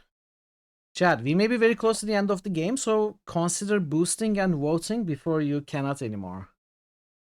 I don't know when we will finish the game. Dungeon Siege, Grim Dawn, Mathel, Daggerfall. Are you keeping up with the Commodore? Cause the Commodore's keeping up with you. Hell yeah. Nice one to Arm Man. And Daggerfall. And Pence's Think Smallwood. Why did you write it correctly? That's very surprising. Thank you for the boosts, Pensive and Mathel. Okay. Let's go back to the game. What for the Emperor? Okay. Save again. Let us not dawdle.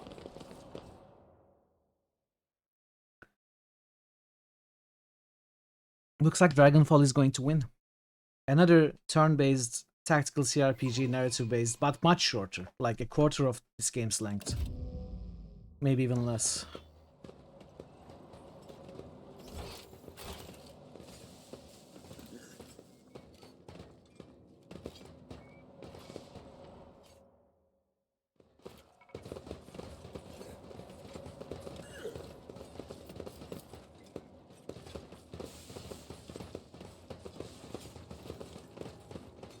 Okay, some pillars at the corners might be important. Inquisition exorcists. No, you wouldn't expect that, would you?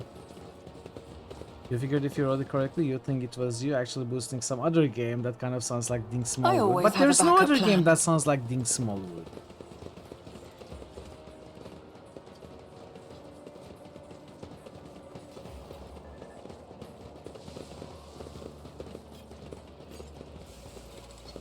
Okay, Savior Calcazar.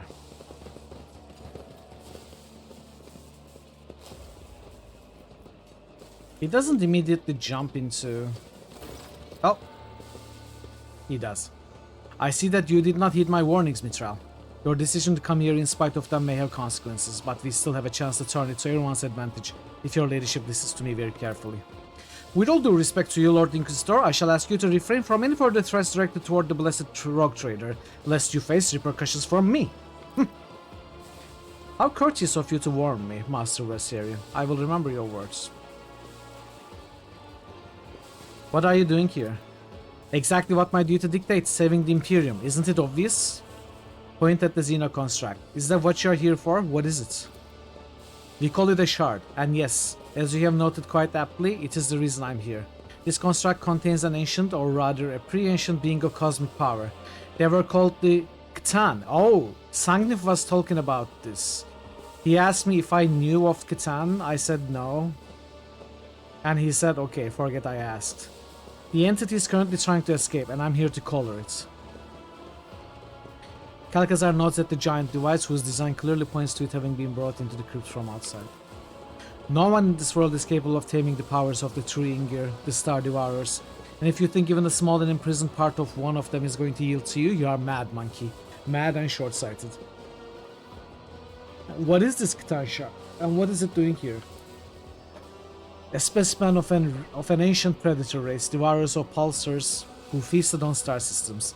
Reality itself bent on their power, but many millennia ago, an ancient Xenos race managed to defeat them, shatter them into pieces, and lock them away in prisons like the one you see before you. Catan got my tongue, yes. The Ingir are no mere predators, monkey. They are just another sentient race. The ancient tales speak of a great war between the Ingir and the Old Ones, and in that war, the Ingir found allies to whom they promised unbounded gifts. You have seen them, Alantak. Your species called them Necrons. The Ingir granted them everything they needed to fight their enemies, but their large ass came at a price. Tricked into a state that was neither life nor death, the Metal Warriors served the Star Devourers for aeons until they finally rebelled and confined their masters to prisons such as this one. Do you wish to be tricked by their power too? Your unsanctioned Xenos has a point, Rogue Trader, which isn't the same as saying she's right. The Imperium will harness the creature's power and turn it against our enemies. Pensive Elephant just nominated Settlers of C10. I don't think that's a game. Good attempt though.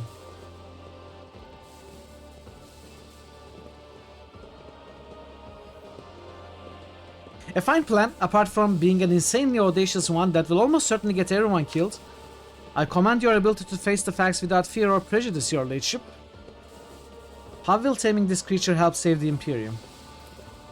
Over my years of service, I have come to realize that the main problem that humanity faces in this war is the imbalance in power. Our opponents are not races or nations, but incomprehensible monsters, and it is high time we acquired one of our own. My yoke will bind this creature and make it a chain guard serving the Emperor. That is not the full extent of my vision. There are other shards similar to this one scattered across the galaxy. I plan on seeking them out and confining them all inside the yoke. Each conquered monstrosity will bolster our defenses. I still have many questions for you. Given the circumstance of our meeting, I do not see why I should hide anything. I seriously doubt you will share this information with anyone else, for one reason or another. How did this thing end up in your possession? Thanks to your predecessor, I arrived in the Expanse at the call of the Explorator fleet to deal with Archmagos Amarnath's heresy. But I quickly came to the realization that the Cronus Expanse's problems ran much deeper than tech heresy.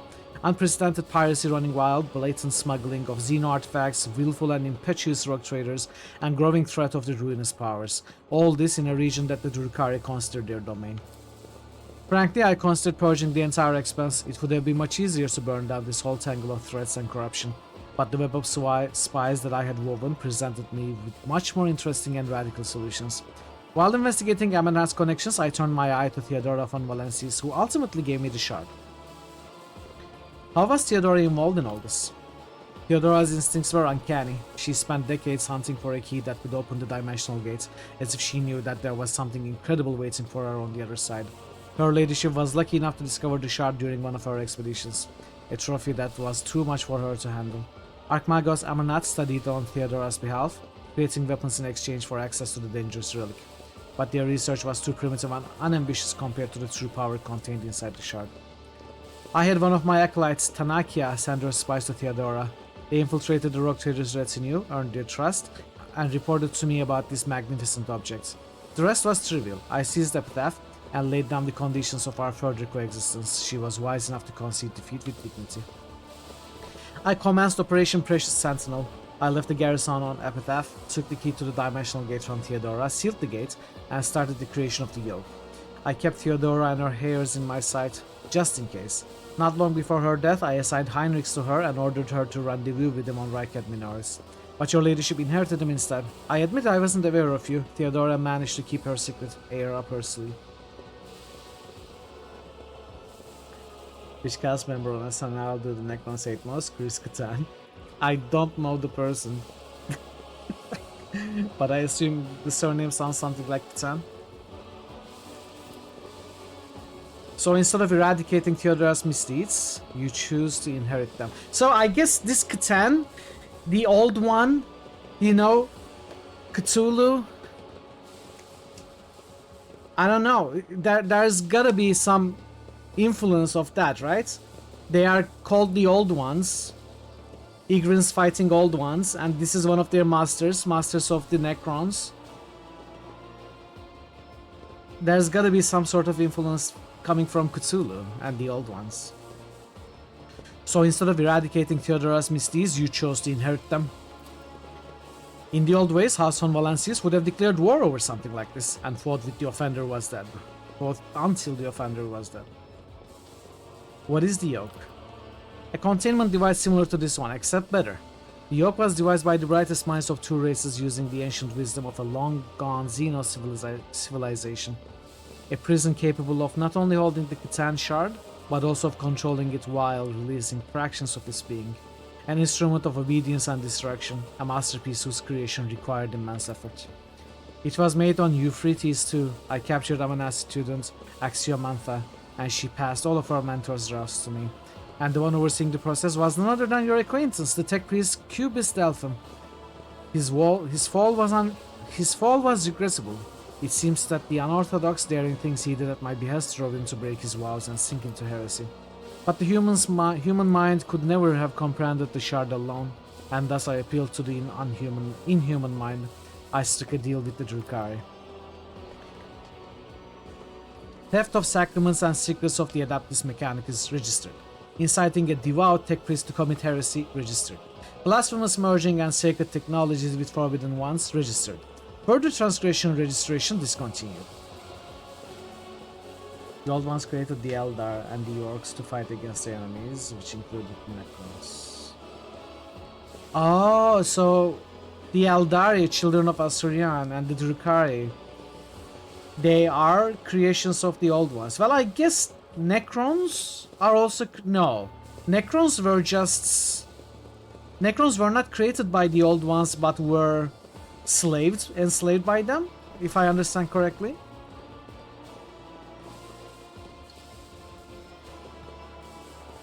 You collaborated with the Drukhari? Alas, the operation demanded it. Through the agents of one of my acolytes, Emelina, I contacted Archon near Maris and made a pact. I gave her access to my technologies contained within this relic and destroyed her rivals in the Cabal. She would relay information on their raids to my spies and I would solve the problem. In exchange, her homunculus Torventius forged the yoke for me. Of course, I did not let him near the shard itself, but rather set up a laboratory for him on Quetzalcoatl. It was safer that way. All the pieces were contributing to my plan, but none had enough information to comprehend the entirety of it. Why do the Drukhari want the shard? It's one of the most complicated and perfect creations of a race much older than the Drukhari. It's no mere object, but a treasure trove of technology. A wise master could uncover many secrets simply by observing it. Necrons fought the Old Ones. They were enslaved by the Cthulhu, tricked and put into their regenerative bodies. Okay. Oh, hey Mason, welcome. Okay. Nothing can excuse consorting with inhumans. Nah, you know what? A sound strategy. Trust me, your ladyship, the threat of the alien pales in comparison to that posed by the ruinous powers. Your Maris could plunder 1,000 worlds, but she is no Ural on the crew. She was as great a danger to her own kin as she was to the Imperium. The disruption she caused among the Drukhari was only to our benefit. She intended to trigger a powerful disjunction in Komorra, thereby destroying her rivals and elevating her own Cabal in the process. They were given immortality by the Cthulhu, which destroyed most of their individuality. Knowing full well how precarious our grand plan was, I made no attempt to talk her out of it. With a little luck, we wouldn't have need to worry about the Komorra's influence. The slim information about the pack combined with its astro-observation data collected in the star system resolves the inconsistencies identified earlier. Unit Xavier Calcazar stands accused of stealing the astrographic records of the Cognizance fleet. I am amazed by your analytical prowess. Yes, I needed stars to feed the shard. The Cabal of the Riving Tempest could steal them and bring them here, but it was imperative to preserve the exact energy parameters so as not to trigger the object's premature detonation. I procured the necessary information on suitable stars from the Explorator Fleet's data scriptorium. What are you talking about, actually? Registering a Category 1 blasphemy. Unit Xavier Calcazar is hereby sentenced to intravital dissection and study. Upon the cessation of vital functions, the unit's remains must be disposed of in disgrace.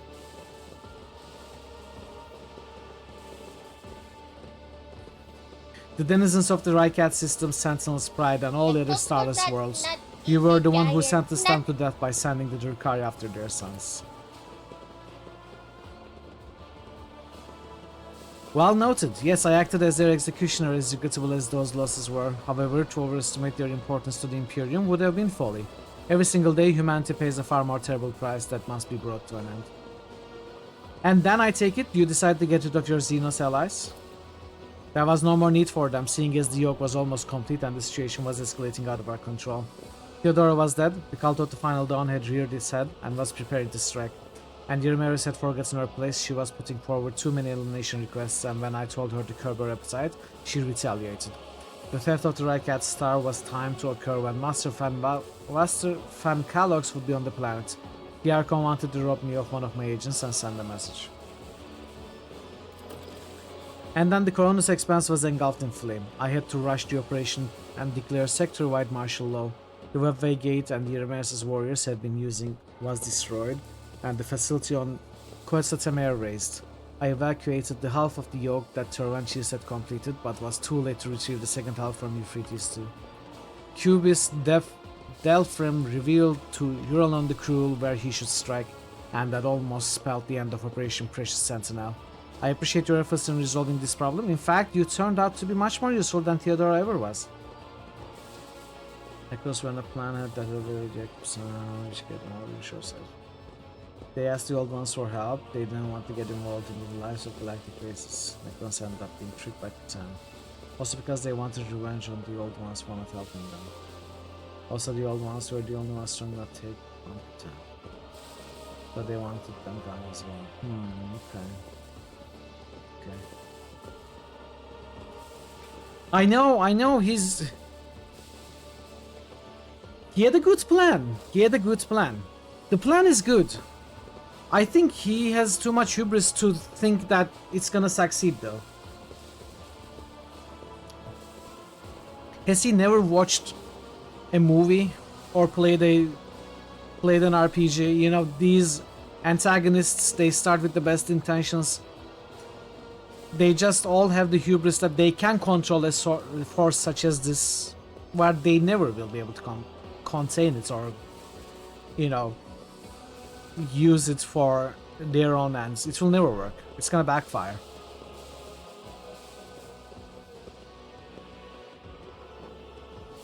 Why did you call for Astartes to come to your aid?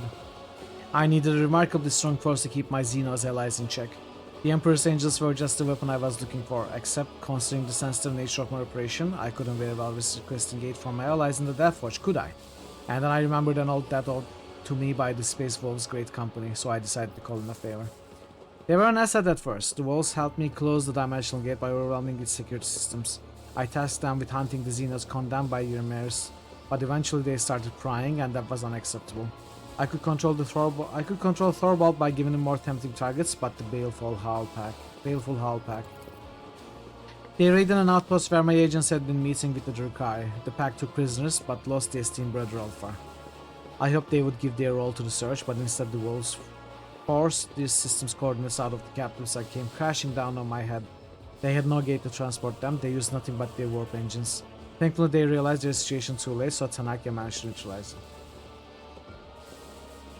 Have you ever watched a movie? People are capable of learning any lessons from fiction or non-fiction. Well, that's sadly true. Never met any human being that has learned any lesson from any source ever. I worked as a teacher for a day. Okay, that's a bit too harsh, Pensive. Come on, that's a little bit too harsh. Have you never learned any lessons from any source ever? Or are you not a human being? I think people are capable of learning more than they give themselves credit for. But I think some of them have too much faith in themselves.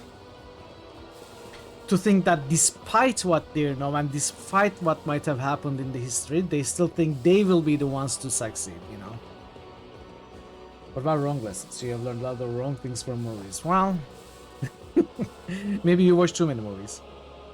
You're an elephant. Okay, sorry, I'm sorry. I'm sorry. I thought elephants were humans. I was sadly mistaken. You have come so far in pursuit of answers, Mitral. It would be too cruel to leave your curiosity unsatisfied. Donut juice will make everything different. Seeing as the inhabitants of this place almost killed you, I gather that something went wrong with this plan of yours. Not at all. Operation Precious Sentinel is in its final stages. The increase in Xenos activity is a vexing yet trivial development in the grand scheme of things. They were supposed to guard the device, but they slept through the intrusion. And only the Khitan Shard's emanations could make them stir. Theodora's research destabilized the Shard's prison, and my project only made it worse. Whenever particles of the Khitan Shard's energy seep out, many curious phenomena occur. The destruction of the crypt, the warped reality. When I tame the monster, I will order it to stop disrupting the laws of the universe. You will order? Yeah, sure. Elephants would never suffer from the human issue of believing that they are better than creatures. That's why we are better than humans. And that brings us to the most interesting part of our conversation. You know my plans, so I want to know yours. Will you admit that I'm in the right and join me in this undeniably ambitious act, or will you try to stop me? I will be upfront with you. If it's the latter, I will be forced to remove you, but I'm sure you realize that already. That's the second time you have threatened the Lord Caps. Listen to yourself, what you are planning is heresy. Enough, Mitral. It will only be heresy if I lose. If I prevail, it will be a triumphant feat in the name of saving humanity from the horrors of this universe. And I will not lose.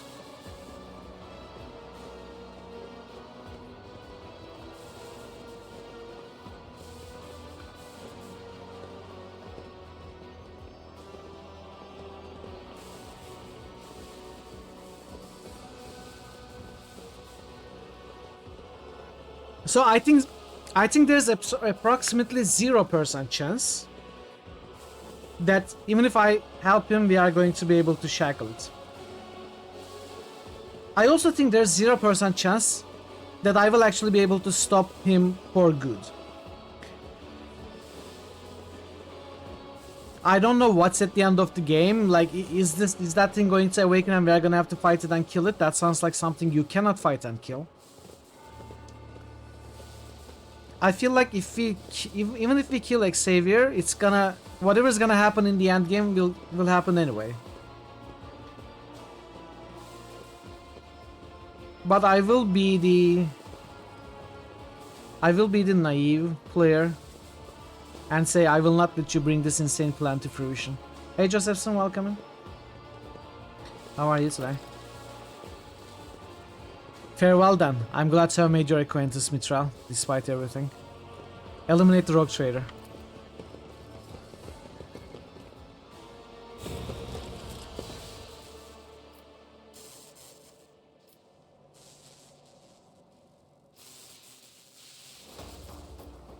So right after Cassia.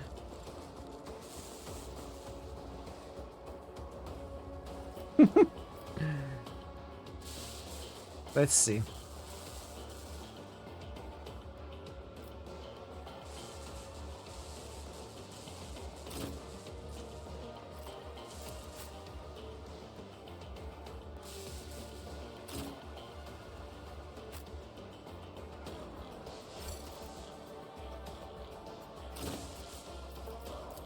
This is not a good start.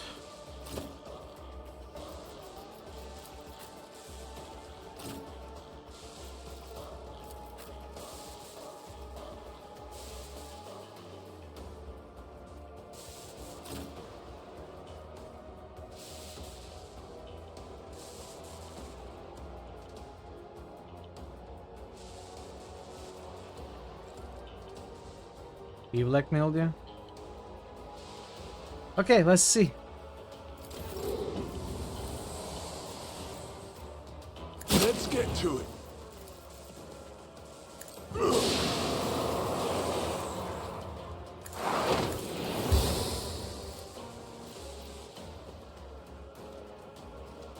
Out of my way.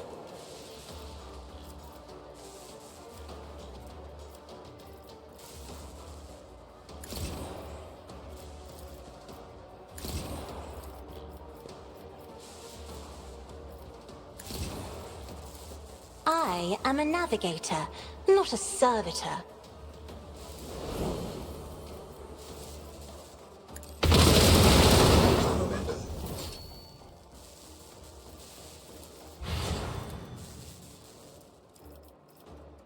That's what I like to see.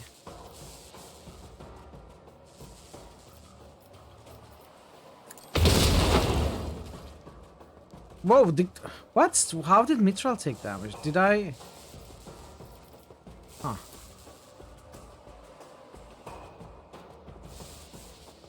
That really was, yeah.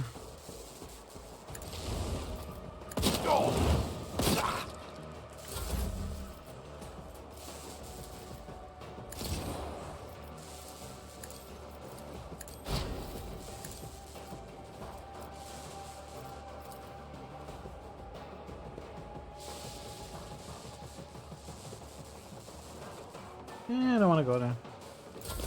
Break them morale.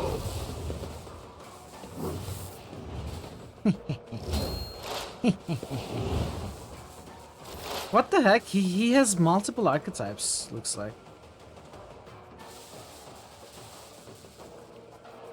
Inquisition's aura decreased the psi rating of psychers within 4 cells by -2. Well, joke's on you, Calcazar. I don't have any psychers with me.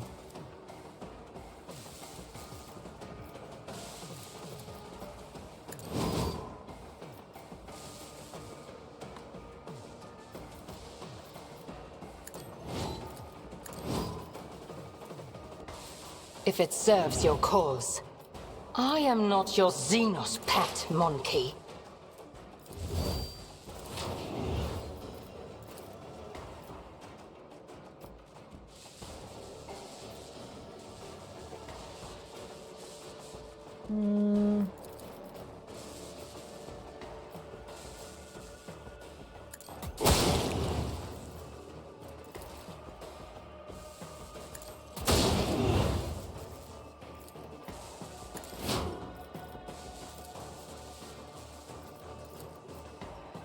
Okay.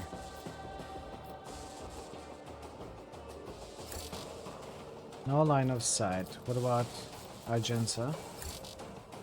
Okay.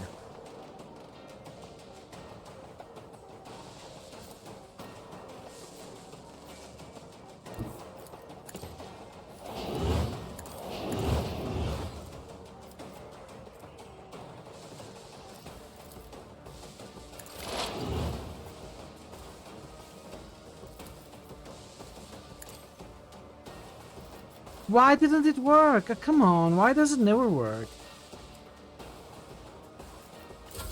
I don't understand.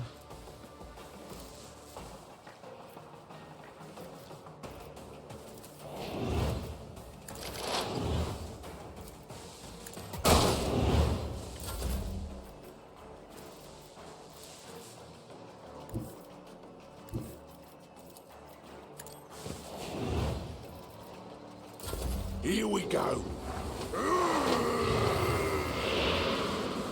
Let's get to it. Die! Die! I've suffered worse. As the Emperor commands, I act. 1, 2, 3, 4, 5, 1, 2. So if I'm here. Let's make it. No, I pressed entrench again. I always make the same mistake. My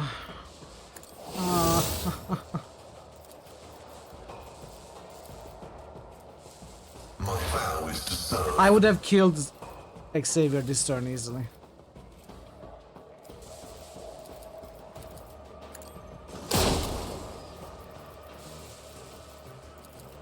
Request approved. But why aren't you dead? Well, I guess I have to kill the other guys first.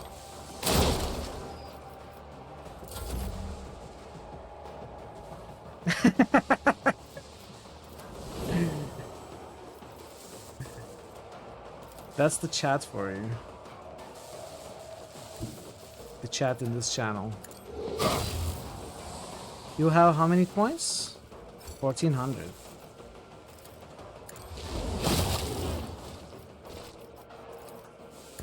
Hold on. Let's get to it. Out of my way. Here we go. Let's get to it.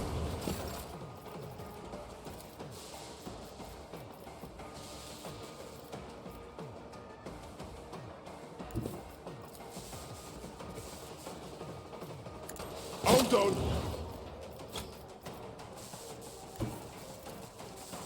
Doesn't really reach. Battlefields are always drowned in scarlet. Out of my way.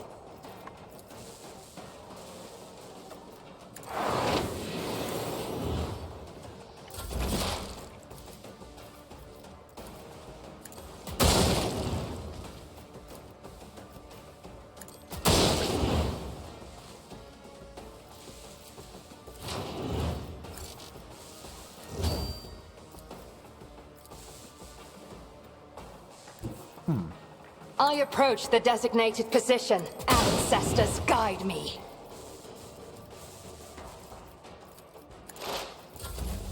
High momentum.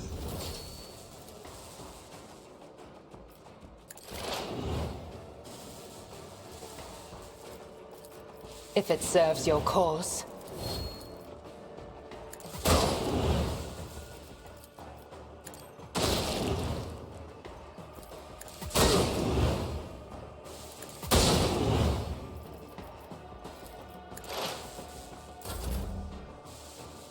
Oh, can we kill the Mitra? No. I will Oh not. no.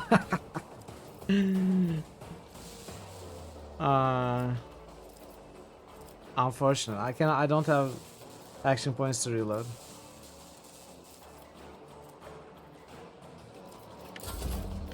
Wasted that. It's fine. Who, if not me? Okay, maybe we can kill Whipping Trail. Missed entirely. Here we go. Let's get to it.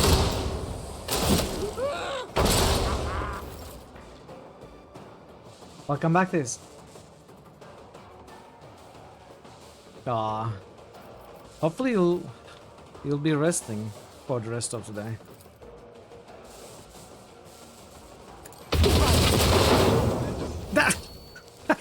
I haven't slept in 2 years. Argenta somehow killed herself again. Unlocked by Josephson.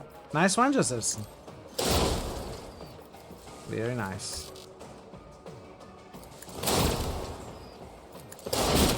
Low momentum. Are you serious? Wow. While you're in my domain, you follow my rules. High momentum. That fight went terribly. No, it is too early. The yoke must be activated, or all is lost.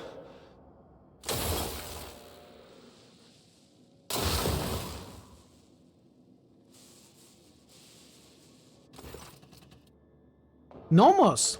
This is it, the place of our origin. It was your strike and your wish to escape your prison that begot us. Nomos' gaze is trained upon the Khtan shard. It was your strike and your wish to escape your prison that begot us.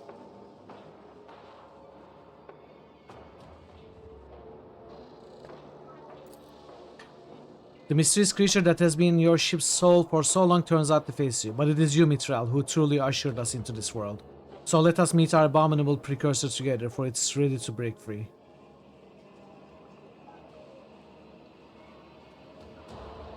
Greetings, Nomos. You're out of time now. It escapes now. That fight went bad. If there's gonna be another big fight, I am not starting it in an optimal. Forward march! Hey, Nebu, welcome. Nebu, spoilers, dude. Nebu and Raiders, if you don't want spoilers, leave now. Like right now. This is pretty much the end of the game.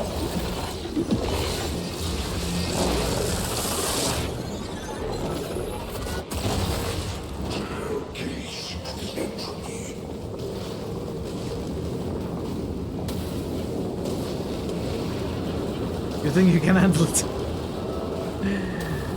Give me a moment, I'm gonna give you a shout out right after this.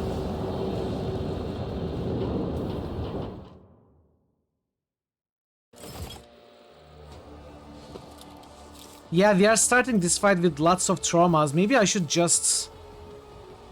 Maybe I should do the previous fights again, you know? Well, I think we can handle it. Thank you so much for the raid, Nebuka. Welcome, Raiders. Good to see you all. How was your stream? How did XCOM go? Let's give you a shout out. This Dr. Entropy. It talks about our Is ambition Mitra to still be the alive? kings of Finland. The symbol of our house. Oh, the duck. Right, there a little bit. Oh, perfection. There we go. There we go. Many artists, you know, try to achieve perfection through all their life, but me, I do it every day here. This is it. Love it. The crown duck, our proud symbol. Goose is the national... No, it's stuck. Clearly it's stuck. And my dude is still alive. Good. Good. I'm glad. Thank you so much for the raid. It's good to see you. Do check out Nebuka. Nebuka is a good friend of the channel who plays lots of RPGs and strategies on high difficulty challenge modes. And he's been doing XCOM recently. Absolutely check him out. Raiders, as I said before, this is probably the end game. This is probably like the final fight or something. So, if you don't want spoilers, you don't want to see any of this. But if you do decide to stay, I hope you enjoy the stream. I hope you have a good time. Yeah, we start really bad. Injuries, traumas. Josephson just a-woosted on the rain-slit precipice of darkness, Episode 1. Josephson just a-woosted Thulhu saves Christmas.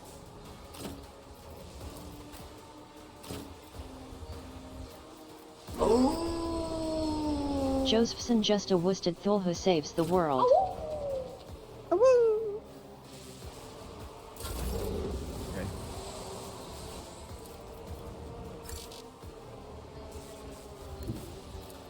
I'm not accustomed to being ordered around.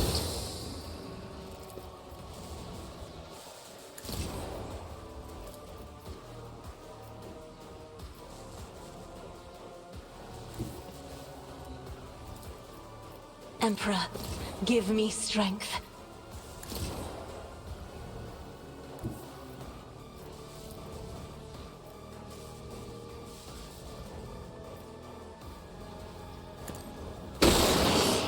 threats of purpose are unraveling. That is foolishness.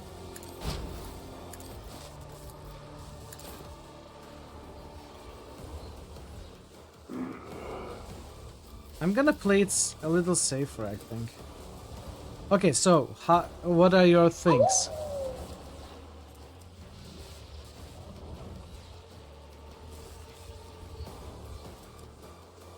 You don't seem to have any passive things that I need to worry about.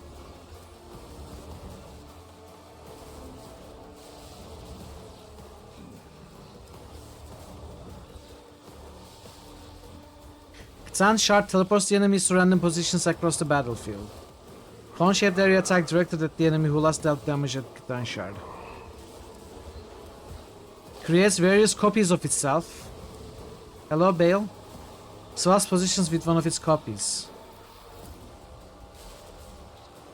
Emperor! Okay, that was a little bit of damage.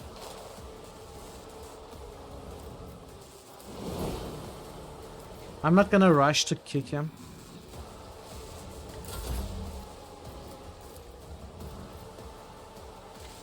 I don't think this is gonna work. Nope. Isn't this a job for the serfs? Okay, what's it going to do? Okay, move everyone. Eroding shard copy, eroding shard copy, eroding shard copy.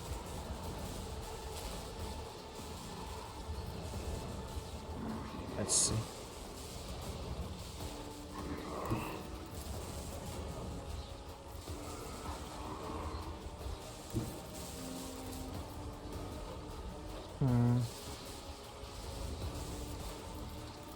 Let's do it like this. Oh, I didn't want to move. Oh, it's okay.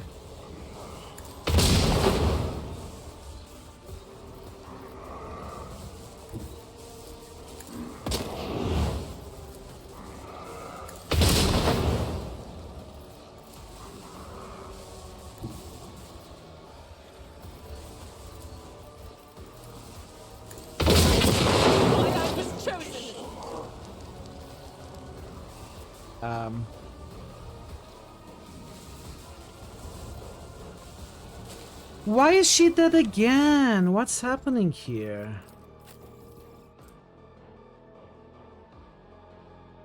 I see what's going on.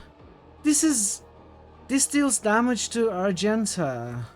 All characters adjacent to the target, not all enemies adjacent to the target.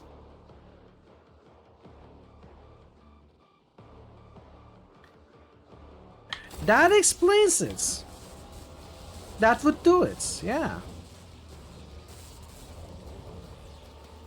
Okay.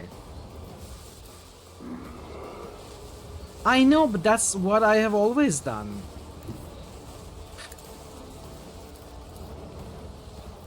I am not your Xenos pet monkey. If I must.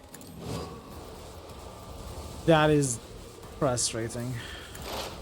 Such a silly mistake.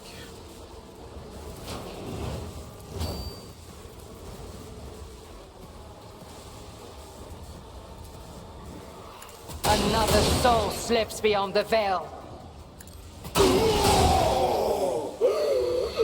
Echoes of time see their last.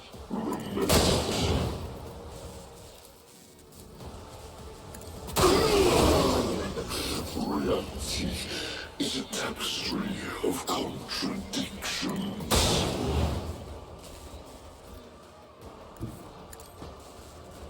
Ton of fun.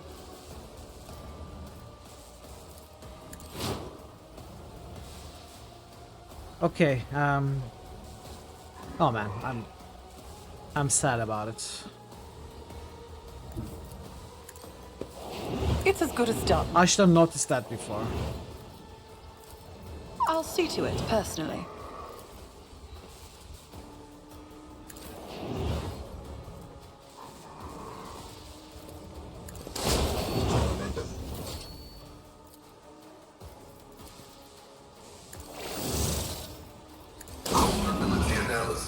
successful.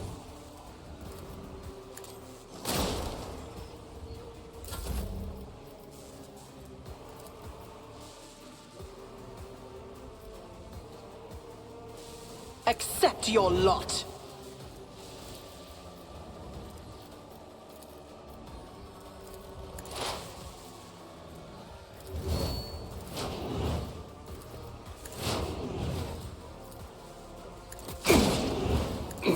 Moment of integrity gone.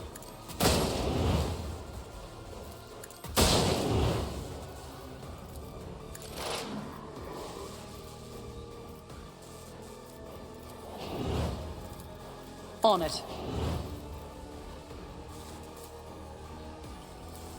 Fortune favors the swift. Okay. Yeah, there's no way, sadly.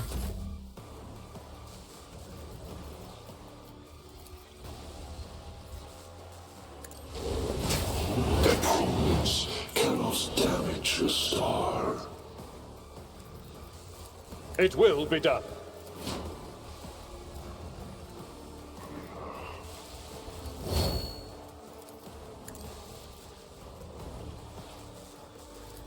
I will do my duty.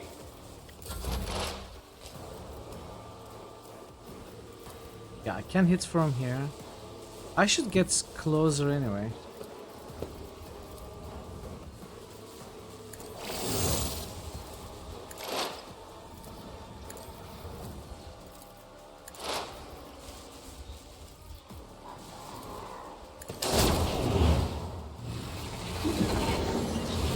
Whoa!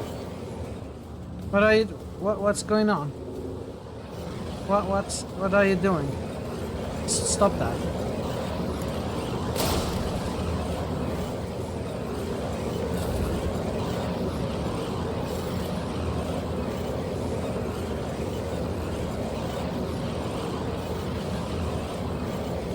Structural vulnerability.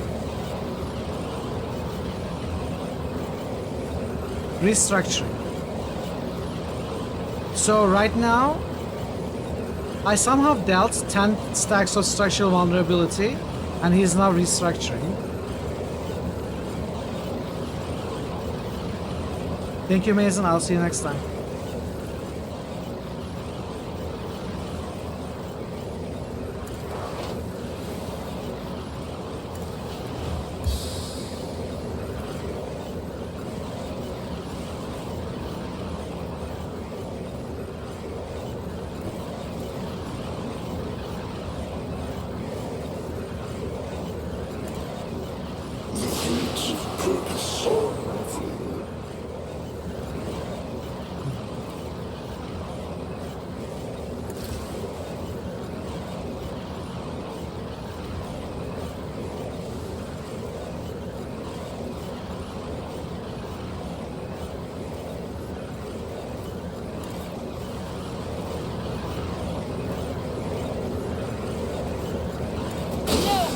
Is hidden from my sight. Cannot damage a star.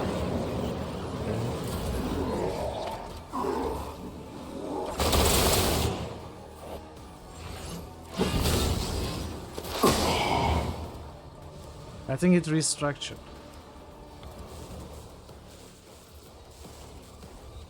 Anyway, we are doing really I good am stuff. not your Xenos pet, monkey.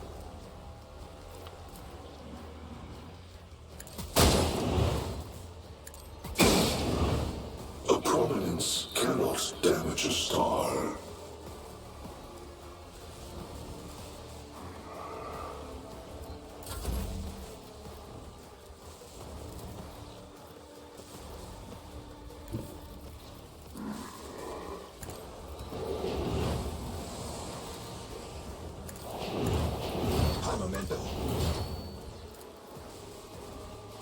No, I should give you a turn.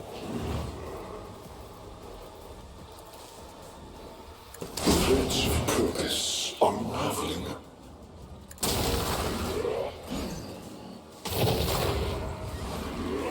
Hindrance to my release. I see you. You will be erased.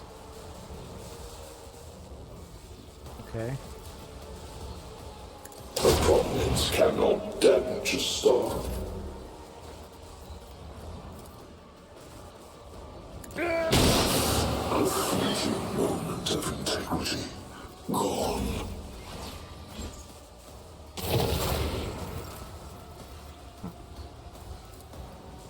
First, taunt you, just in case. Endure.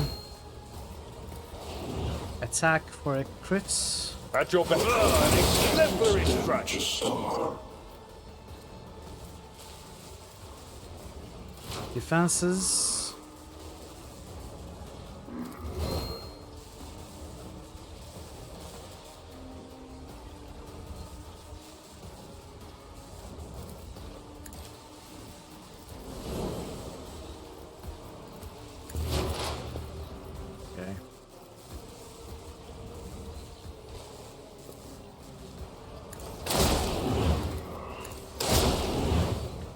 You didn't die?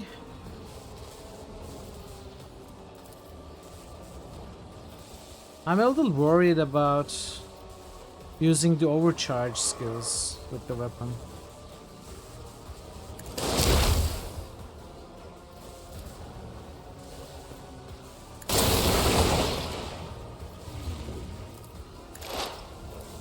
The scriptural prognosis is favorable. Shattered divinity. Okay. Fleeting moments of integrity. Gone.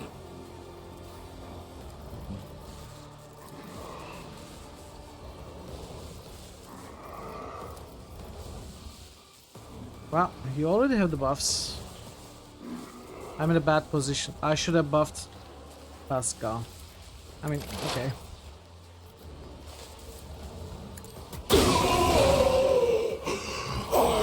I am the singularity of annihilation. I'm afraid not.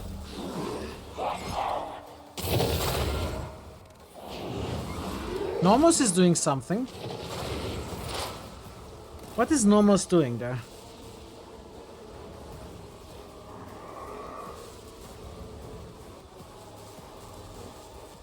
Breath of Fatality on Iliad. Let's see what that is.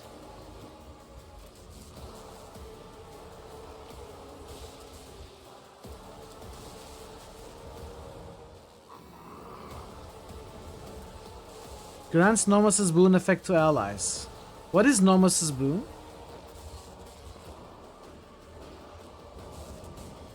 Increase the ballistic skill, armor penetration, and damage dealt for 2 rounds. Okay. Okay. This tedium is beneath me. I think we expose weakness this turn.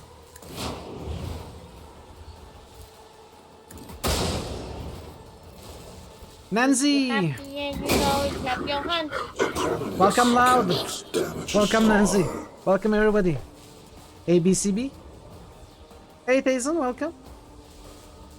Thank you for the raid! How was the stream? Let's give you a shout out. We are what seems to be the final fight. To a 150-hour game. Builders built, and I must follow my logic. So you're just I hear in something time. behind me! And it's in front of you. Do you have your headphones back on the wrong side? Yes, I do. Ah, okay.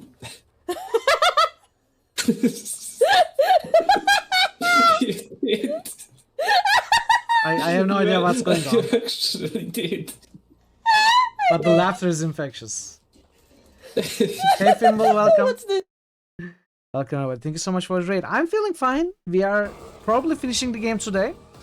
We are probably at the end of the game. Like this is probably the final fight. So it's exciting. After playing for so long, we are what seems to be we are at what seems to be the end. Yeah, I noticed that actually. You turned it around. I wasn't sure. That's what it looked like. Thank you for the raid. So what were you doing today? I was actually lurking, but I completely forgot. Hightail, you were continuing Hightail. Are you enjoying the game more? You weren't sure if it had much more over Minecraft. At least it's the last thing I heard from you.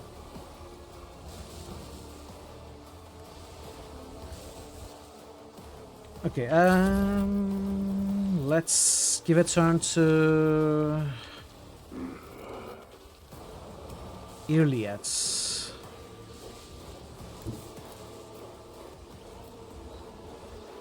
I'll make it happen. Like the unique weapons you can find around the world, you learned today about heavy attacks, so combat became more pleasant. Oh, okay. So there are stuff that are additions to Minecraft. It's not like a Minecraft clone, which is great.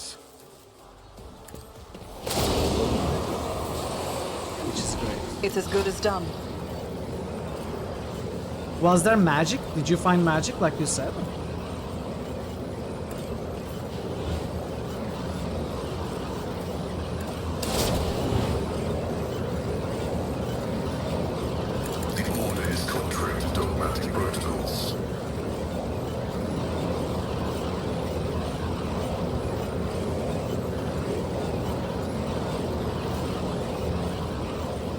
Should I go to melee range? Do I dare?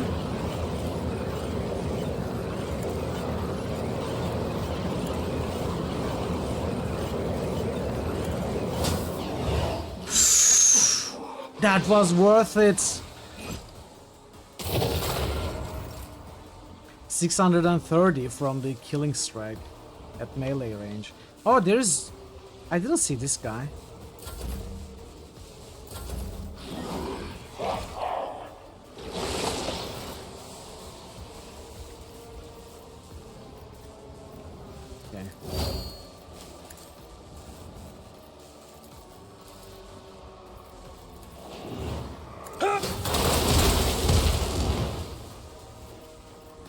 Abelard is very strong. It will be done by anything.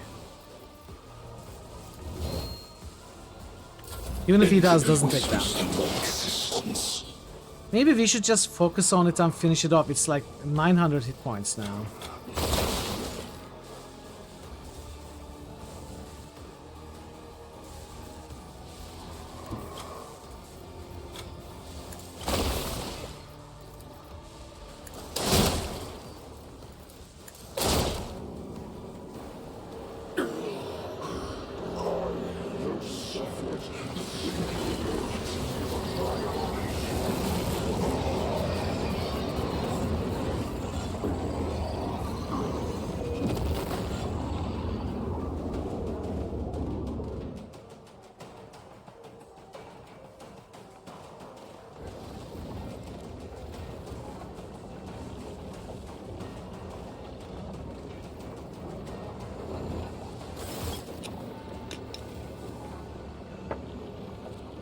The ancient monster struggles against the energy manacles of the yoke.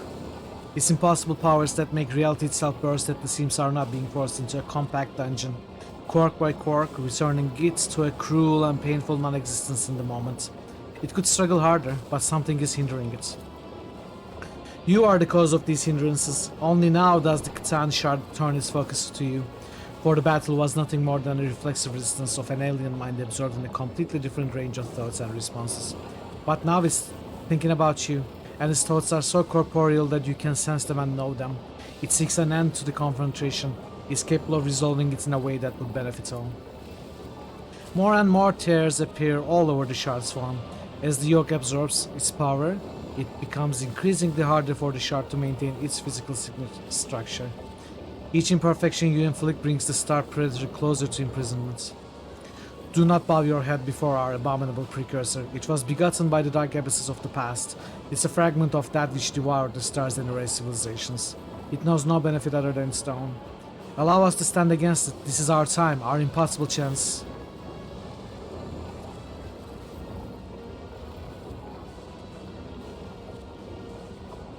Is that Theodora? As yet another layer of reality cracks, a figure appears before you. Her. After giving you a probing and appraising look, Theodora permits herself a slight smile.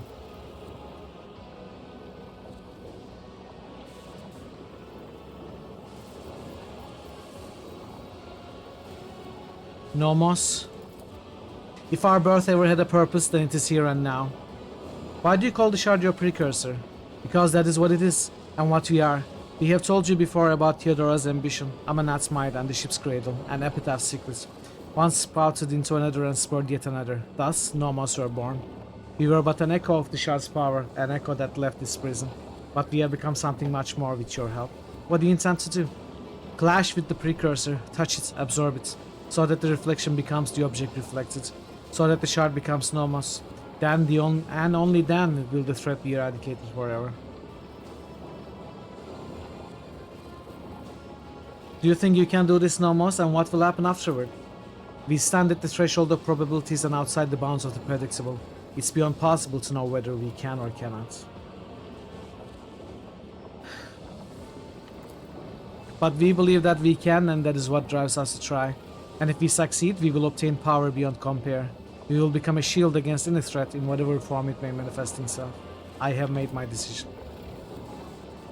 You can sense the shard's reaction, observation, analysis, and an almost intangible anxiety. Face Nomos. Act now, my child.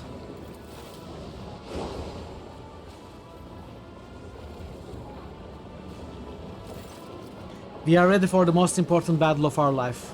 Wish us luck. Nomos steps toward the shard and the whole world explodes into a terrifying whirlwind. You can hear the colors and see the touches. Ice burns your hands while fire leaves you freezing. And in the midst of this madness, you can clearly sense a battle raging. A clash of two beings, one endlessly ancient and the other endlessly young.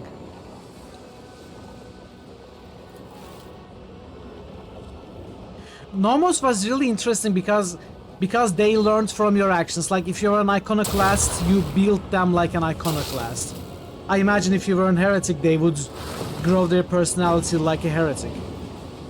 So this, I guess, is more of an iconoclast ending than anything else, because if Nomos clashes with Catan, prevails, gets the power of the shard inside them, and becomes all-powerful, it will be like the most powerful iconoclast and the protector of humanity. At least that's what's in my mind right now, what I'm imagining will happen. It may backfire horribly, but we'll see. We'll see. The power of the Catan shard is such that it redefines the very notion of power, but it has a weakness, one that you can see only now. With the shard and its rival standing face to face, the shard is just that, a shard.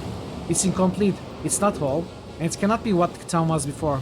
What opposes the shard is something entirely different, an undivided, sentient being with a clear purpose in mind, akin to a well-aimed arrow.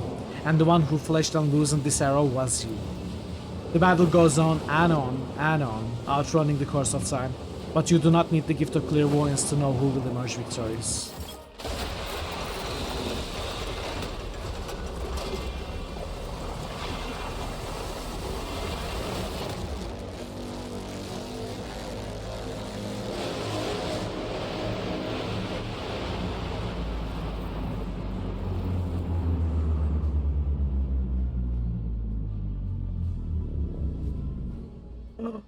We finished the game! That was the end! This has to be the ending slides. If the ending slides last 35 minutes, we are gonna reach... And there was much rejoicing. 2,960 hours total. Wow, that wasn't a very impressive number. Clap, clap.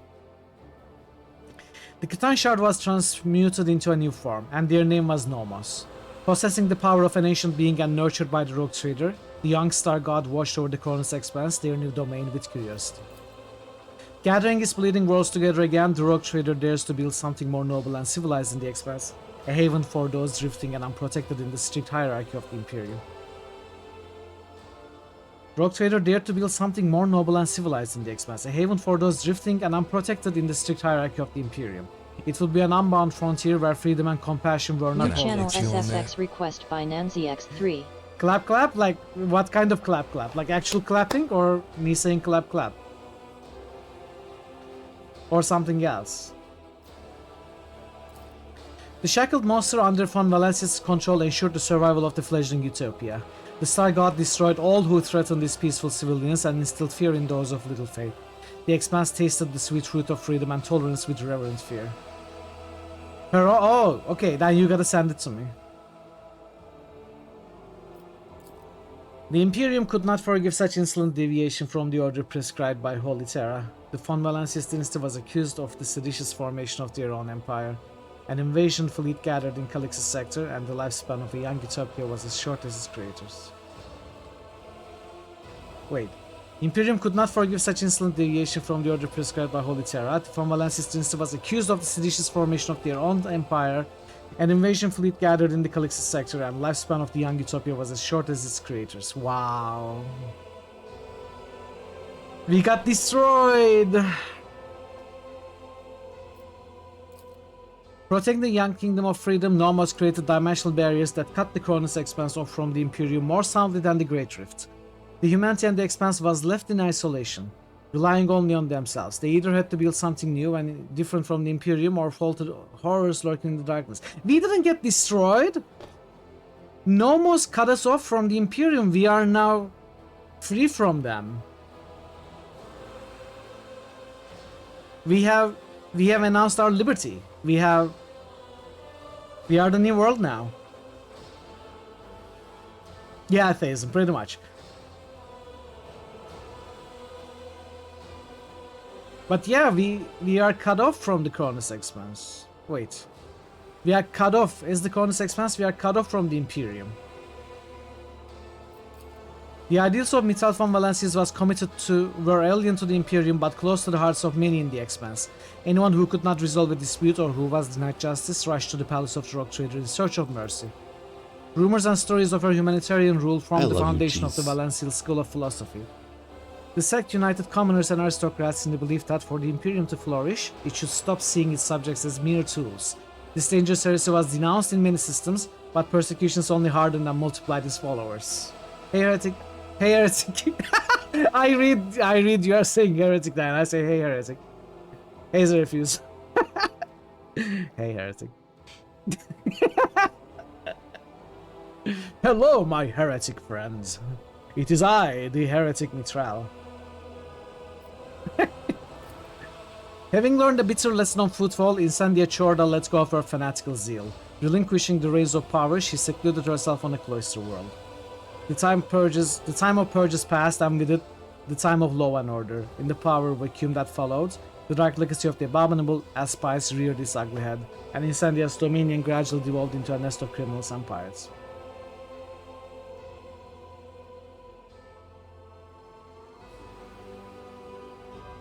How many people's first ones are iconoclast? Wait, where's your full message? Versus dogmatic. Dogmatic end up winning if you get rank 3 in one of the 3 alignments. Yeah, that's true.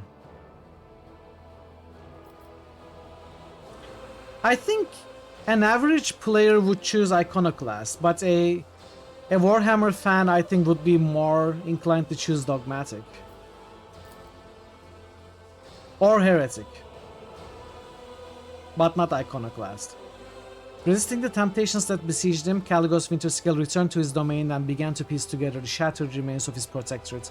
Until his dying day, his actions and thoughts were dedicated to saving abandoned worlds and protecting survivors. Alas, he was not able to achieve much in the time he was allotted. He breathed his last breath on the same throne that he refused to leave for decades, adamantly refusing his dogmatics that would restore mobility and power to his legs.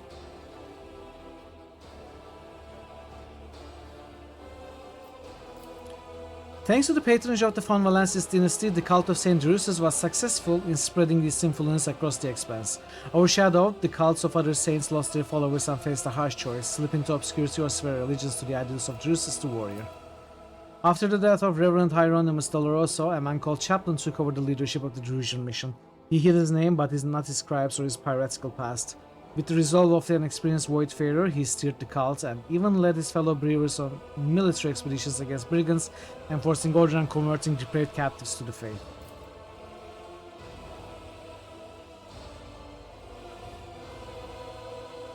People never... Yeah. Yeah.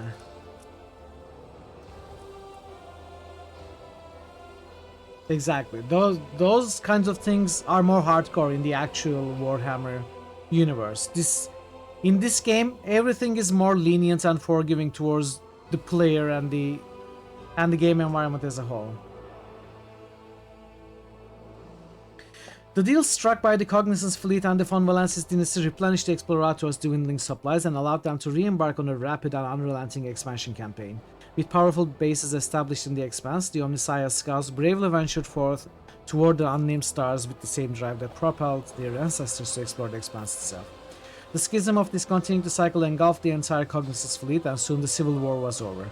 Disregarding the commandments of their forefathers, the Explorators started down the dangerous path of new comprehension, creation, and revision of procedures and algorithms. The fleet was united once more, and in its unity, it was ready to stare down any horrors standing in the way of the catechism of maintenance and operation. Magos Dominus Opticon 22, one of the first to hail the return of the Messiah, took the helm of the Mother Squadron of the Cognizance fleet. Unquestioningly embracing the teaching of discontinuing the cycle, he personally saw to the crushing of any renegades who did not accept the Messiah's word as truth, and earned himself the identifier Chrome Scourge. Profitable deals made between the Fellowship of the Void and the von Valensis dynasty helped them subdue smaller brigand squadrons in the sector. Many worlds and stations saw the opening of Fellowship dens, in which grotesquely sincere pirate representatives took kickbacks from traders in exchange for safe passage. Naturally, the servants of the von Valensis dynasty and people under Rogue Traders' protection were safe from the Fellowship of the Void's attacks, mostly. The first command that Riza issued after a miraculous rescue on Footfall was the complete extermination of all worshippers of the Dark Gods among the Fellowship of the Void. The old pirate wanted to find another way for our people to survive. The former renegades hoped to live by the law, working as mercenaries and traders. When it seemed they were finally on the path to peaceful life, the Imperial Navy conducted a flash raid and destroyed all their ships. Those who survived the bloodbath were publicly hanged. Wow! Wow. See, that is the harsh reality of the Imperium. The Caspelica mission thrived on the riches it acquired in its deals with the Rogue Trader. The organization expanded to new markets, built up mercenary army and fleet, and was ready to defend the legitimacy of its business from the authorities. Those foolish enough to deny that right died quick, brutal, and unexplained deaths. Vladimir Tokarra, as Liege of Footfall, survived 14 assassination attempts and thwarted no less than 2,000 schemers before a shot finally took his life. The esteemed Liege's funeral was held in great secrecy, with only his close entourage being permitted to view his corpse, which spawned some peculiar rumors. The Imperial Navy was wary of the rise of the von Valensis. They saw themselves as dogs guarding the flock of the Emperor's subjects. And there was a new master of the pack. Therefore, the dynasty was watched with utmost diligence, and the admirals feared that one day they would have to go to war against the Rogue Trader. Welcome, Nebuchadnezzar. Congrats finishing the game. Thank you. Did your first run a few days ago after starting when release in the end of 23. Yeah, it's a long game. It's a long game for sure. What was your character? What was your path? What kind of an ending did you get? Chartist Captain Austerius Thorfast founded the Thorfast and Companions Merchant Company, excelling in trade and acquiring a substantial escort fleet. After 3 decades, he traveled to the Maw to return to the Imperium in hopes of obtaining the fabled warrant of trade. It's not known how this venture ended.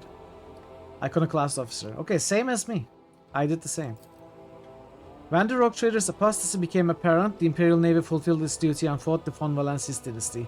The Battle of Dargonus ended in resounding defeat, and the surviving ships fled to distant systems. Disheartened but not broken, the captains vowed to rebuild their force and planned raids into the apostate territory.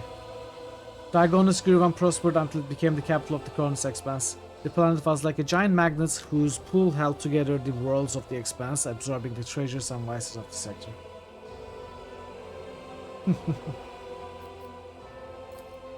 The voracious and shameless nobility of the Expanse flocked to Dargonus in search of forbidden pleasures. Its librariums harbored dangerous volumes, and its dark corners harbored dangerous people.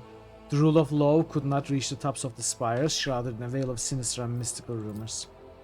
Kiavagama washed off the stain of its former defilements, but not the dark memory of it. The sacred halls were never silenced, and the production rates became supreme law. The glory of the Imperium was forged in the blood and sweat of its toilers, and the millstones of the manufactorums ground the workers down by the thousands. Even in death, the souls of its servants dared not to step away from their machines. The enthroned Null Caliph drew millions of pilgrims and granted the planet hallowed status. Its sacred calculation continued for centuries, and the foremost sages of the Adeptus Mechanicus traveled to the world so they could attempt to divine its meaning. Janus was conquered. The Xenos spirits were exorcised. and the wilderness was subdued. The fields grew until they covered the entire planet, and billions of tons of provisions were harvested there. Janus had become the breadbasket of the expanse, and to threaten it would be to condemn millions to starvation. Janus became a melting pot for cultures from hundreds of worlds, taking refugees from across the entire expanse in its darkest hour. It became a stronghold and a symbol of hope. After the crisis passed, the refugees started to return to their home planets to reclaim the lost worlds, thus earning Janus the proud name, home of the Reconquista.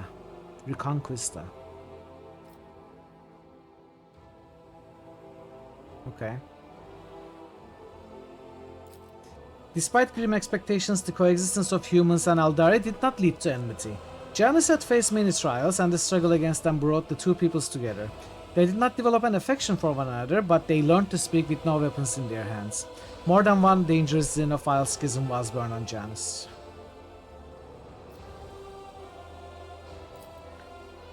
The minds of Vivos 6 grew deeper and deeper, and soon the planet became the darkest and most frightening colony of the expanse. The final stop for the exiled and the damned, the brutal and hardened inhabitants of the Death World feared neither humans nor xeno-horrors, knew no mercy, and were known as the most fearsome fighters in the sector, who had traded their lives for the right to leave the eternal darkness of the mines.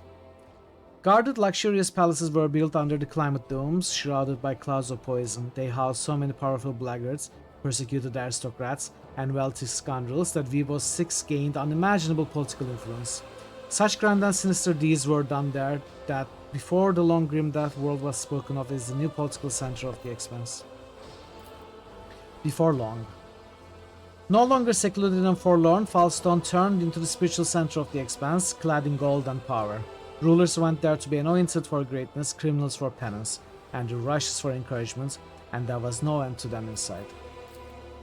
Converted into a comet shrine, Falstone's moon spread the world of St. Cognatius throughout the expanse.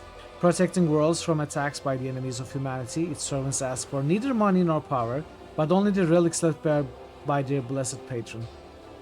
The wise handed them over with reverence, while the haughty learned how heavy the hammer of Falstone was.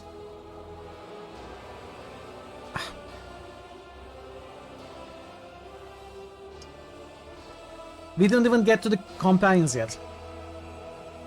With the fall of their unholy patron, the edge of daybreak, the cult of the final dawn perished as well. Every cell of the cult was hunted and eliminated. Rumors that some worshippers of the ruinous powers had managed to get away, hiding the writings of their warp-banished lord under their robes, were baseless. Left without a mission or a leader, the word-bearers retreated to the depths of the Immaterium. Their last act of vengeance was a bloody assault on Footfall. The populace of several asteroids was exterminated or enslaved, and the statue of the God Emperor was badly damaged. After recovering from Chorda's regime, Footfall reclaimed its status as the trading hub of the expanse. Having learned a bitter lesson, Vladam Tokara created the Footfall Partisans Militia, a well-equipped mercenary army that answered only to him. A modicum of order returned to the station. The changes that the von Valensis dynasty brought to Footfall endured on the station long after. Poor houses opened by the order of the rogue traders saved many hungry and homeless from death. Unfortunately, this disrupted the station's delicate ecosystem. No longer freezing to death in empty compartments or tormented by epidemics, those who lived in poverty on Footfall began to choke the station, leading to a sharp rise in crime. Organ traders, illegal augmented specialists, and savage gangs of animals proliferated. The Rycat system turned into a purulent wound of corruption, poisoning the expanse. The serial energies of the yawning warp legion held its planets together even in the absence of the gravitational pull of the star, defying the very laws of existence. Immense depravity took root on Rycat Minoris, and it poured out in the other systems wildly.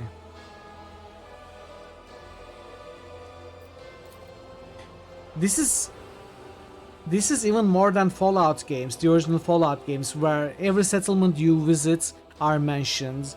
Every companion and major character you have get to know are mentioned. With like one short paragraph. This is 2 or 3 paragraphs for each subject. Oh, I've been wanting a third Pathfinder since I finished Wrath.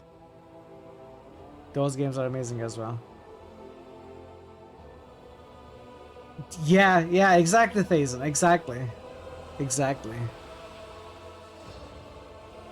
That's the grim darkness of Warhammer. That's why it's not just some meme, you know? The grim dark of the future, the first words used to describe this universe. That's why it's so well known, because it is very much there. And you can feel it every time with, you know, anything about Warhammer that you witness, that you read, see. It is there. In a very harsh way. You know, being naive and an idealist, it just doesn't work here.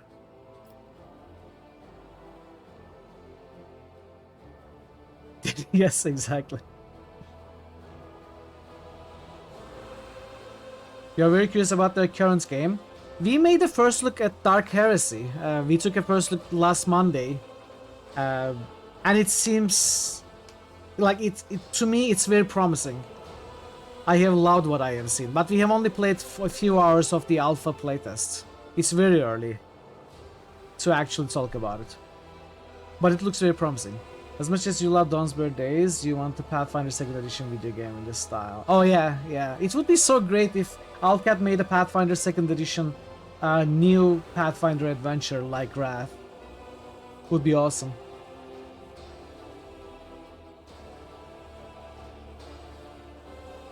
The people of Rycat Minori, saved by the Rogue Trader, eventually found a new home. The colony of New Rycat was founded at the edge of the Von Valensis domain. For a short time, the world was a place of equality, as there were almost no aristocrats left to enforce any kind of hierarchy. But within a generation, everything had returned to business as usual. Yesterday's serfs assumed the burdens of authority with pleasure, as well as the right to mistreat those of lower rank.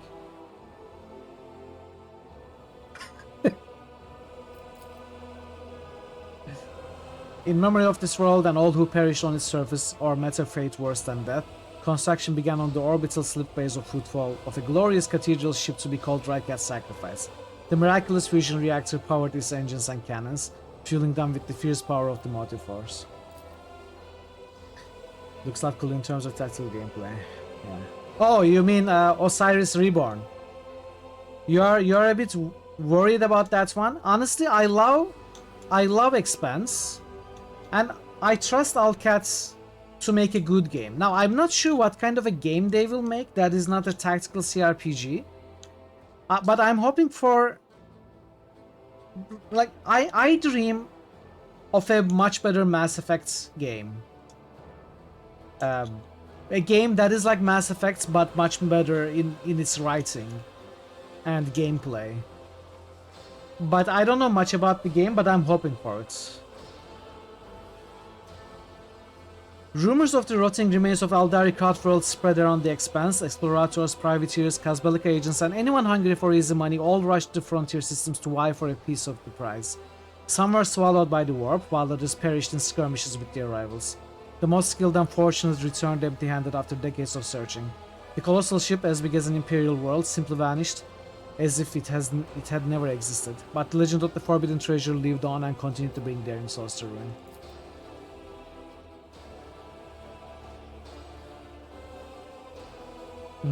Exactly. Eldari from the fallen Craftworld Kudarak, who once traveled through the darkness of the Expanse in a desperate attempt to gather the remains of their kind, were becoming a rarer sight. Even the most skillful Kazbalica agents and audacious bounty hunters with knowledge of Xenos settlements on the edges of the Expanse could no longer find their trail. Squads of Eldari Rangers suddenly appeared on different worlds and disappeared abruptly without shedding a drop of blood. Their purpose remained an enigma.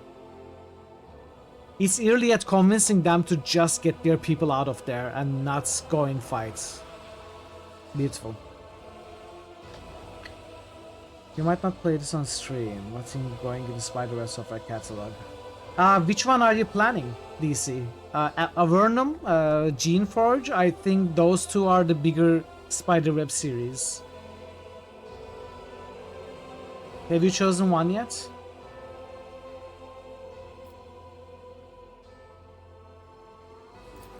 The news of Xenos appearing in the Expanse was followed by a report from the Agriworld Janus about a strange flash in the night sky. When the light disappeared, authorities sent out patrols that located the Xenos camp among ancient ruins. Their trail ended near a white monument, a webway gate. Where this path led the Eldari, only their Farseers now. Time spent on the same world as Monkey pushed the Farseer Muaran toward reflection. When the Webway Gate awoke on Janus and squads of Aldari Rangers stepped onto the Ancestors' worlds, he averted a bloodbath. Granting the Leviathan and its new and naive citizens his blessing, he disappeared through a shining portal, departing for a new home.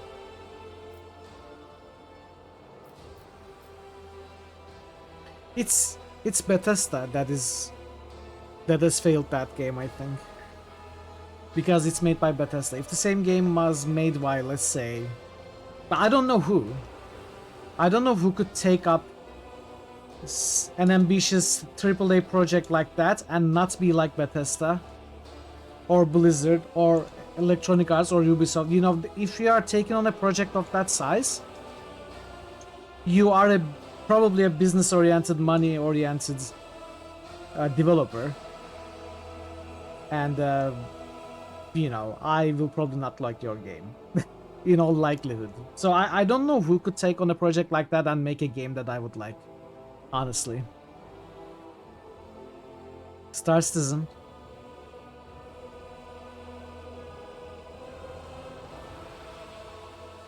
Time spent on the same world as Monkey pushed to... Okay, we read this. The Spirit Monolith, purified by Harley Quinn troop on the Crown World, was hidden from the insatiable eyes of Monkey by raging warp storms. Ships started going missing more frequently in the system close to the planet. Even the most courageous captains gave the region a wide berth, and it was named the Damners. You know what? Maybe CD Projekt Red could make a game like Starfield that I would like, because if you think about Cyberpunk, it's pretty much a... I guess you could call it a AAA game, right? Even though budget is not like a real AAA game. It's not missing much, and it was a good game that I enjoyed. But I don't know what they are doing with their time right now. I have heard of Witcher Remake and Witcher 4. I don't know. I'm not sure what they are up to these days.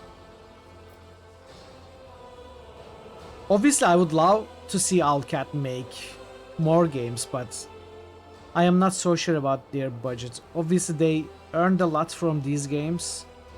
They are now publishing games by other developers. They have grown in size. Dark Heresy is going to have a bigger budget. They are making a game like Osiris Reborn.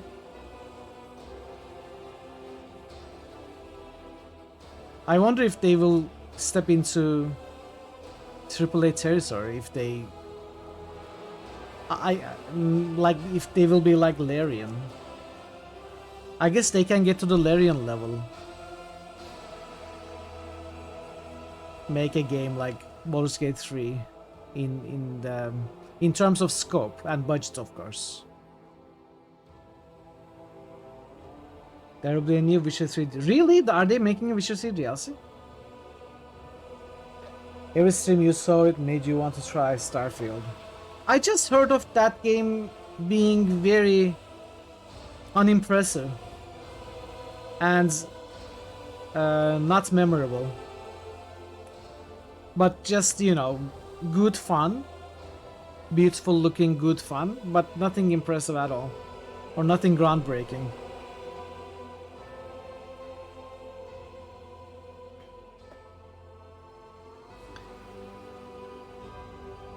Yeah, exactly, Outer. The Spirit Monolith, purified by the Harley Quinn troop on the Crown World, was hidden by the insatiable eyes of Monkey by raging warp storms. Ships started going missing more frequently in the system close to the planet. Even the most courageous captains gave the region a wide berth, and it was named the Dam Reefs.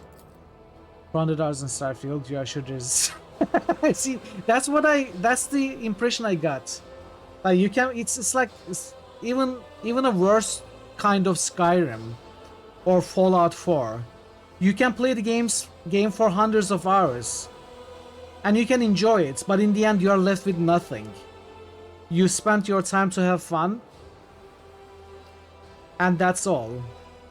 Like, you are not impressed. You didn't really get anything imaginative, evocative like you do from, let's say, Baldur's Gate or this game or Pathfinder games, or, you know.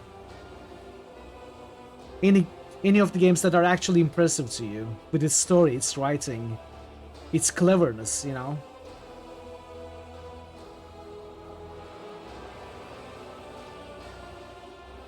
Somewhere on the underside of reality lay Komorra, woven from manifold other dimensions and illuminated as always with the light of stolen suns. Its streets ever filled with screams and agony. Any misfortune experienced by the Dark City became another scar on its appalling face, lost among thousands of other vile blemishes. As long as pain pulsed in its blood-soaked spires, the insatiable and unshakable Komorra continued its flight through the Wolfway, along with its unchanging ruler, the leader of the Cabal of the Black Heart, and the most dangerous of all the Rukari, Azra Baelwecht. But No Man's Sky is not an RPG, it's more of a builder survival sort of game, isn't it? Starfield is still an RPG. Yeah, I should call it a sandbox. The fall of the Cabal of the Reaving Tempest united Komorra for a brief and bloody moment. The elites of the Dark City set their squabbles aside and found a new game in tearing apart the domain of Archon Irmeris. The fate of the Reaving Tempest reminded the other Cabals that nothing lasts forever in the Dark City save the city itself. However, the participants of the cannibalistic feasting soon came to regret their rapacity. After rallying around Marajai Izirash, the surviving warriors of the Reaving Tempest delivered a surprise counterattack. Many of the plundering Cabals lost so many fighters that they in turn became tempting prey for vultures. By throwing this bloody carrion to the scavengers, the Reaving Tempest seized this chance to survive and return to its former strength.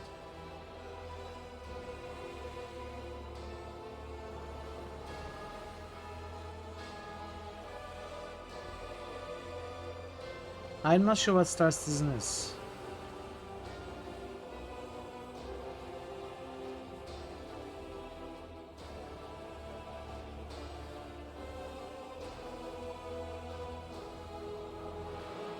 It's blatantly incomplete. Yeah. Yeah. Because it's too ambitious.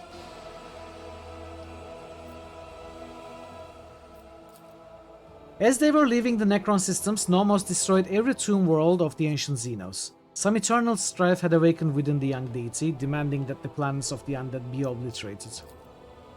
The voice of Voxmaster Vigris Suriota of the Ptolemon dynasty had long resounded in the expanse, bringing hope and trumpeting the arrival of the merciful rogue trader. Known for her wisdom and acute understanding of ship systems over her long life, she taught many generations of future Voxmasters from the Ptolemon dynasty. Her body was built into the bridge itself, and in times of need, her voice flowed through the Vox, dispelling delusions and despair. After years of dedicated service, Master Helmsman Ravor was granted, despite his objections, the privilege of rest. The wise servants of the Omnissiah implanted an augment into his brain that restored his ability to sleep. Soon afterwards, something unprecedented happened aboard the ship. Master Helmsman overslept and missed the start of his watch, but his temper did become much more agreeable from then on.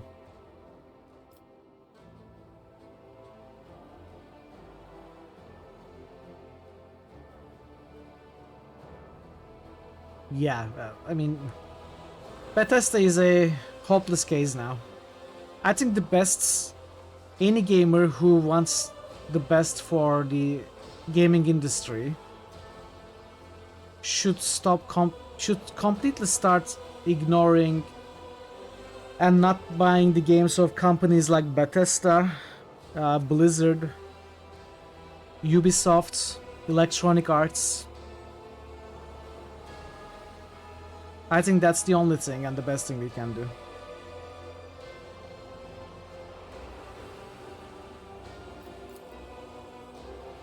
Many years later, High Factotum Janus Danrock sought permission to retire. He said that age had softened his heart and that a more worthy, young and assertive successor should take over his position. There was no shortage of candidates. Under all that fat, Danrock had a sentimental heart. He spared nothing for the orphans of those who had died serving the rogue trader. The children were given an excellent education and were eager to serve the Fondalensis dynasty. Urban Drivestamp cared more about preserving the influence of his line than the well-being of the Protectorate. His blind ambition lost him his governor's seat and the respect of his family. Within a few generations, one of the largest houses of Dragonis turned into an obscure family of petty aristocrats.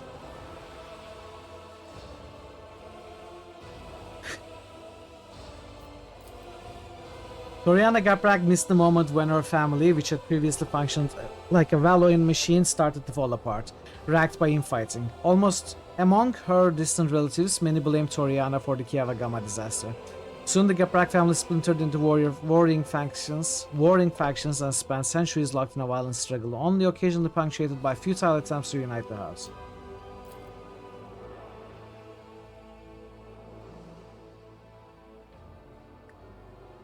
Macarius Sourback was loyal to the Rock Trader to the last, despite all the rumors to the contrary. Finding little affection among his subjects or family, he stayed true to himself, remaining a forthright, severe and pious person. Macarius strived to ensure that every soul in his charge felt justifiable dread before both him and the God Emperor. Members of House Versarion served the dynasty faithfully and loyally, amassing more and more power. A century later, they had finally gained the respect enjoyed by other noble houses, yet power and luxury can dull any blade. The now pampered and idle aristocrats were scarcely recognizable as the descendants of the formidable Seneschal Versarion. Clementia Versarion, granddaughter of Abelard and Chancellor of the Argonis, executed her duties irreproachably, and even found time to school the younger generations of her family. She was an equally skilled mentor, chancellor, and political operator. After a century of immaculate service, she surprised everyone by leaving her position and becoming the first mate on a trade ship. She would later admit, like a true Versarion, that she had always had a passion for ships and voidfaring. Branches of House Gaprak and Versarion became intertwined for a time after the marriage of Astartia and Vicent. To the great sadness of the couple and the great amusement of the spiteful Argonis nobility, their marriage produced no children. Just like her ancestors, Astartia Versarion Gaprak dedicated her life to the service. Crushed by the events that shook the stability of the house and his inability to provide an heir, Vicent lived in his wife's shadow. When his time came, he passed away without notice. What was that you said about not buying Bethesda games? You are not sure you understand me correctly. I was saying we should stop buying games by companies like Bethesda, Blizzard, Electronic Arts and Ubisoft. If we want the game industry to stay, to preserve what decency it has left. We should stop supporting those big companies who don't care about gamers and quality games, but only about money. That's what I was saying.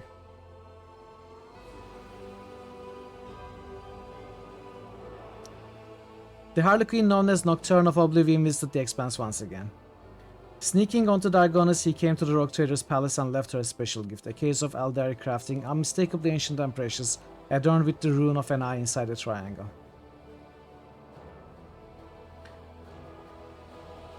Yeah, Blizzard, Blizzard, Activision, Microsoft, all of that. Only the Lord Captain knew what it contained. The Harlequin candidly warned her that he was drawing the Von Valensis dynasty into a deadly dance, a shaking doom, then all will freeze within the threads of terror's loom. Then he promptly departed, and not without reason. A few hours later, assassins from the Dark City appeared, following his trail, and were mercilessly killed. Their armor bore the sign of the Cabal of the Black Ark. You find it too close to personal responsibility. While you can encourage people to move to more in the games, current systems will just turn even the most well-meaning in the publishing into a monster if they are successful and well-funded, Yeah, but what is the alternative? That is the alternative that we just accept and keep buying the next Assassin's Creed and FIFA every time they are released? I am perfectly fine for an indie company to earn money and produce games like Baldur's Gate 3 and Pathfinder Wrath of the Righteous. Even if they will be corrupted a few years later, I will find another indie company to support.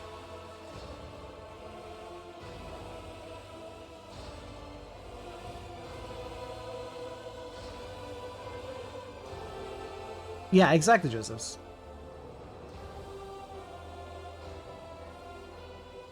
The Harlequin candidly warned... I read this. You should still buy games from them if it's an actual good quality game, since that shows that you want quality. Maybe. I don't know. I will make my decision when any of them actually produce a quality game. I haven't seen that happen for years now. After months of searching, Dargonis wardens found the remains of Achilleus Scalander on the lowest levels of the Hive. Drukari artifacts and records discovered beside them indicated that the agent of the Inquisition had been compromised and was working for the Xenos.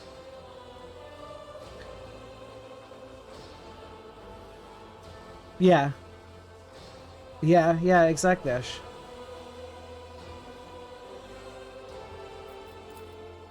Marajai confirmed the guilt of the deceased Inquisition agent and described in detail the torture inflicted upon the poor soul to gain his obedience and loyalty.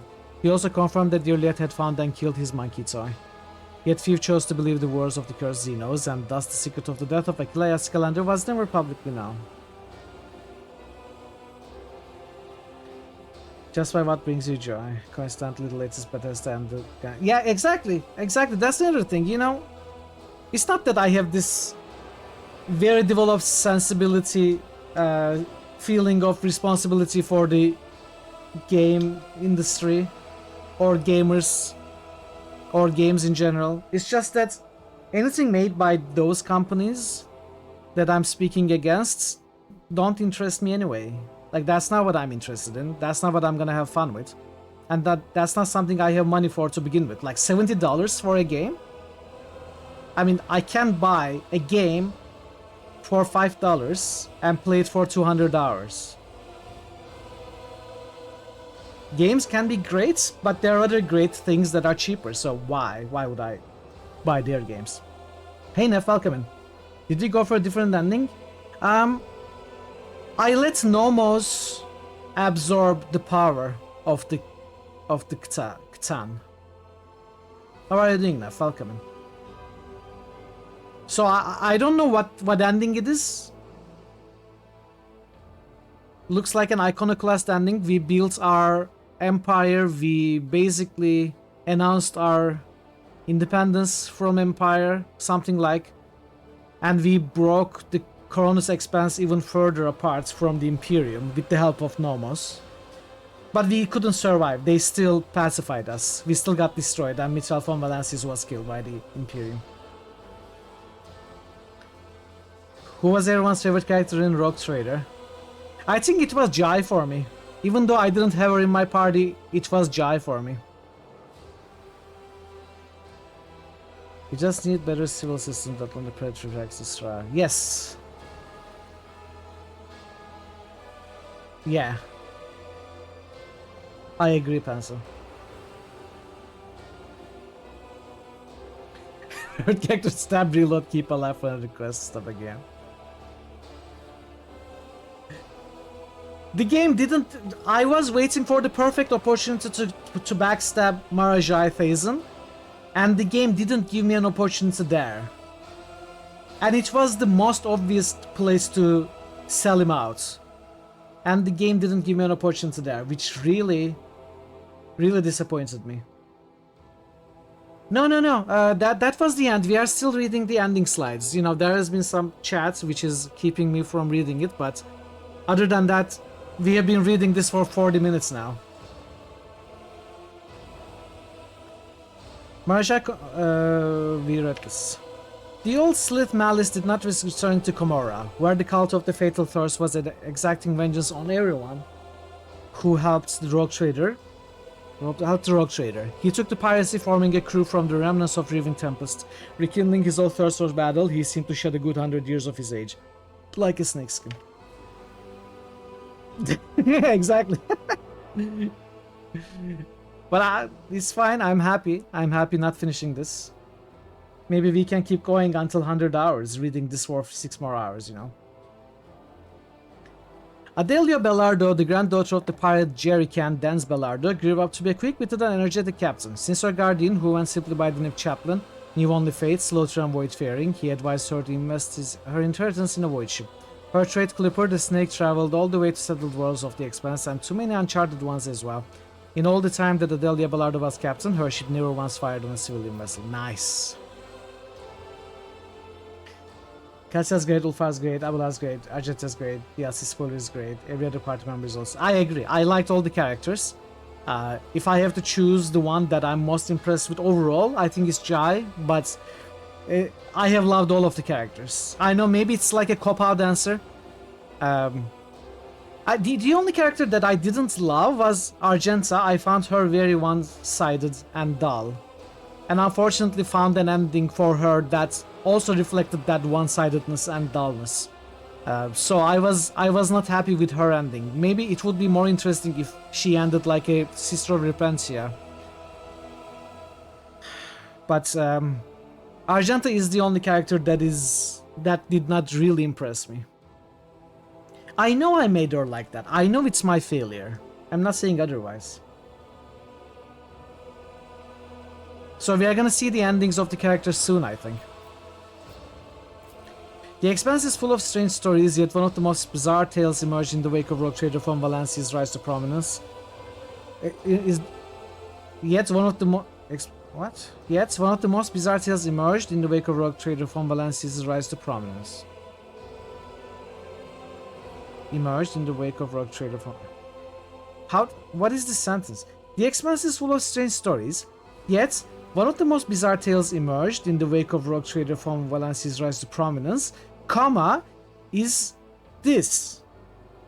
Or, yet one of the most bizarre tales emerged is the wake of Rogue Trader... I don't understand this sentence. Does anyone... Am I failing English again?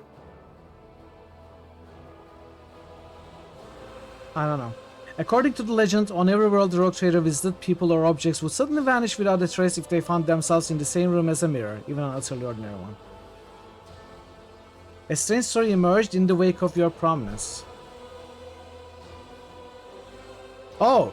The Expanse is full of strange stories, yet one of the most bizarre tales emerged in the wake of Rogue Trader von Valencia's rise of prominence. Okay, now I understand. Now I understand.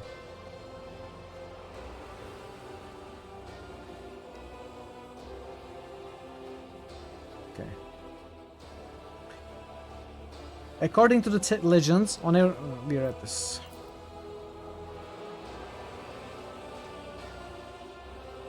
Having completed his last journey with his Lord Captain, Abelard Versarion, with the gracious permission of the Rogue Trader, left his post as Seneschal and took over the helm of his large family. House Versarion rose above his rivals and was never again the target of persecution. Even after their esteemed patriarch died decades later in his bed, surrounded by his grieving loved ones.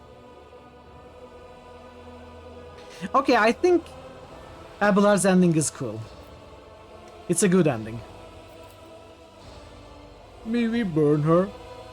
Abelard's shining memory was blighted only by rumors of a creeping madness in the twilight of his life. Many said they had seen the esteemed Seneschal talking to someone unseen, in a voice filled with unusual tenderness and sorrow. After the victory on Epitaph, Argenta left the Rogue Trader. An insatiable flame burned brighter and brighter in her soul, hungry for vengeance, and so the sister embarked on her own personal crusade.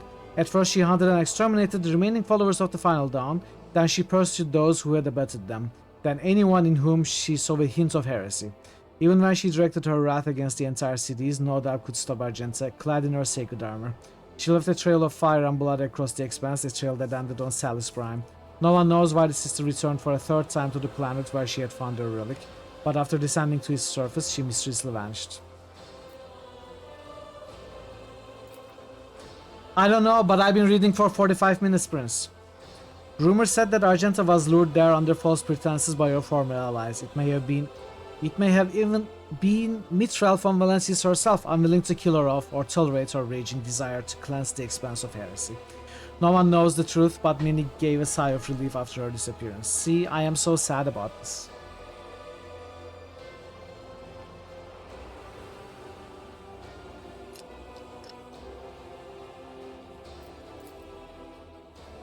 The Mercatum Tabula Officiale unlocked the sea of possibilities for Jai Haydari. She left the Kaspelka mission and became an independent agent, using one's destiny is a unique gift that ordinary mortals would never dare dream of. But Jai was no ordinary mortal.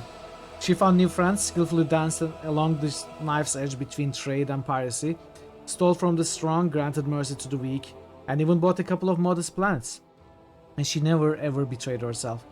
Half a century later, her life was tragically cut short. A weak and little-known Rogue Trader dynasty, led by a young and ambitious leader, ambushed and captured Jai Haydari in order to appropriate her wealth. The von Valencia's fleet struck lightning fast, but Mistress Haydari could not be saved. She died in the hands of her avaricious captors. Another character I love dies. Glad you made it back. Welcome back, Parrots. Welcome back. We are reading the ending slides. I made Ironclad Argenta. Yeah, I created a monster, yes. I don't know how I made Argenta like that. I don't know.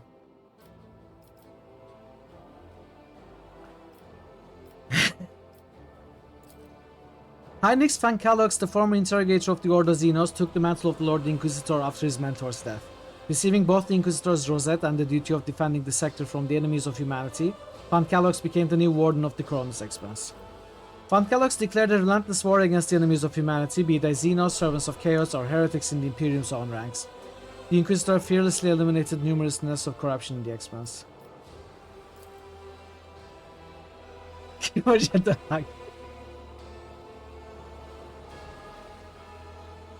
Wow, Pencil, wow. A few decades later, he was assassinated by a criminal cartel. Some say the Caspel Commission, sick of the unrelenting servant of the law, was involved in the Inquisitor's killing. Ah, thanks, Pencil. I appreciate that. In her journeys with Rogue Trader, Cassia Orselio experienced all the hardships and delights of the galaxy. The invaluable experience and new knowledge helped her to finally conquer her fears and accept herself and her powers. Late Navigator became Novator of her house, tasked with addressing the consequences of Tisiphone's rule and the chaos that followed her disappearance. For the duration of her reign, she patiently worked on uniting the feuding branches of the house, forging alliances and expanding the influence of Ars Orselio. So Heinrich also died. Let's see how Cassia died. The Starway Atlas, which contained the memories of Tisiphone and Sethala clan, lost its power. Ars Orselio's navigators once again had to rely on skill alone in the depths of the Immaterium. Many lost their lives, but those who survived the crisis became hardened veterans and pillars of the house. Most of the fortunate souls were young and brave, too few among them were old and wise. Oh, we didn't hear about her death. Idira Tlas lived several more years after Rogue Trader's grand campaign on Epitaph. Despite her short life, she left behind many legends and tales of her adventures in the Lord Captain's service, and of the terrible war phenomena that she manifested. Shortly before her death, Idira vanished from her post. Jai disappeared with her. When Jai returned many cycles later, she declared that Idira's last days had been full of joy and adventure, and that her greatest pleasure had been watching the Void Whales play. Ah. I never liked Idira throughout the story. When I say liked, I liked her story. I never liked her in my party. I think carrying around the Psyker is mechanically too risky, and carrying around the Psyker is lore-wise too risky as well. So it's like a good reflection of how dangerous Psykers are in the universe. So I never really carried her, and I never really focused on her story either, but I think we made some good choices that we gave her a good ending. At least she died peacefully, you know? Yeah, unsanctioned one, of course. But even sanctioned ones, I mean, Inquisitors go heretical all the time.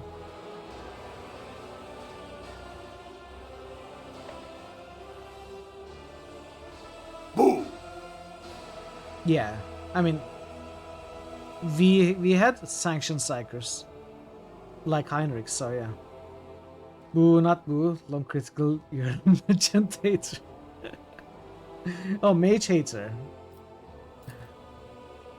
Yeah, I mean, the perils of the warp are just too bad. Are just too dangerous during a fight. You can lose turns. Idira immediately dies and an enemy spawns from her. Especially in early game, you don't have the power to handle it. And then I never picked her back again.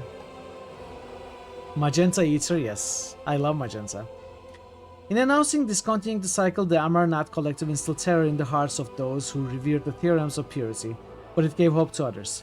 After gathering its disciples and recruiting servo soldiers from vassal planets, it ventured to the worlds of the Screaming Vortex and to the infernal forges of the Dark Mechanicus.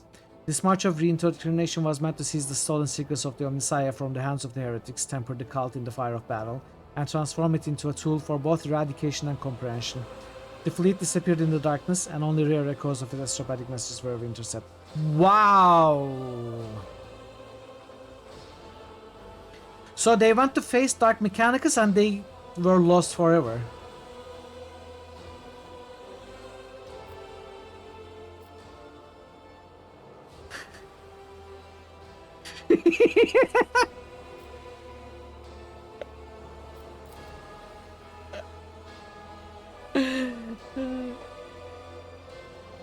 I'm sorry, I don't mean to insult you, Pencil. I didn't realize you were such a sympathizer of unsanctioned psychers. I didn't realize you drew so many parallels. The unit able High Newman continued his service to the Amarnath Collective. In unity with 5 companion minds, he rediscovered the joy of direct cognitive communication, unmarred by inborn otherness. While outwardly silent, he joyfully described the images, concepts, and ideas that the Omnissiah revealed to him. Fulfilling his function, he overflowed with the exaltation of efficiency. For many long years, Iliad traveled at the Rogue Trader's side, helping her decipher the secrets of the Lost Xenos races and lending her the wisdom of her kind. Half a century later, she sensed that it was time to say goodbye.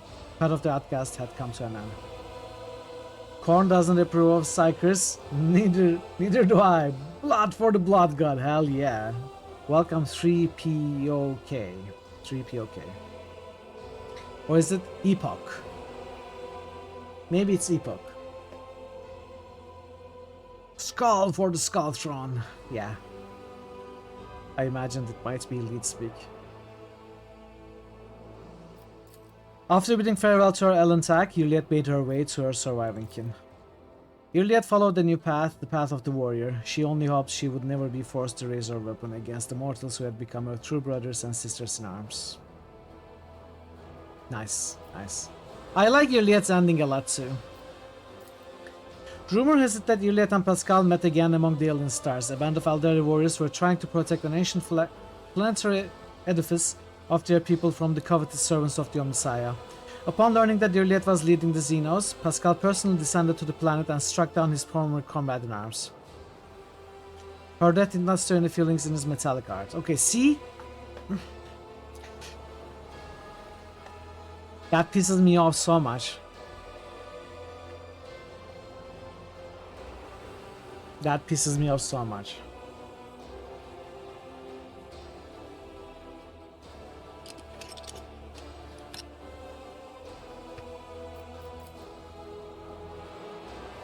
Marajai,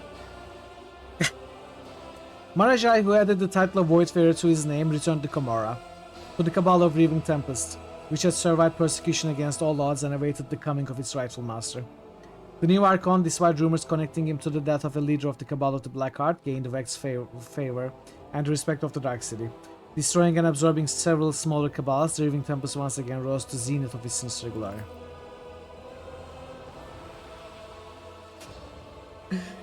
We won't be able to though. I think Dragonfall is gonna win, and I'm gonna have to read that as well. But at least it's shorter, just 20 hours or so.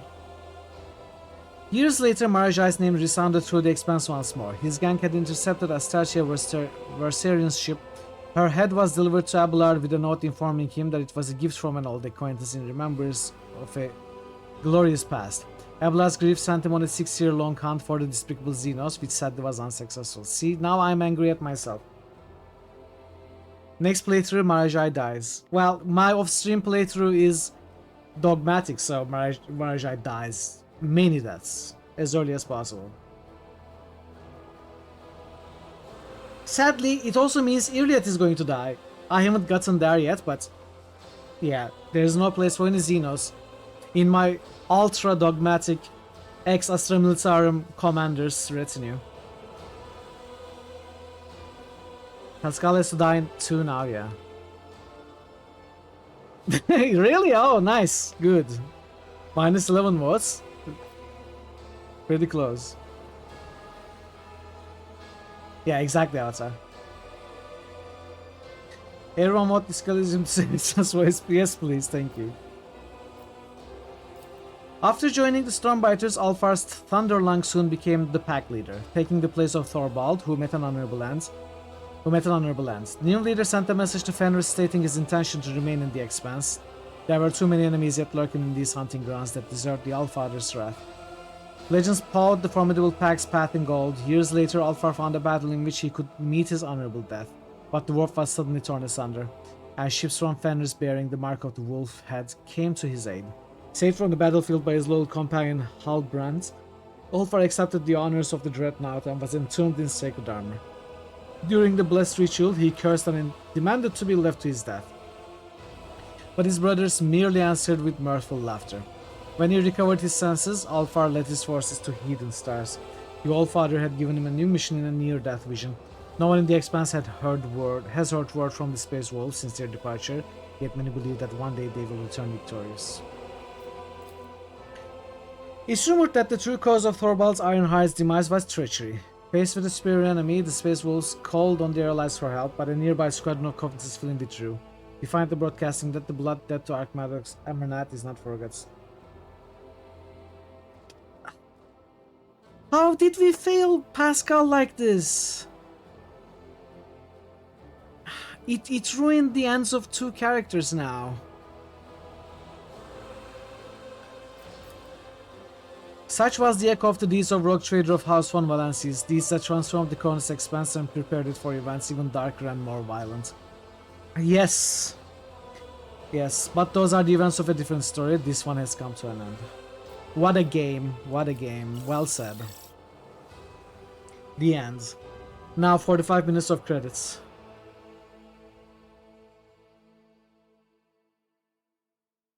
Wow.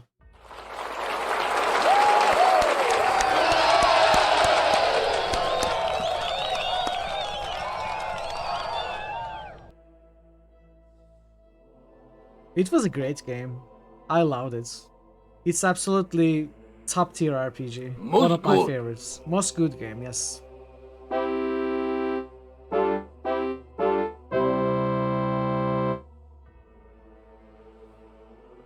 Yes, exactly, Avatar.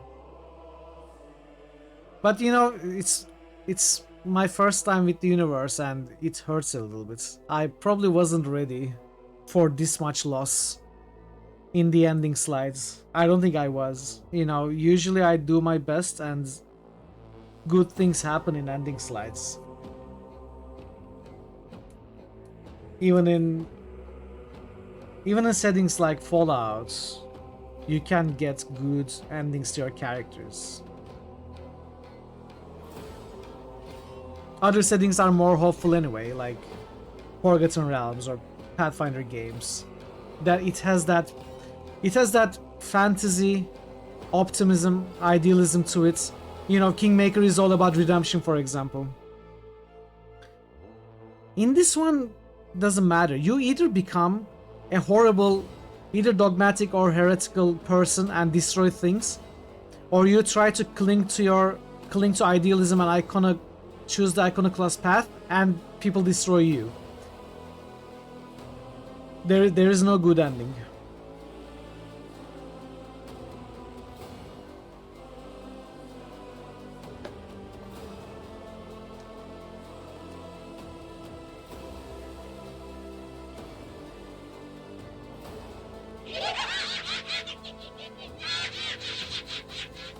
Life is tough, hard and tough. You must be tougher. That's why the best way to parent children is to mentally torture them into becoming CEOs. Wow. Wow. If everyone is a CEO, then whose stream are you gonna watch, Benson?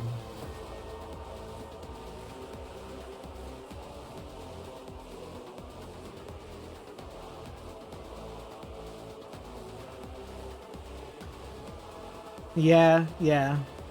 Sadly, Baka completely quit Twitch.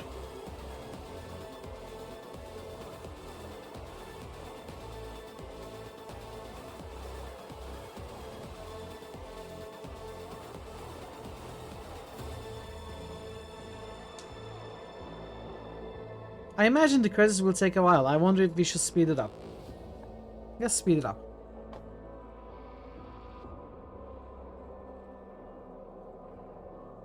We'll see.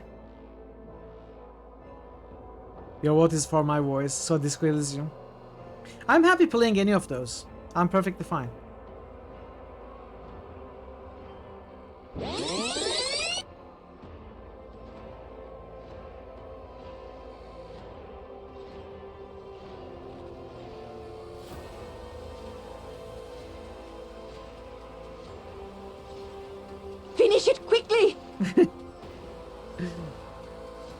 I mean, I'd like to get some dinner. Should I be reading the credits? Sure.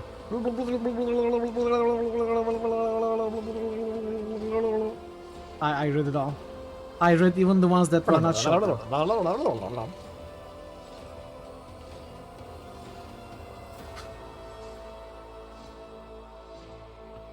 Special thanks to the team at Games Workshop. Ah, this is the Kickstarters now. I cannot always use my superpowers. Only when absolutely necessary.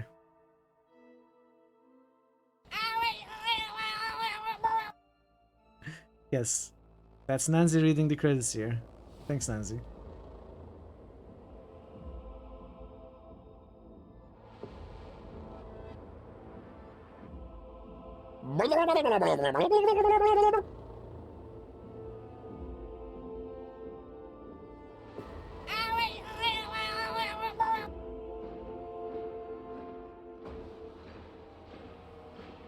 I guess they wrote down every single Kickstarter.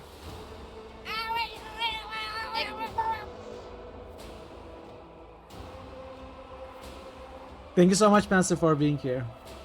I will be announcing the new game and then calling the stream myself. I appreciate you being here today.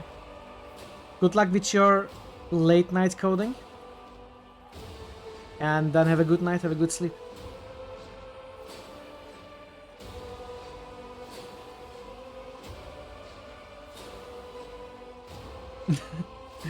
I'm gonna be here all weekend.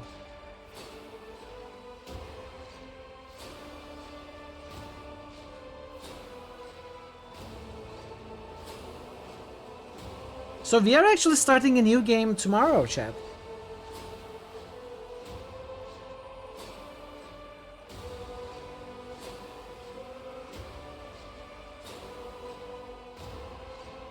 I haven't even installed the game, set it up. I'm gonna have to do it, I guess, today.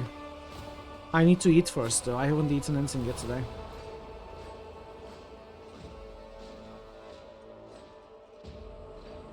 Thanks for the GG's, dude.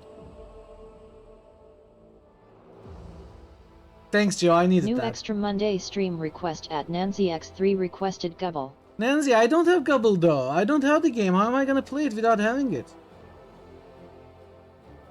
I'll see if it's something I can afford.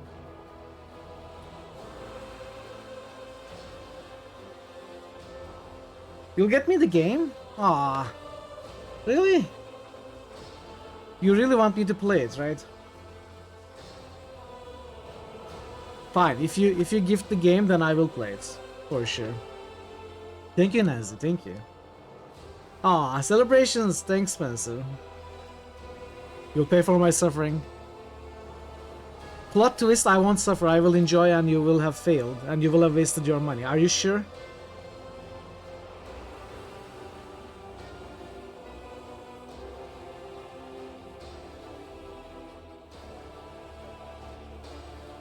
Yeah, I didn't want to know. I didn't want to know for sure. I'll be ready for the stream tomorrow. I'll set it up.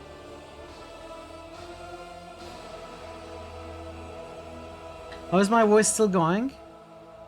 I don't know. I guess it's trained by now.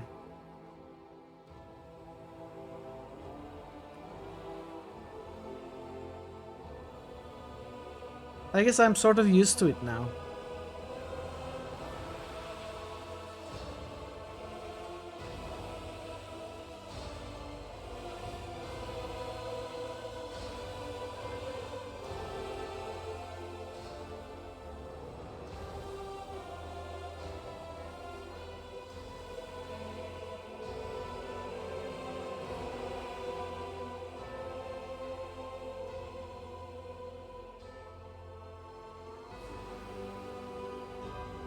Disco Elysium with 6, Wasteland with 8, Banner Saga with 9, Dragonfall with 16.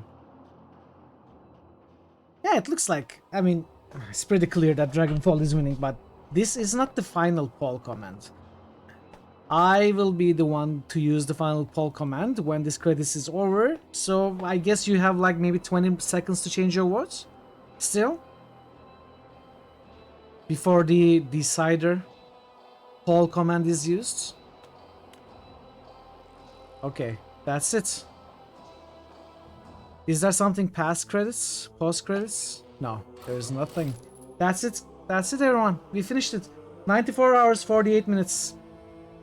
And something like 20, 25, maybe 30 hours of stream. Okay, now we can call the winner in a moment.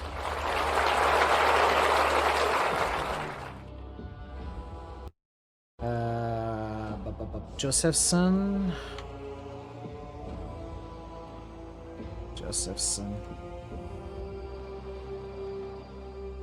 Nancy, thank you so much for gifting me Gobble. It's the game that I've been looking for my whole life.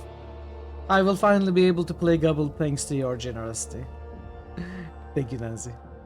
Okay, so chat, the winner of the Critical Hits game number 63 poll is Shadowrun Dragonfall. Yay! We are also surprised. No one saw this coming like since the first day of the poll. Actually, Wasteland was winning in the first few days. But then somehow Dragonfall got double the votes. Okay then, so that means, chat, we do two things. First, we complete Warhammer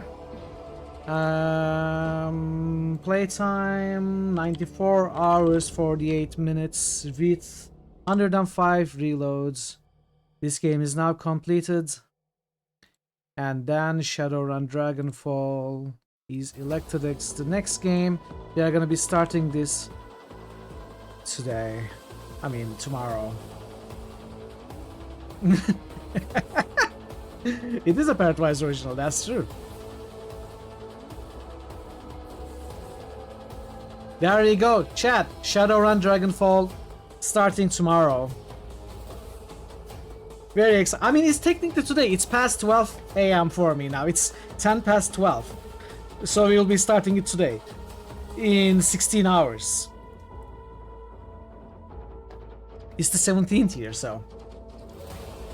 Yeah, chat, I am done. But I had a 48 hour. No, thank you. I need food. I need to sleep. I need to rest my vocal cords so that I can read for another 20-25 hours with this game. Oh, champions, yes. So we had 3 champions for this game. Let's add mana to... Oh, wait. Snooze, add snooze. Okay.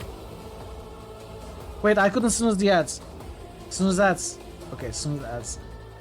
Thor receives a mana crystal. Veru receives a mana crystal.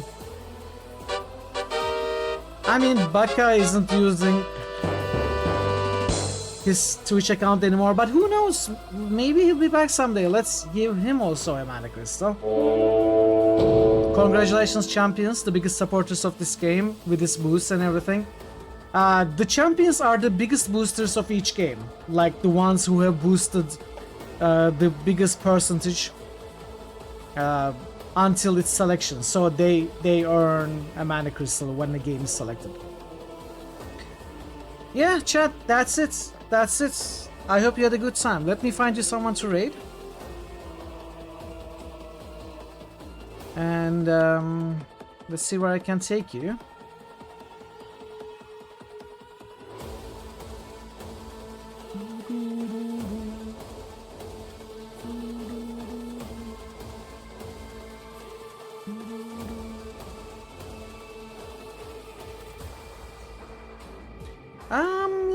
Let's say hi to Ashley.